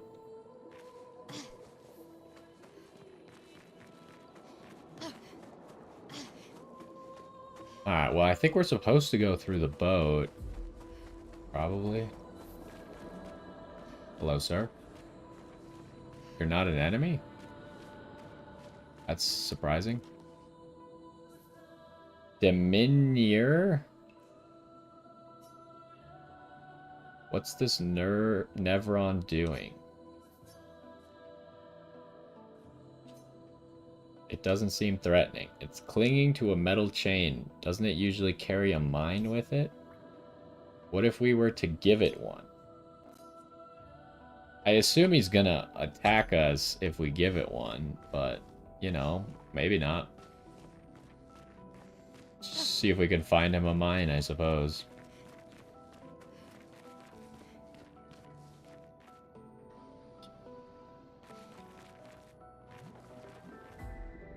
I could probably jump on these, right? It seems like that path is just to climb me back up. Oh, I jumped too far.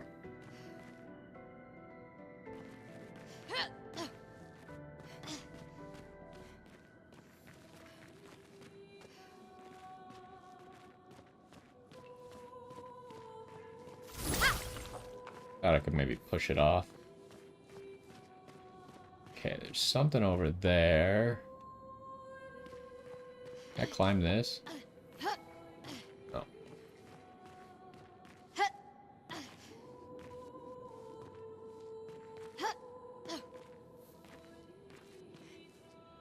I don't know if these guys can block me. Uh-oh, are you kidding me? You rolled off? Oh, that is a big mine down there. I can't believe she rolled off.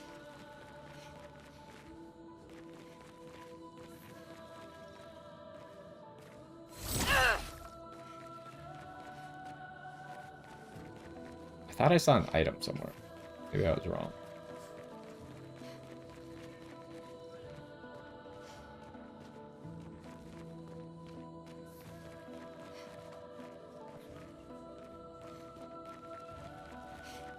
I'm not seeing any items. Okay, we gotta try again, I guess.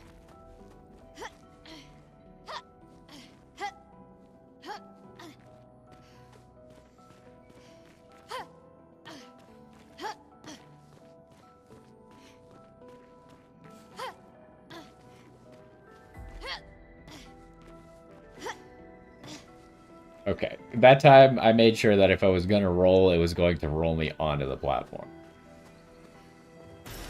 Nice. Okay, there's the mine. Let's go this way.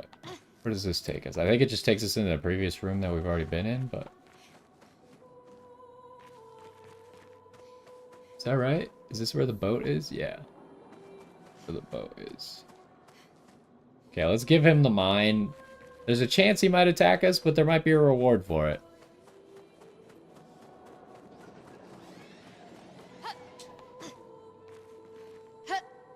Okay. Kind of looked like there was an item in there, but...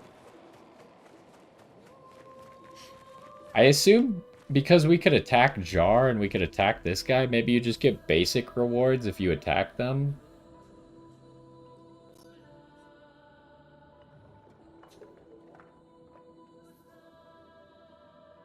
But I feel bad about helping them, getting a reward, and then attacking them afterwards.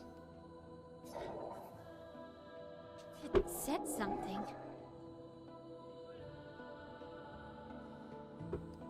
Gave us a weapon for it.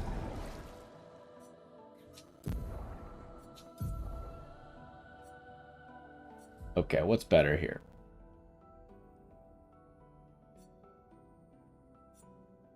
This is agility and luck. We get more damage out of our skills based off of this one. This is lightning skills cost less AP, which actually makes it so we can lightning strike turn 1. If we get it to level 4. 20% increased lightning damage with skills. Start battle with 1 fire stain. The lightning skills don't use fire stains though, right? They use... Or do they?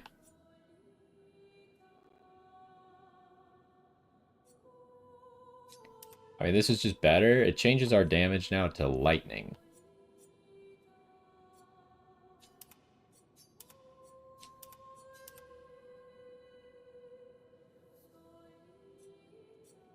So what's our attack at? 134? That's actually a lot. That's the same as Gustav. She's only at 121.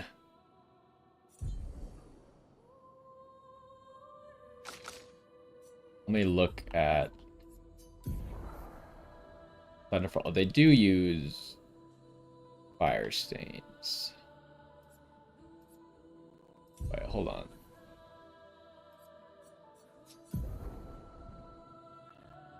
Oh yeah, you start with 1 fire stain. I was trying to remember exactly what that said.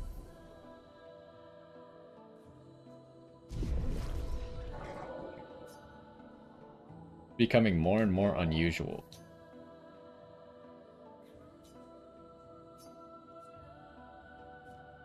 So I feel like he's probably the same as Jar. I could maybe fight him and get some basic materials from him now that I helped him. But again, I feel kind of bad killing them after I got a reward for it. Especially since this guy, Jar, you had to help first. But this guy, you could have attacked him before you even gave him the mine. Oh, I didn't even see that.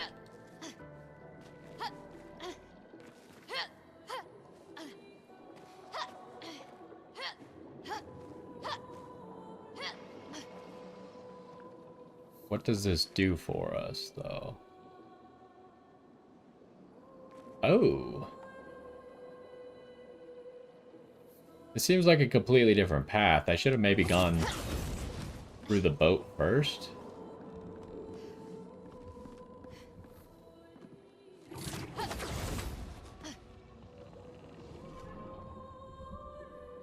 Maybe there's just a secret up here, though?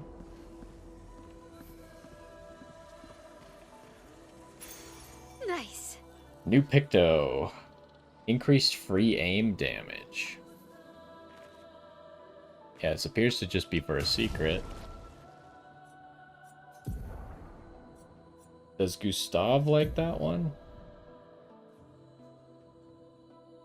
I mean, this augmented attack is kind of lame. And he free aims a lot.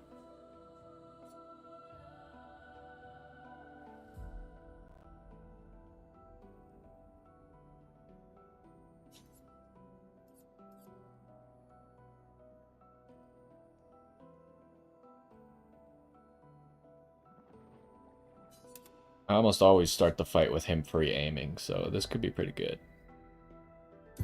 Now, do you have enough to unlock a new thing? No, because I could get rid of Dodger again. I'll just have Dodger here because it costs 1 point. But I could get rid of Dodger. That only gives me 4 points right now. I don't know which one I would grab. Critical Burn or SOS Shell. Probably Critical Burn. Gustav has almost never gone below half health.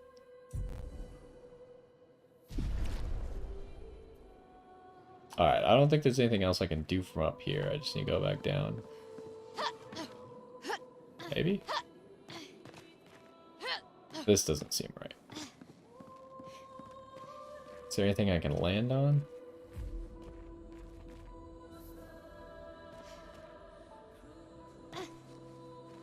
Alright, let's see what's going on here. He didn't seem to react to my shot. Maybe I missed.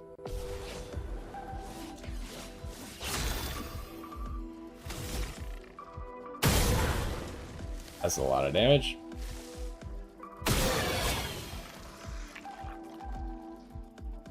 I don't really need to shoot at that guy.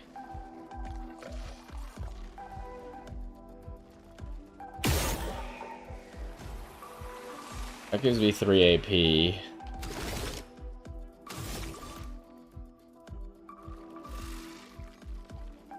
It's unfortunate that you don't get overcharge out of shooting. Maybe there's like an ability to get Gustav to get overcharge off of shooting.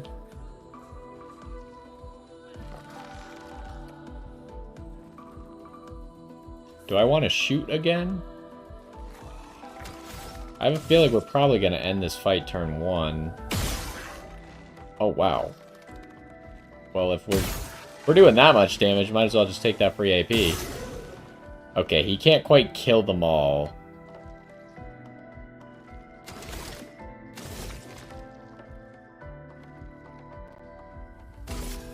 Take him down. Oh, never mind. He did kill them all. Gustav just killed all of them by himself.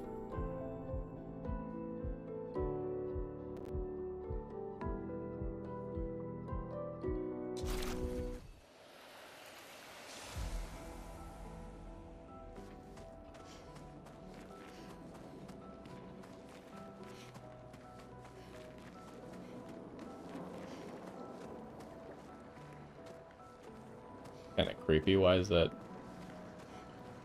Like leaking something.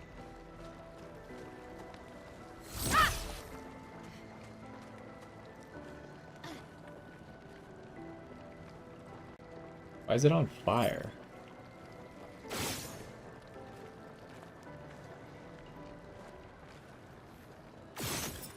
I don't understand.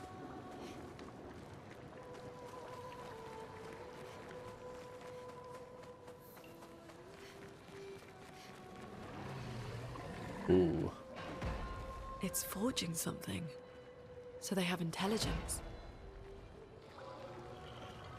I mean, this guy could potentially upgrade our weapons. You think he's an enemy? He's an enemy.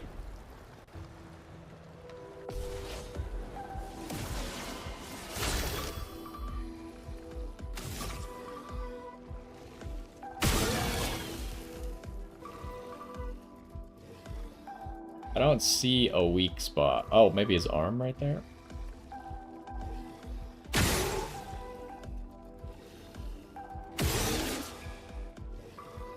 It doesn't appear to let me hit that. I think I miss if I shoot at that.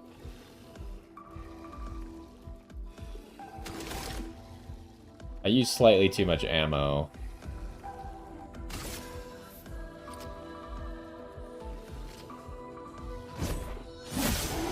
Let the ink flow.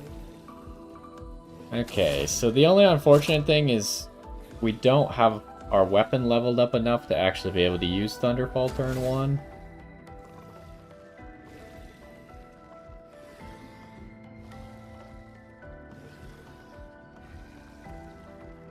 There is a burning enemy, so I could use thermal transfer here.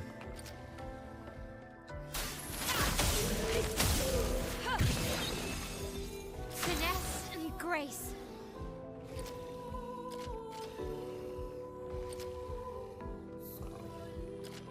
I guess maybe I should just get rid of this guy.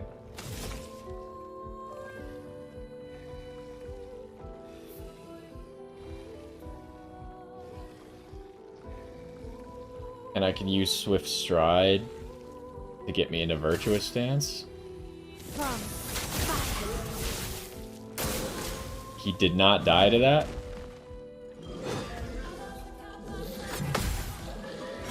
Oh, I even knew about the second hit, but I messed it up. Okay, he's just shielding. So what does that mean? Okay, that's what that means.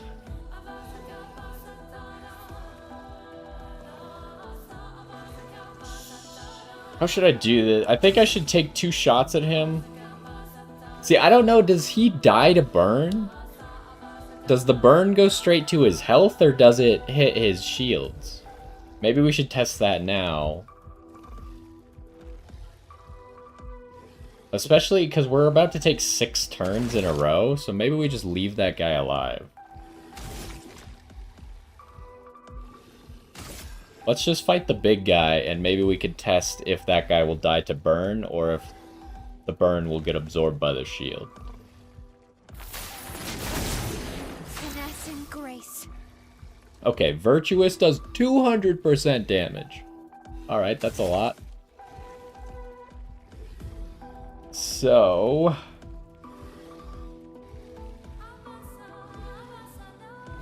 what do I want to do? I got 5 action points. Increase damage if he's marked, and Virtuous, it only costs 2.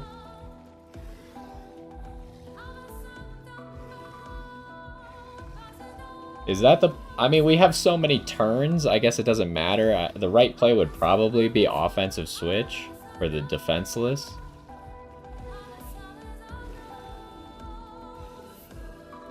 But this is a really good chance to use this skill. Oh my. Okay, so... use per se on a marked enemy while in Virtuous stance. Okay, yeah, I did all those things. Correct. I did get that achievement. So I'm just gonna skip my turns to see if this guy dies or not. Although we guarantee getting... have I taken damage? I did take damage, because Gustav got hit turn 1. Yeah, okay. Otherwise, I was gonna say we could get extra XP if I don't take any hits.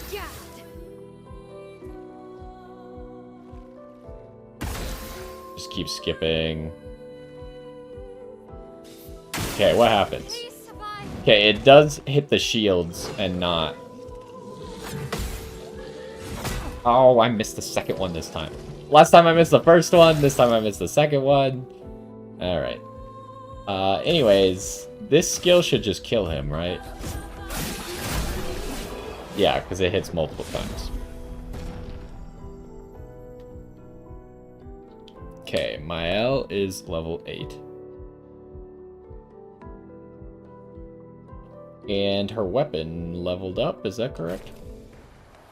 No, it's a new weapon. Or... what's his face?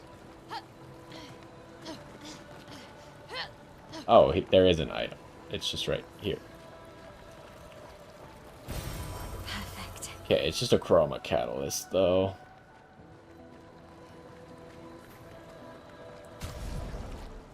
So, Gustav.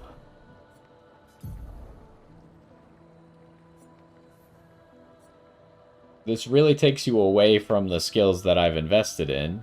Why doesn't he get... everyone else's weapons have abilities when they level up? Why do none of his weapons have abilities? I mean, there's probably no reason not to switch to it. I'm just getting more power anyways. But it does switch him to Ice Element. What does it look like? It looks really cool. I like that you keep getting weapons that are kind of, like, themed after the area you're in. Like, she has a thing covered in seaweed and coral. His thing has, like, cool coral and, like, fin-like looking things. It's way too dark to see what she has, but it's, like... it's got, like, coral around the hilt and stuff. Whatever. I am going to use a chroma elixir, because we've got to be getting close to a flag, and we got 2 chroma elixirs, so...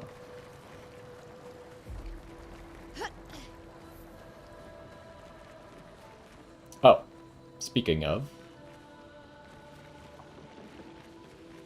over here. Alright, let's do our level ups. Can I fight that guy again? You think he respawns? I just want to check real quick. He wasn't very difficult. He does respawn. Wait, what is that? Oh, that's the other enemy that was with him. I see. I could just fight him again, but we don't really need to farm right now. I think we are plenty strong at the moment. Fast travel, we can only go to Noko's hut. I really wish that they did the Liza P thing where it would tell you like if a merchant is there or something at the fast travel points. Because like Noko is obviously at Noko's hut, but if I don't remember that Noko is a merchant, not that I really need to go back to him for anything because I already beat him and got his special item and I didn't really want his other items, but if I needed a whole bunch of those Lumina points and I was just going to every merchant later on in the game, it would be nice to know where the merchants are. So, you leveled up twice, you leveled up twice, and you only leveled up twice? I guess that's true. So, now you scale off of defense and luck, huh? How did that happen? We do have one recoat now. Probably don't want to invest in vitality right now, then. Could just keep going for speed, agility. You know how much more streaming you will do today? Likely only half an hour, sorry to tell you. I've been doing about 2-hour episodes of this game right now. But yeah, I really like this game. I think this game might just be like a masterpiece. Like, actually, it's really unlucky that it's kind of like a niche genre in turn-based. I think it would break into, like, the casual, like, big consumer audience if it wasn't for Oblivion coming out right this week, too. I think this game is actually a fantastic game that's going to get overlooked because of circumstance. But yeah, probably going to go about half an hour more today. I do want to keep playing this game, though. So I don't know what I'm going to do. Maybe I'll stream more this week because I really want to play this game. I am patient enough to wait till the weekend, though. But yeah, I've done 2 4-hour streams for this game just because I really like it. Yeah, I mean, it's done a really good job of explaining all the mechanics and stuff. It's turn-based, and turn-based with, like, action elements. So, like, during the enemy's turn, you can parry and dodge their moves, and during your turn, you can use active buttons on your attacks to make them more effective, like, well-timed.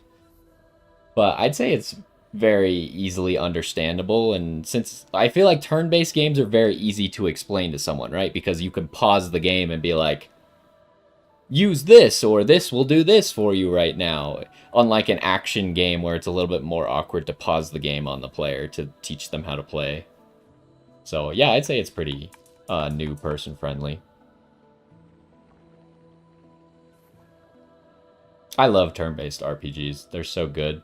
Because the great thing about turn-based is that you can, like, relax. Like, if you're in a fight and you're, like, struggling with the fight or thinking about what to do, you can literally just, like, stand up, go to your kitchen, get a snack, come back, sit down, and be like, all right, what am I going to do? Or it's very easy to watch something else on the side while you're playing a turn-based game. Because at any point, you can pretty much look away from the screen and know that you're not going to get punished for looking away from the screen. So, I just love turn-based games. They're great. What am I doing here? If we go all luck, we get 1 attack, 10 speed, and 4 crit. But he doesn't really need crit that much. I don't really want to go defense. I think I'm just going agility. Because how much am I getting out of going agility? I'm getting 30 more speed. Look, maybe I'm being stupid. Personally, I think speed is the best stat in the game. And I'm going to keep basing my playthrough on the fact that I think speed is the best stat in the game.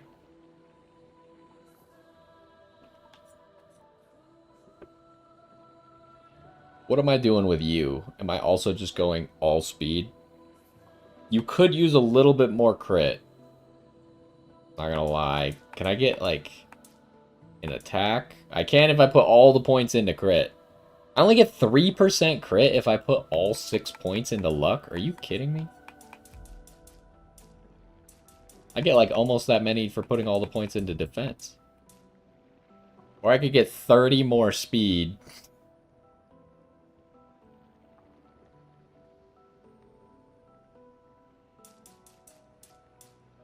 How much speed do I get out of this? I only get 12 more speed out of this. A 3% crit rate. And 1 attack. I'm doing it. Again, I'm still getting speed out of this, so I'm not technically breaking my rules. And then you go over to Mayel, who has only agility. You can see the stats that I have favored. So if I give her all this, she gets 1 attack at 4 luck points. If I go all, I get 4% crit chance, 10 speed, and 1 attack power. What if I just go all here? I get 30 speed. And 10 defense. Why does agility also give you defense? The stat is overtuned. And I also get 1 attack out of this. Yeah, give me this one. Just 24 agility, 0 and everything else. What could go wrong? This does mean she does have a skill where she takes damage for her teammates. So we're probably not going to be doing that unless I actually start investing in vitality. Because she currently has the least health out of everyone on my team.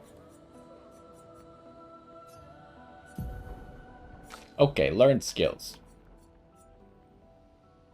Should I get this one? Consume fire to generate 1 light stain. Oh, that if we level up the weapon that we currently have, the problem is I think we'll keep finding better weapons. We haven't stopped finding better weapons, which I kind of thought we would once weapons started having abilities. But if we level up the weapon we currently have, and get it to the point where we start with a fire stain, just changing the fire stain into a light stain is really good.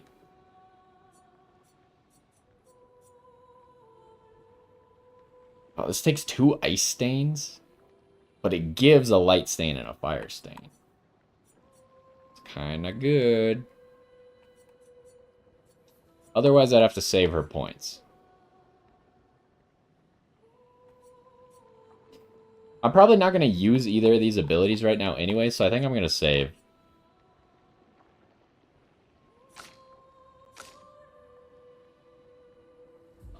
And Mayel only has 3 points. If I want to go further this way, I need a 4th point.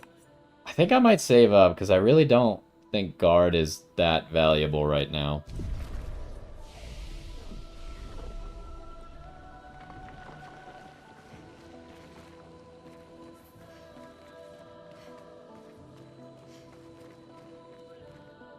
There's a bunch of lampposts around here. Okay, let's make sure we didn't miss anything over here. There's an item over here immediately. There's like a weird... Nice. A Picto. 50% increased break damage on base attack. That seemed like that thing gave really good stats. I'll look at it in just a sec. Okay, we're back to the flag. Okay. Center ourselves and figure out who gets this Picto, because it is a level 3 Picto. Critical burn costs 5. Dead energy. I have a lot of Lumina. I could get rid of dead energy, probably. Dead energy only gives 4 speed, 9%. That's a lot of crit, actually. What the heck? I didn't realize she was getting most of her crit out of dead energy. SOS shell costs 5. So how many do you have at the moment?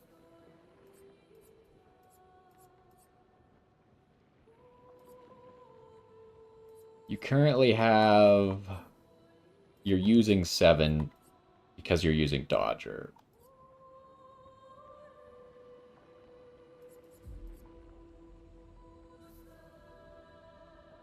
But dead energy is so cheap. I feel like I should get rid of it. I really don't want to lose all that crit, though.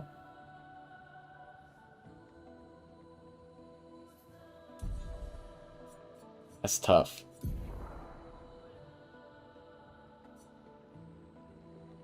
%25% crit chance on burning enemies. I have a lot of ways to burn enemies right now. So it kind of... And critical burn is really expensive. SOS shell is also really expensive. But, like, is it really that valuable? Now that I know that it's not just a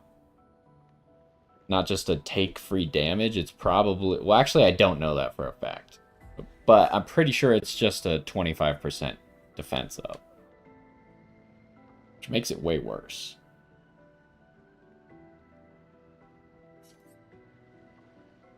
And it also doesn't say how long the shell lasts for.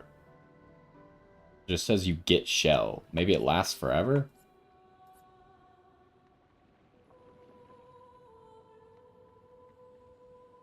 I mean, to be fair, the ability here is not very good. It's more for the fact that it's giving 21 speed and 4% crit chance. I do lose 13 defense out of it, but... Which is half of my defense.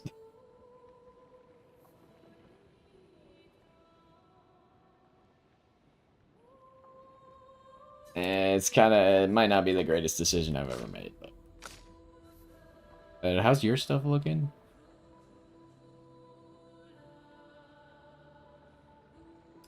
I guess I should probably give it to you instead of Dodger, though, now that I think about it. Because, like, Dodger only costs 1 Lumina anyways. And this is just more stats. Yeah. Just take it. And then we'll put SOS shell back on.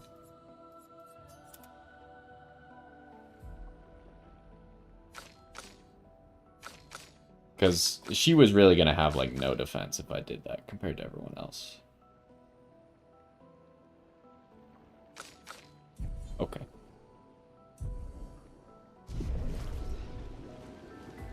Alright. Now we can continue. There's a lot of creepy noises down here. What's going on here with this thing? Nothing, but there is an item. Interesting. 333 chroma. Oh, what the heck? That scared the crap out of me. You relax? Jeez.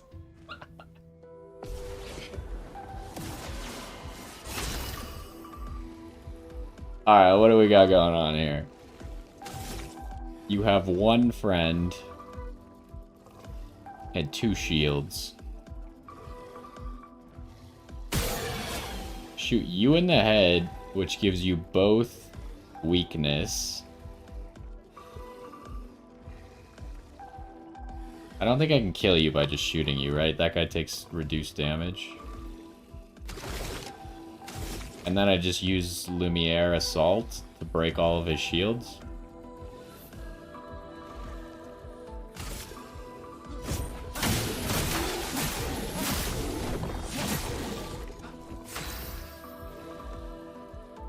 Okay, the only issue is I didn't, like, mark him or anything. What could we do here?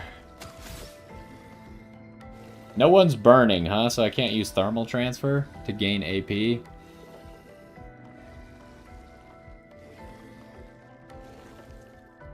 I could just Ice Lance the big guy. That was weird. The or the text came up right in front of the screen.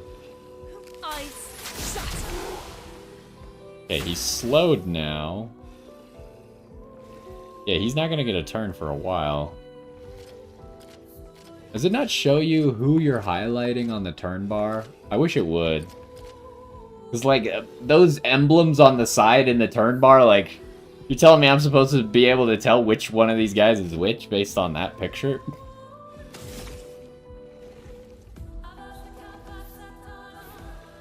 Okay. Again, they're not burning, so we can't go into virtuous stance.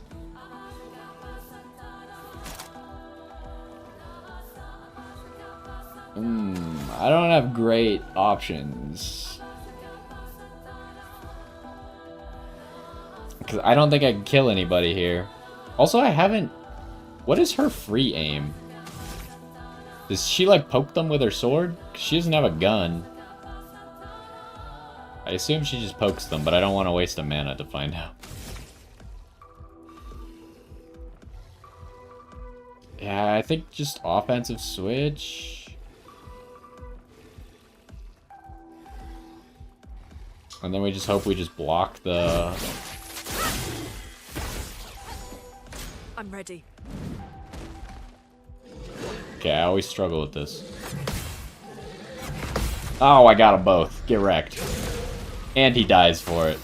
That's great news. Alright, now we got 3 turns and he has defenseless on him. Wait, what else does he have on him? Oh, he's slowed, defenseless, and weakness. Great news. He's not burning, though. But I could make him burn now. He's not marked, so... that doesn't help that much. Target becomes weak to fire. It's probably just best for me to just light him on fire, right? Because I want to switch stances here, so I should just spark him. Okay, now at least I get how that one works, but it still surprised me. I forgot that that was the skill that does that. What am I doing here? You can't use any skills.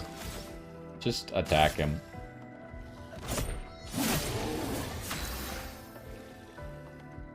Alright, so I could Thermal Lance him.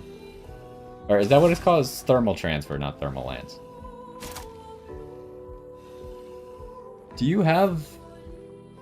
You have a Light Stain. Because we Ice Lance. So that means we can Thunderfall with increased damage. I'm gonna guess that the Thunderfall just kills this guy, right? Lightning strike. Yep. He's dead.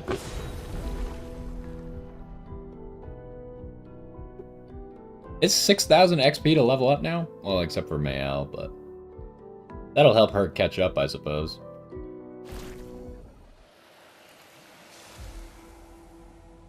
So these guys seem to just drop Chroma Catalyst. Do they always drop Chroma Catalyst? Because obviously I could just go back and fight them again.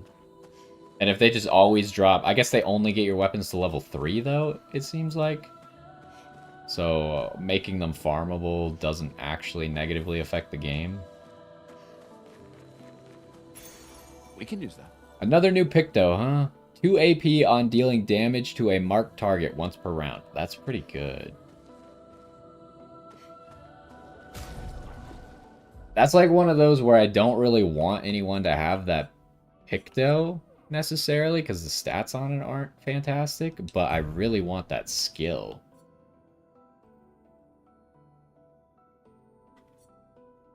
Can you afford burning shots? How much does burning shots cost? It only costs 3.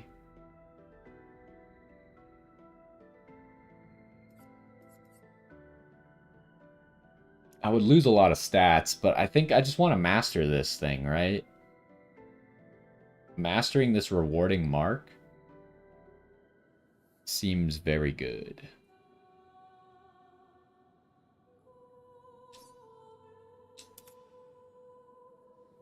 Rewarding marker costs 5, which is actually kind of cheap for how good I think that looks. And then we might as well just give you back burning shots for now. Take it off later.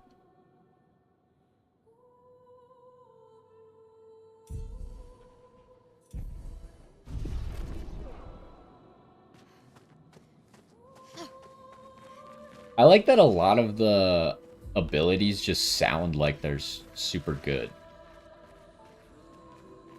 That's creepy. Is this... I don't know which way is the right way and which is the wrong way. This way has a purple item, so I'm assuming this is the wrong way. Is that an enemy? Yes. Hello, sir.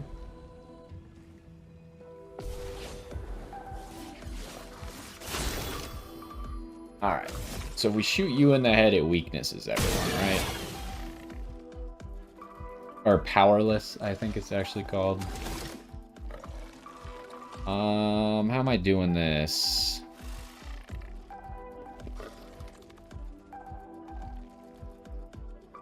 Is there any way for me to kill all of them before they get a turn?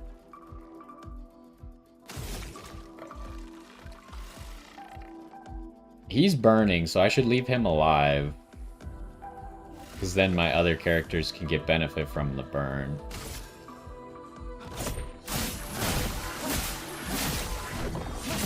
That was not nearly as much damage as I was hoping for. Alright, I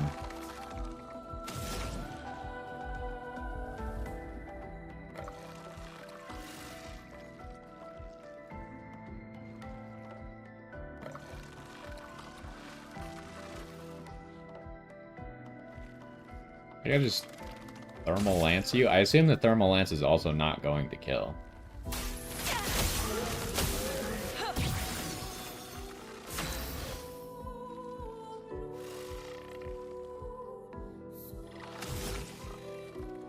And then I could swift stride.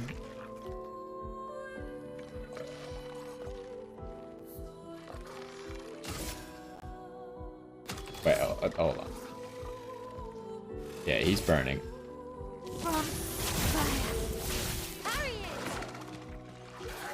Oh!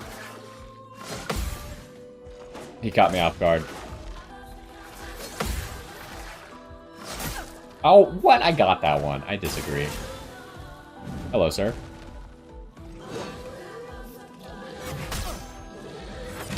I'm pretty sure I got that first one, but... fine. How weak are you guys? I can maybe just kill you by shooting. Nah, I don't think I have enough damage. That guy has too much health.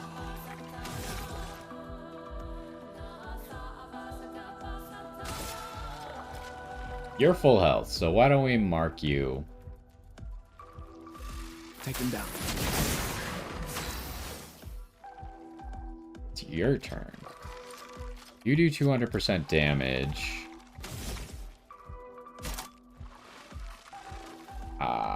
I'd have to use it on you, but I think you're gonna die because you're marked.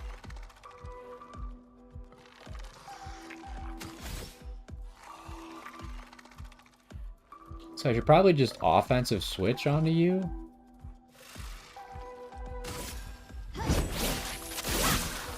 Oh, he just died. Alright.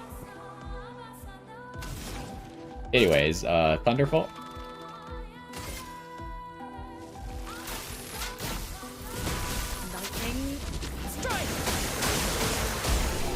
Hey, we killed them all.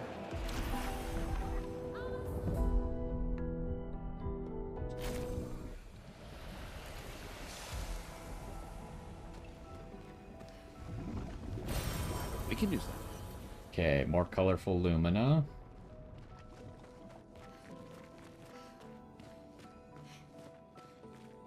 Oh, there's an item right there. An advantage. Lots of chroma. Alright, let's reset back to the middle here. Get our bearings. So where'd I come from? Now I'm confused. I came from over here, right? Yes. This is where we fought the big guy. And then I went left. That's where we just grabbed that item. So this is the only way to go?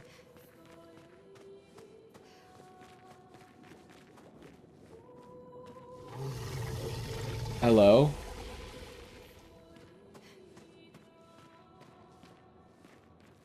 Oh. Let's go this way first, then. I don't know what's up with that rock. What is it? Oh, a journal? Expedition 68. Elodie. It's a miracle any of us survived. We were caught in the maelstrom and flung from wave to wave. We lost the moon and the stars, condemned to a never-ending darkness of punishing rain and raging clouds. The Paintress sent a storm to overcome us. But it is we who have overcome the storm. After surviving that, crushing those Nevrons was almost an afterthought. Strength and resilience, it's how we survived that storm. And it's how we grabbed victory. It wasn't even a battle. It was an ink bath. We squeezed those Nevs dry. But this new one looks tougher than the others. It must be an upcoming boss. So that makes me think that that's the correct way. So is this a side path then?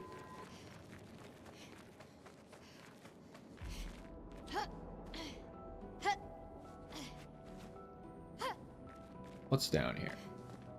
It's dark. I can't see anything.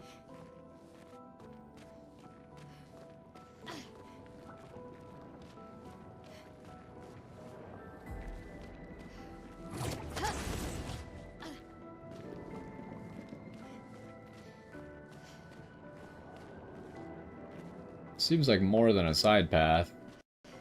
Ooh, a treasure chest. There's a way to climb up. Maybe the treasure chest is the only thing that's here? That would make sense, I guess. Okay, we gotta look for the keys for the treasure chest. There's one right there. How far can you shoot? You could shoot this far? Okay, there's one. There are bubbles.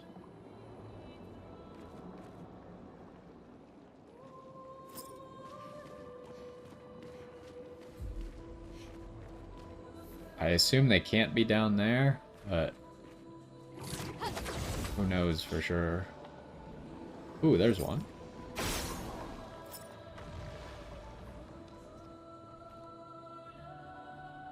Gotta keep my eyes peeled for the last one. Or, I guess the first chest had 3. I think there's... Did they mention that they only have 3? Can I get up there? Possibly. It looks pretty makeable. Oh, jeez. Almost jumped right over.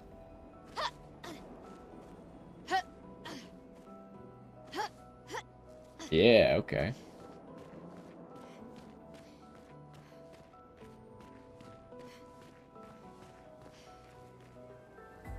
The last key is not here? Okay. Perfect. Okay, another color of Lumina.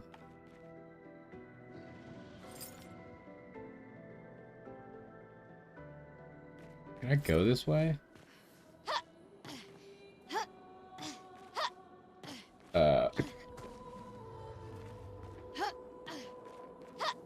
It's gonna be pretty difficult if I can go this way, not gonna lie. I feel like this can't be right. Because you can't land on these little edges. You just slide off. Oh, I did it. Okay, they don't want you up there. Fair enough.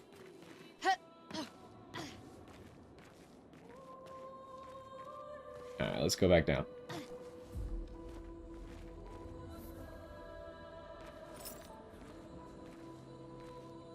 Okay, we're gonna... Oh, the last key's over there. We're gonna have to fight. We might have to fight 2 of these guys at the same time. There's 3 of them here? This might be difficult. I didn't see the 3rd one. Maybe I should have fully healed, but I guess we're not that injured. What are we doing here? This seems like a problem. We need to get rid of some shields. Okay, he's burned. He's marked. He's nothing. Hit him again, he's marked.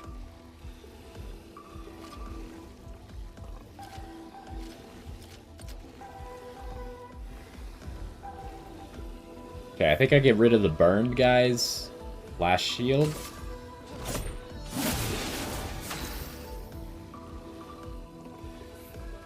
Now, what am I doing? I could hit the burned guy with thermal transfer. I could hit one of the marked guys.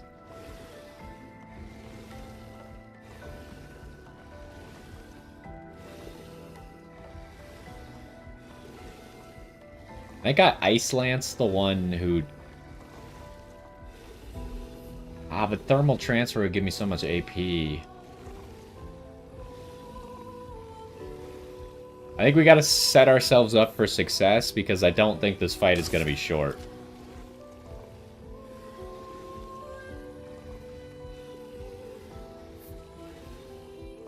Oh, these guys... I wonder if I could have shot his shoulder for extra damage. It looks like he might have a weak spot up there.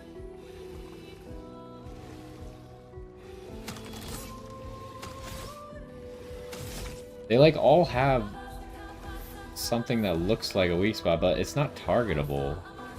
Like, that guy has it on his right shoulder, that guy has it on his left shoulder. It's not targetable. And I tried in the past when it was on his hand and it didn't work. Alright, let's Thermal Lance you. He gives 4 AP. How much does Swift Stride cost? It costs 3. I could break his shield first with a free aim. But I can't guarantee how much AP I'm going to get back from Swift Stride. If I don't get 2, I think I'm in a bad spot.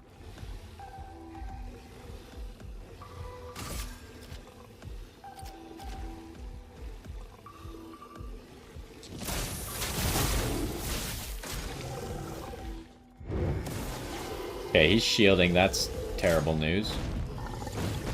Oh, that wasn't an attack.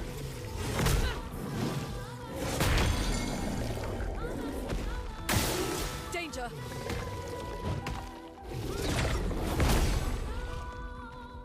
Oh, she was like stunned? Mayel was like stunned and couldn't go. But now we get 2 turns in a row from everybody.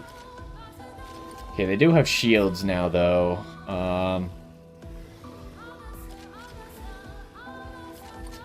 My question is, if I hit one of the marked guys while they're shielded, does it eat the mark or no?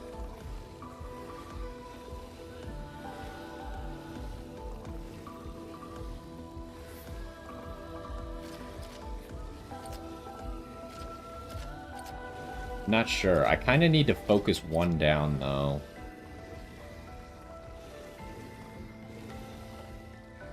And I don't have enough AP to actually break a guy's shield and remark him.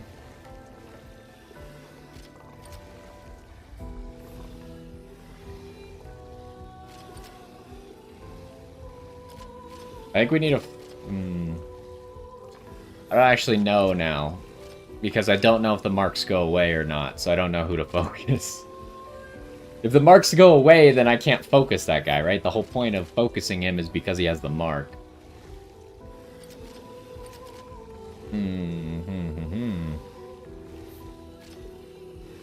I could just guarantee this guy gets rid of all of his shields, though. Oh, no, I don't have... That's not the button I wanted. I don't have enough AP to do Lumiere Assault. So that's a lie.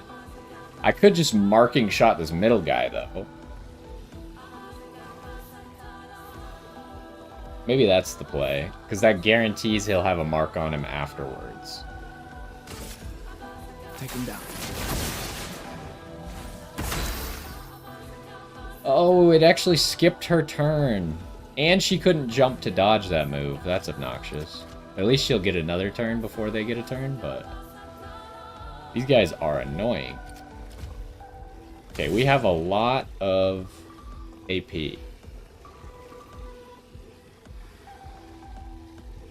I could Ice Lance now. What stains do I have? I just have an Ice Stain. If I Ice Lance, then I don't think I'll have enough for Thunderfall unless I parry some. No, because I'll have a turn before then.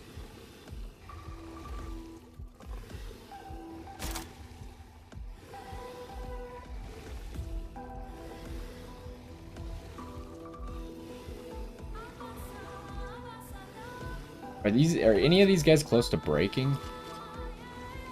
No, I don't think so.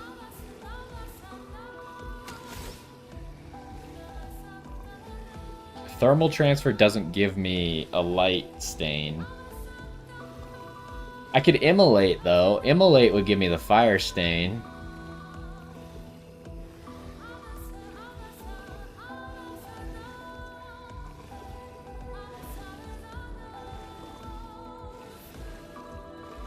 And I could immolate on this guy. So that way I'm not even stealing the mark. Feel the burn. So now that burn will get rid of his mark on his turn. And this guy's also burning, which will also get rid of that guy's shield. Not the mark, I mean... so it didn't get rid of the mark, interestingly, because he was shielded. I guess that makes sense. I didn't know how that would work. You probably are just looking to get rid of a shield here with a basic attack, because I don't want you to eat this mark.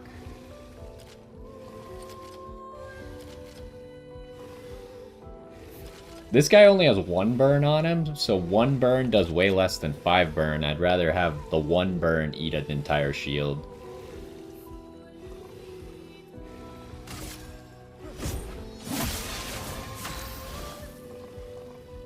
Okay.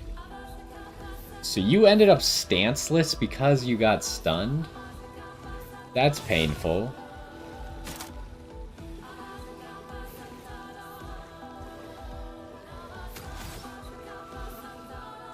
We need to focus someone down, but...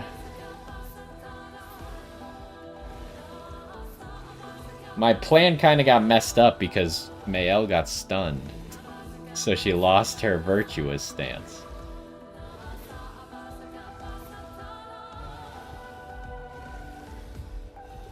mean, I could still use it, I suppose. But it costs too much AP. I don't think it's worth it.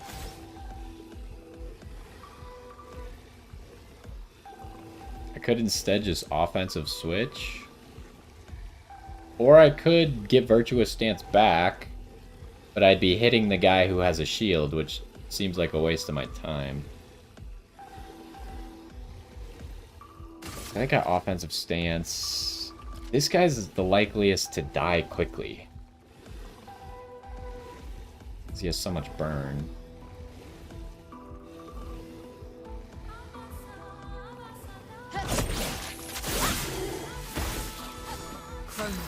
Okay, now he's got defenseless. So now the question is, do I Thunderfall knowing that it could hit the guy who has a shield? Or do I just Ice Lance?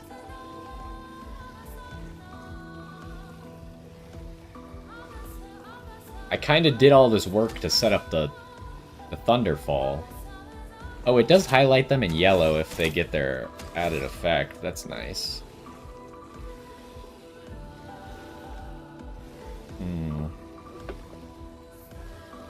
It's also burning. I could Thermal Lance it, but I think that's a waste of my time.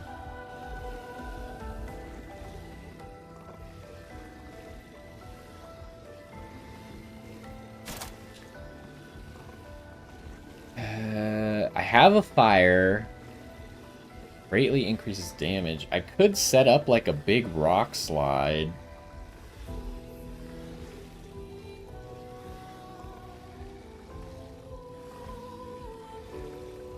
And no, I can't, because I won't have enough mana unless someone actually dies.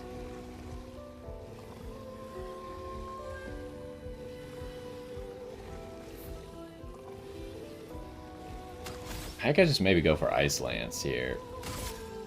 Slow this guy down, or do I slow this guy down?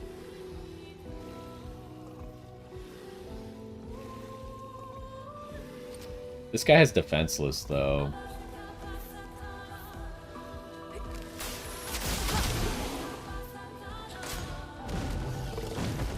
Oh, he keeps getting me off guard with that one.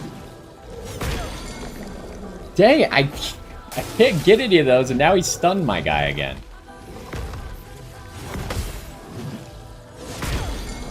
Every time I miss the second one. I really have 2 people stunned now? And then he shields them. At least he's not shielded.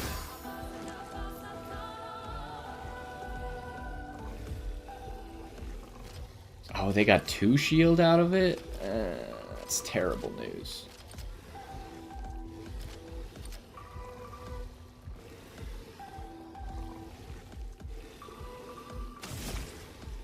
Okay, so we're in offensive stance right now.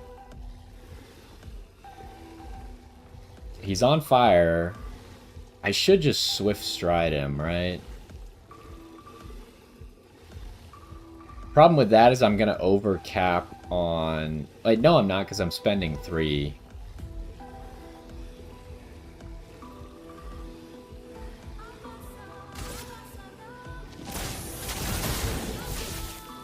Okay, now we're in a Virtuous stance. Okay, so now we've kind of desynced their turns because that guy's slowed. What am I doing with your turn, huh? You haven't really charged overcharge much at all. You could use some healing.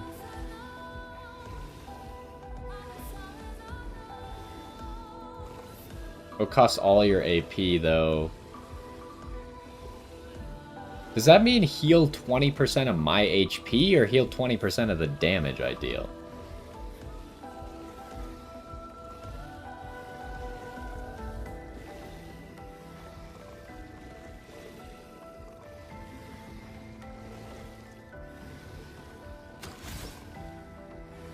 I think I need to Lumiere Assault to try and get Overcharge charged up a bit.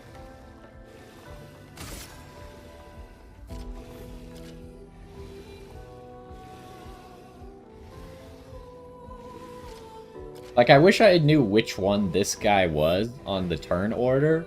I'm pretty sure he's the one at the bottom, though, because he's slowed.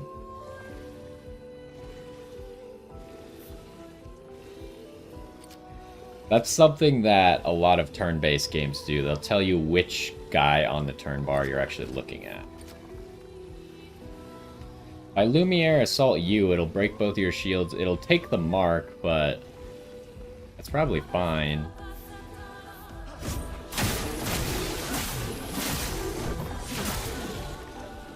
Danger. Okay, I actually did the counterattack this time. Last time I didn't because someone was stunned, so I got confused.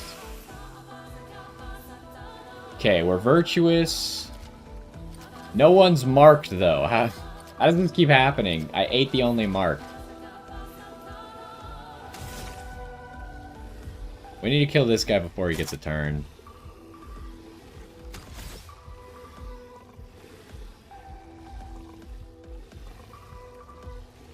Why is this move showing up as yellow? I'm not in offensive stance, I'm in virtuous stance.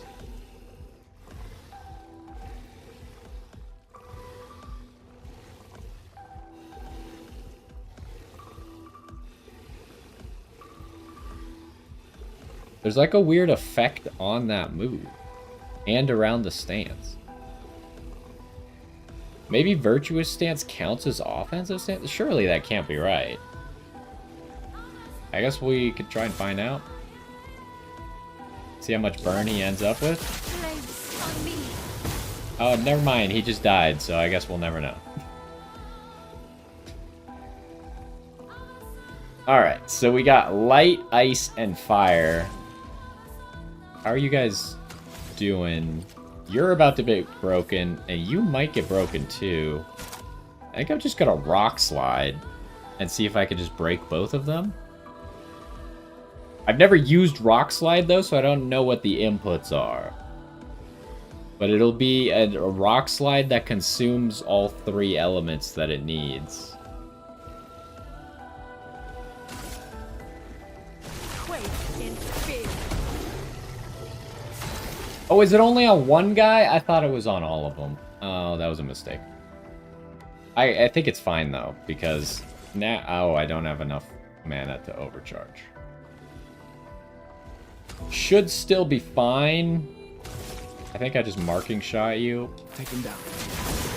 Time to hit. I don't know why I thought... Because the other Earth move is the one that hits everyone. For some reason, I thought that Rock Slide also hit everyone. And also, to be fair to me, in Pokemon, Rock Slide hits everybody.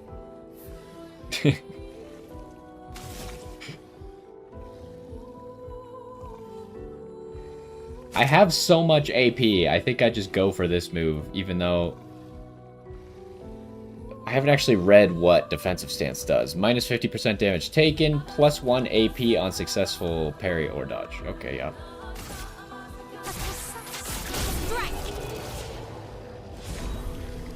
Alright, we actually won. That was a tough one. They just threw like 3 of the big tough enemy at us, huh? Mael leveled up. And we got 4 of the Chroma Catalysts that can upgrade weapons to level 3. But, like, Nice. most... Ooh, another Revive Tint. I mean, I guess, do I even care? I don't use Revive Tints that much. So having 3 of them... Oh, that was the thing that was in the chest. Let's see. Anything else around here? So yeah, we need to get to the next flag before we can finish up here.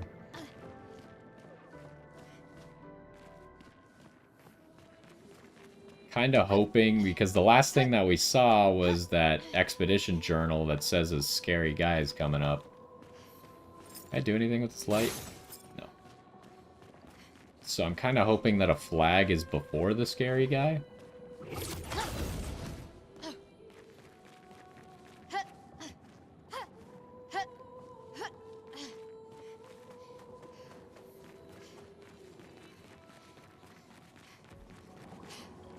How am I doing on health?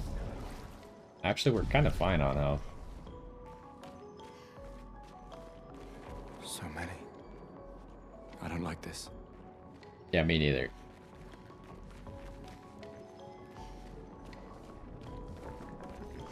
She was talking about... Oh, that's a big guy. She was talking about ink, so it might be like a squid monster or something. Merde. This one is gigantic. Avoid those at all costs.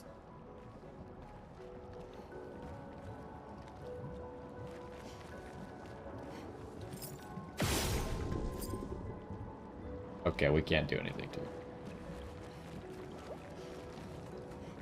I have a feeling we at least have the opportunity to fight him at some point, because he's standing on an area that I feel like we could go. We just can't get there right now. Anything over here? Oh, there's a path. There's 2 paths. Those are 2 paths. What's up here?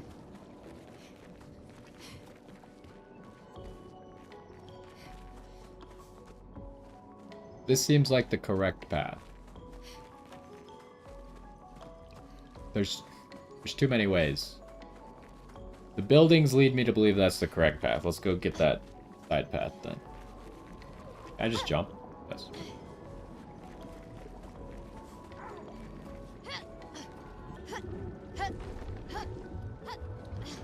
It's another mime.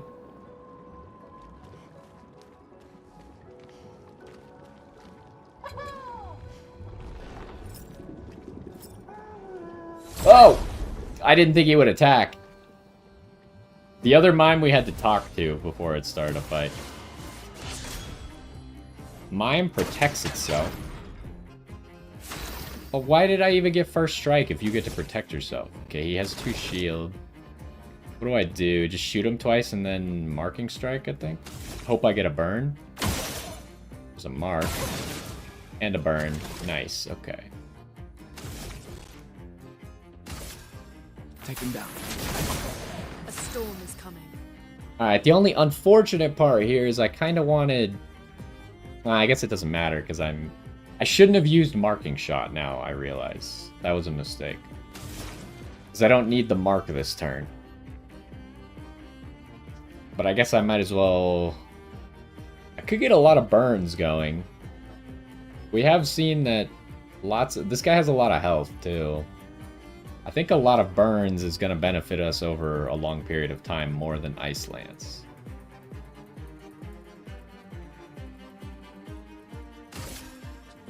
Feel the burn. Okay, he's just taking not very much damage. Okay, what can we do? If he's burning, we can go into Swift Stride. The problem is I don't, because I used marking shot last turn, I don't have a reliable way. Oh, why is Mayel's turn twice in a row? Is she that fast? I don't have a reliable way to get into a mark.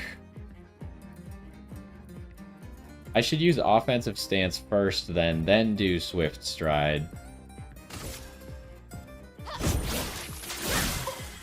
Because that'll apply defenseless. Now I could Swift Stride because he's burning. Man, this guy's taking no damage. Okay, what can you even do? You can't do a whole lot. You just kind of got a basic attack.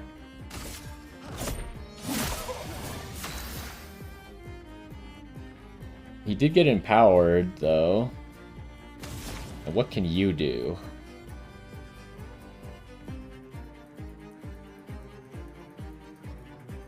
He's burning, so you should Thermal Lance. Or, I keep calling it Thermal Lance. What is Thermal Lance from? It's from... I think it's from, like, Honkai or something.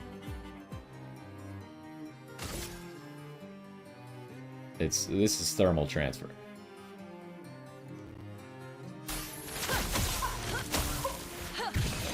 Hey, this guy just takes no damage.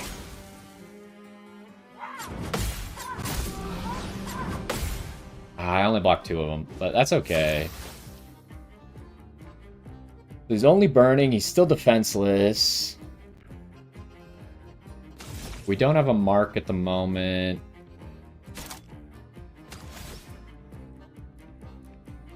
This guy is taking no damage. What the heck is up with this? Yeah, the mime is creepy. How did we get caught in another really long fight? Ah.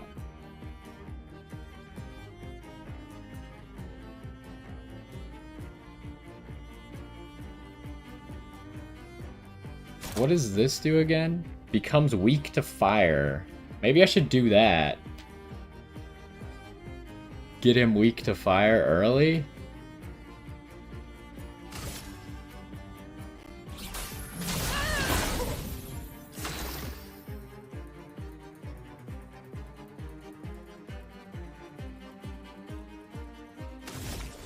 Okay.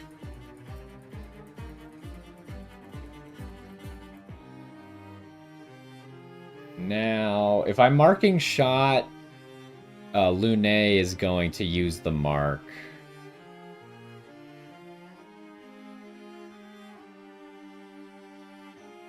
But maybe I should use the mark with an Ice Lance. Shell is a buff that can reduces by 20% the damage received. Who has Shell? Oh, Lune got Shell because Google says play the Bazaar. Oh. True. Bazaar has Thermal Lance. Although I can't remember which one Thermal Lance is, but that does sound familiar.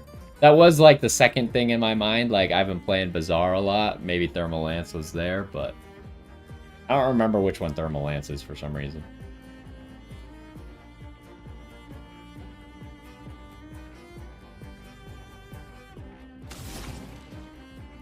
I could Thunderfall. If I Ice Lance right now, can I Thunderfall next turn? Yes, I can. So I should Ice Lance first to slow him down.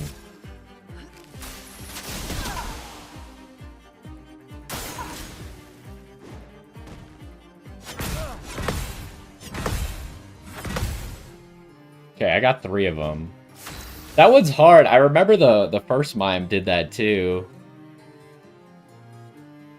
Yeah, the reason that I was thinking of it was definitely because of the Bazaar. But yeah, the hammer's invisible. Like, you could kind of see it, but it's still invisible.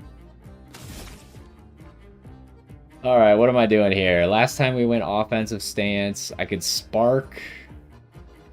Or I could just go back into Swift Stride. And just keep switching between offensive stance and Swift Stride. Although, I could get fire damage out of Spark. I think I Spark here. Put more burn on him.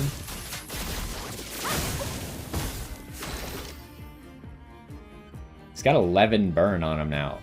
If I could break him... Break, I think, is what we need to kill him. Now that I think about it, I think the first mime we also had to break. And I guess Overcharge doesn't have to be fully charged to break. I just need to be able to use it. And his break bar is full, so... I guess this will do. Yeah, he's broken now, okay. I am using parry. Yeah, you can either parry or dodge. The parry requires you to be a lot more accurate, but there is a perfect dodge. The dodge is more... The thing about the parry is you get an AP if you perfectly parry something, so it's obviously better to parry. If you dodge, there's a regular dodge and there's a perfect dodge. The perfect dodge just tells you, like, that was the right time to perfect parry something, but also there's some abilities that trigger off of perfect dodges, so... So here we could go... He's already broken, so we just go for the Thunderfall and hope that it just straight up kills him. Lightning, strike! Well, it did a lot of damage. It did not just straight up kill him. He's still on fire, so we could go Swift Stride.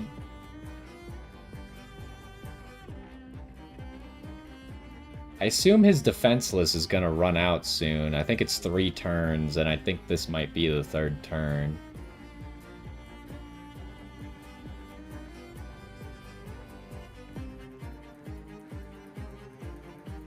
Get me into Swift Stride.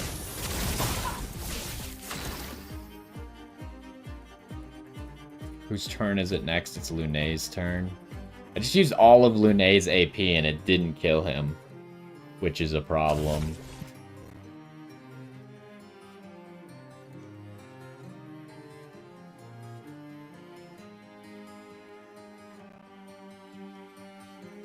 I think I just basic attack. Oh, he died to the burn. Also, our battle loot is I got short hair for someone. It wasn't even worth very much XP. So I guess the burn was not doing very much damage because he wasn't broken, and after he was broken, the burn did 1400 damage to him. Which is funny, because our highest damage was actually less than how much the burn did at the end there. At least I think that one number was from just the burn.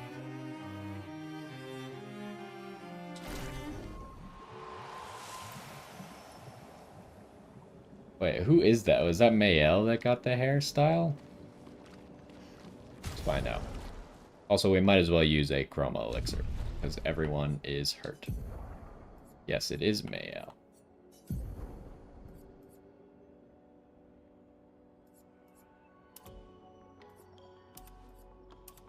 Sure, you can wear that hairstyle. At least it doesn't look like objectively worse like Gustav's second hairstyle. Perfect. Okay, more color of Lumina. Alright, so somehow we've been going on way longer than I expected for this episode. We need to get to the next objective. This isn't like a spot that I can crouch through, right? That's the one thing about games where you can't actually crouch, and like the game literally introduced it as you auto-crouch when you approach something. Sometimes you don't always know if something is going to be able to be crouched through until you actually walk up to it.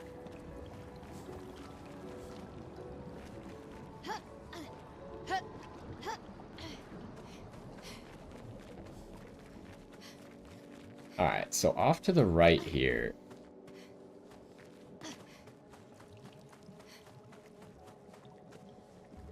She said avoid these things at all costs. I don't want to get stuck in another fight, but I don't want to have to come back necessarily. I don't even see any loot around here. Was this just a mistake? A Borgion. Oh boy. She looks so weird with the short hair and not the ponytail anymore. It's throwing me off, actually. Because she still has the ponytail in the little pictures. Alright, what am I doing here? We just go offensive stance, I think.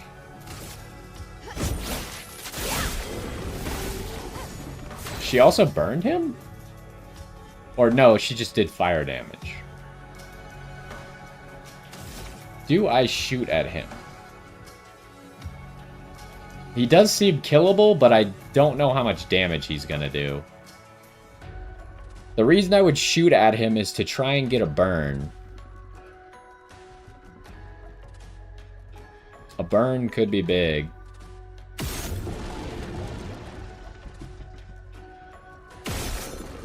I got a mark, but not a burn. Does shooting eat the mark? I think it does. I can't guarantee I'll get another mark.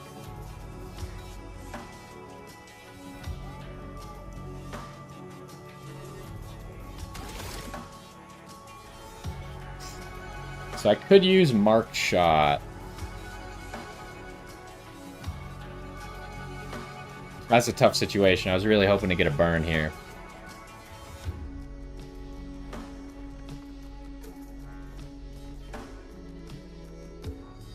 I think you just basic attack as much as it sucks.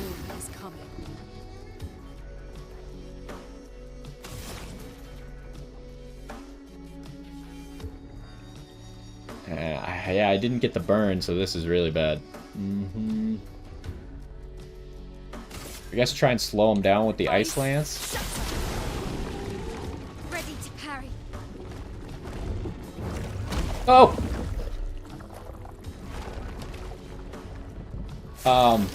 She just got removed from the team? I don't know if that was parryable or not. I definitely pressed the button too late if it was. I was waiting for something to like come out and hit me, but he just ate me.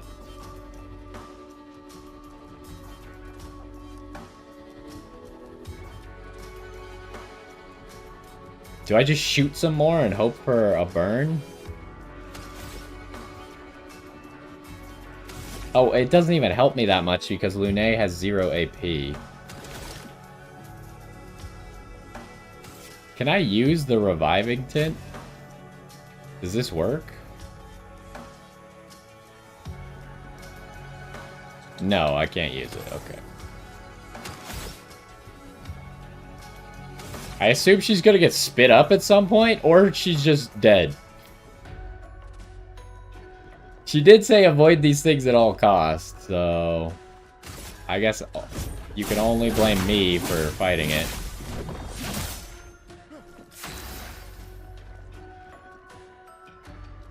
Alright, I don't have enough AP to really do anything, so... Oh, he's weak to lightning.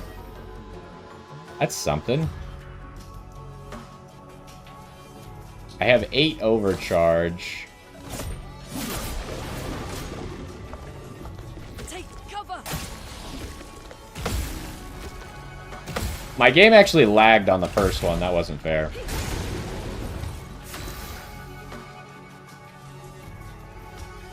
Although it still gave me the counterattack, which was weird. Yeah, I don't know if she's coming back or not. I think she's been permanently removed from the turn counter. At least she got defenseless on him before she left. He's still not burned, huh? I guess I could initiate the burn right now.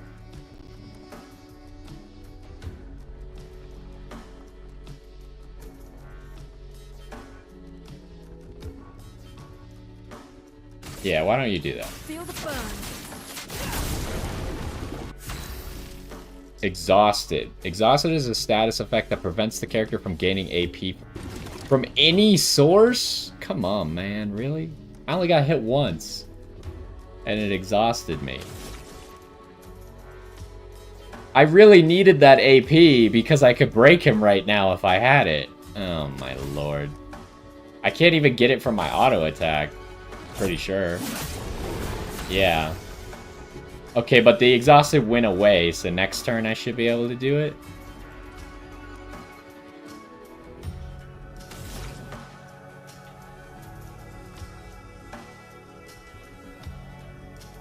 Okay, now I can thermal transfer.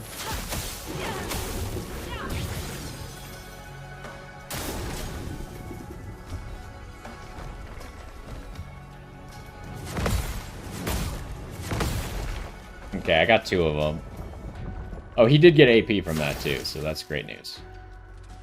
Alright, he should be able to be broken right now with overcharge. For those who come after. That's a lot of damage. Oh, he spit out Mayel. Hey, she's back. She's stanceless though, which is a little bit obnoxious. But I should have a full Thunderfall right now while he's broken.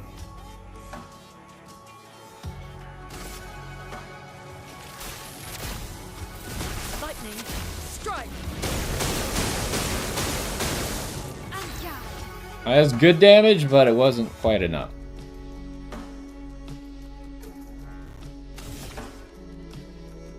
Why do you have to be stanceless? He is burning.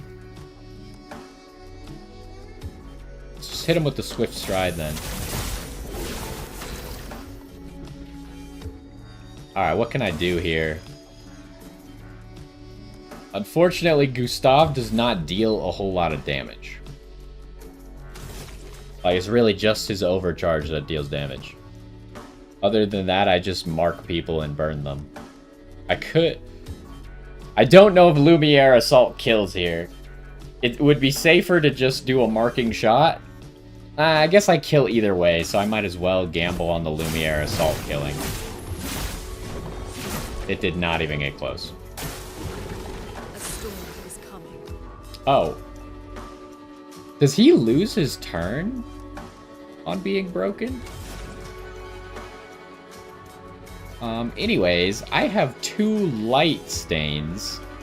So I can actually thermal transfer, get AP back, and take a second turn, huh? That's crazy.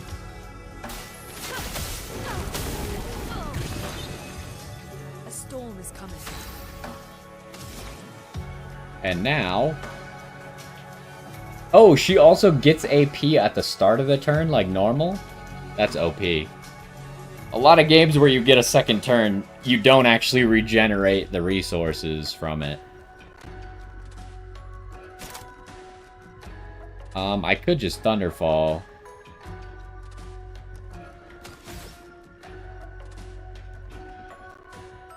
Is he still slowed? He's not slowed, so I should probably just Ice Lance him in case this doesn't kill. Okay, we got him. We got a new weapon. We got a Picto. We got a Borgion skin. Lots of XP.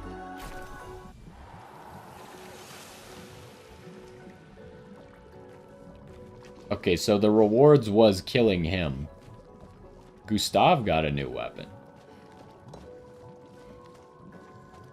The flesh of this Nevron still feels alive. That's not creepy at all.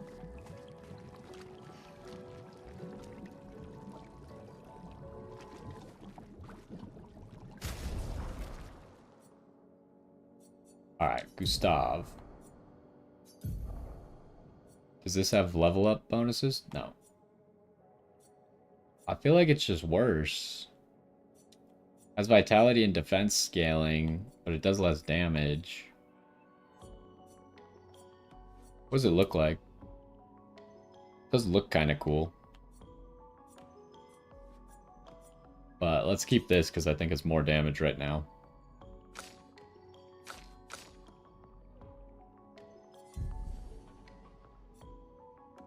So, who was the one who had the messed up Pictos? You did, because I was waiting for you to master one of them. This one. What's the new Picto that we got? 25% increased counterattack damage. That's not exactly great, but I might as well just master it.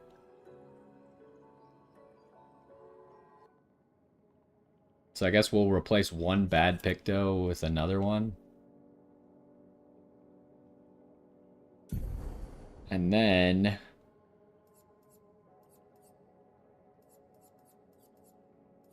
staggering attack.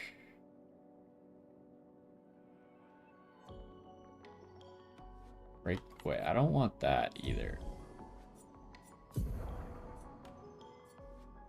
Oh, but the reason I have it is because it gives such good stats. I see.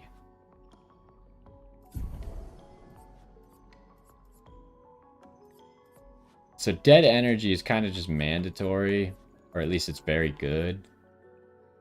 I haven't used her free aim at all. I did play Hades. The mistake that I made with Hades was... I will play Hades 2. I played Hades 1 in early access before it came out, and then I didn't really feel like going back to Hades when it actually came out and was fully done. So with Hades 2, I'm instead gonna wait until it actually comes out. So yes, I'll play it, just not right now. Not while it's in early access, probably. Because I feel like I would have played Hades 1 a lot more if I had played it when it actually released. So what am I trying to get? Rewarding mark. Once per turn. I mean, that's fine. Get rid of both of these to get that. And we might as well just add Dodger on because we got the extra point.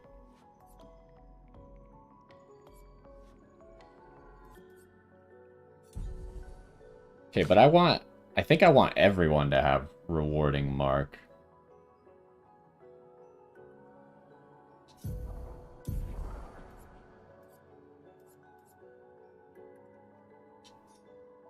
Oh, I'm 1 point short.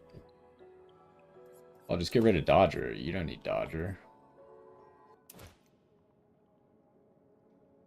So now, even when he triggers his own mark, he'll get 2 AP back for it. So now, if I fire 2 shots and get a random mark out of it, and then use mark shot out after that, the mark shot will be free, essentially.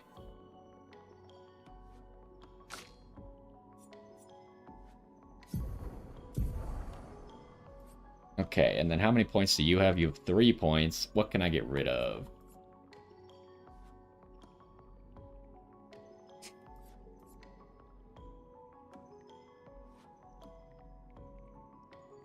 Getting rid of Dodger is not quite enough.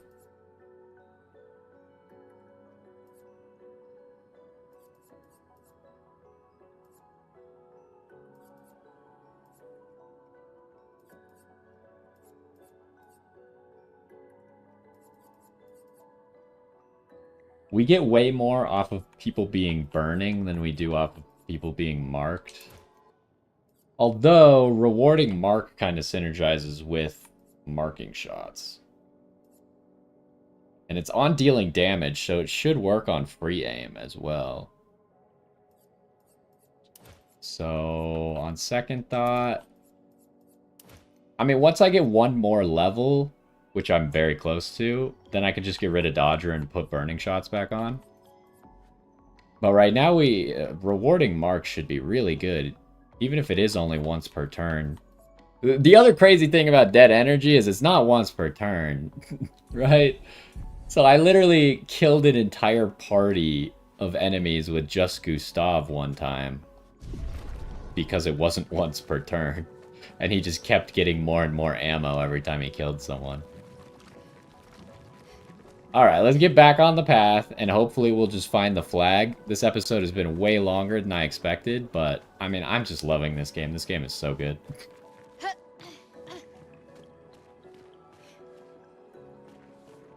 Anything going on inside these buildings? Surely I'm not supposed to be doing this. They are letting me do this. Oh, well, that didn't work.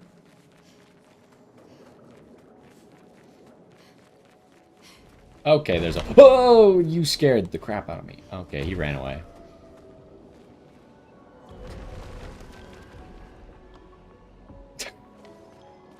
I hate when big guys, like, jump out of nowhere. Can I not do anything with this chest? I guess they're like suitcases, like old-time suitcases, not really chests. Okay, well, let's save. We've been going for so long. Expedition 48 made it here, huh?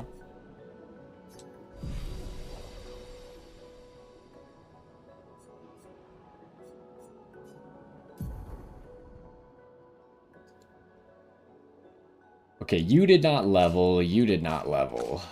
You did level. How much speed does everyone have?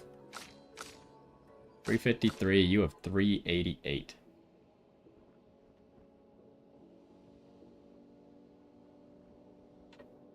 So the one problem that I'm having is my team is not speed tuned, but I also feel like speed tuning is not working exactly how it's supposed to. Where people are ending up going out of order than I would like. Because what we need is we really want Gustav to be going right before Mael every time. But somehow Lune keeps fitting in the middle. And I don't know how, because she's way slower than both of them. And if I level up agility here, then I'm going to be faster than Gustav. And that doesn't help it. Actually, it might be okay. Because then instead of me trying to switch to Virtuous Stance turn 1, I'm just applying Defenseless turn 1. And then switching to Virtuous Stance turn 2. As long as she actually gets to go first, which I think on first strike, for some reason, Gustav just always goes first anyways.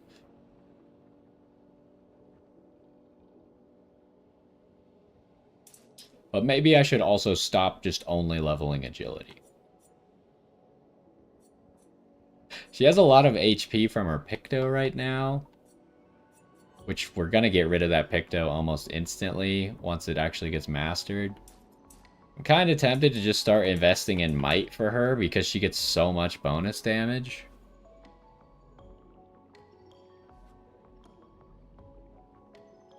But it's really hard to not just keep going for speed.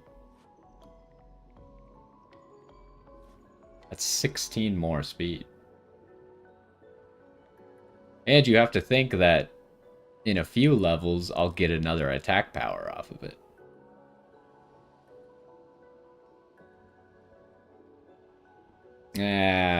I'm stupid. I'm gonna keep doing that.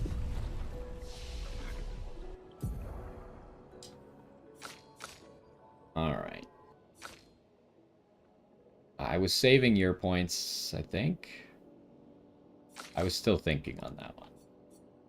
You actually have enough to go here. Rain of Fire deals medium single target fire damage. 2 hits, applies 3 burn per hit. Defensive stance applies 2 more burn per hit. Because right now, offensive switch is kind of my only good switch to offensive stance move. Because I don't really like using degagement that much. This would allow me to get back to offensive stance from defensive stance.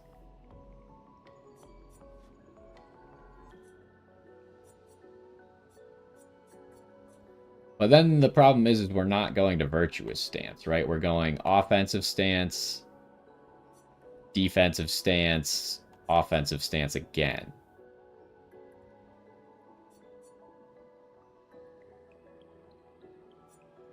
So maybe we don't even actually really need that right now.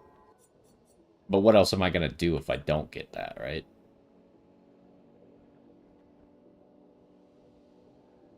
We could go for this.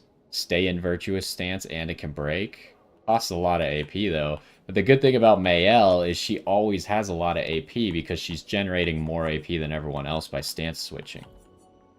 But if you use this move, you're not actually stance... I assume it doesn't count as stance switching if you go from virtuous to virtuous again.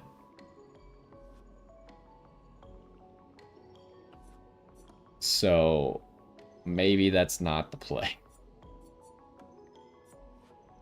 Applies defenseless to all enemies is cool, but it doesn't deal damage. Mezzo Forte reapplies current stance and gives... I feel like she just doesn't need that. I mean, it could be okay if for some reason she ran out of AP. This is kind of like a skip turn, but give me more AP button. Which is probably not worth it. Because skip turn is also a give me 1 AP button. Technically. How did I just get over there? It's like sometimes my mouse just pops up on the screen and flips me to a new ability. Good thing about this one is it applies a lot of burn, right? Like this only applies 3 or 5 burn. This applies 6 or 10 burn.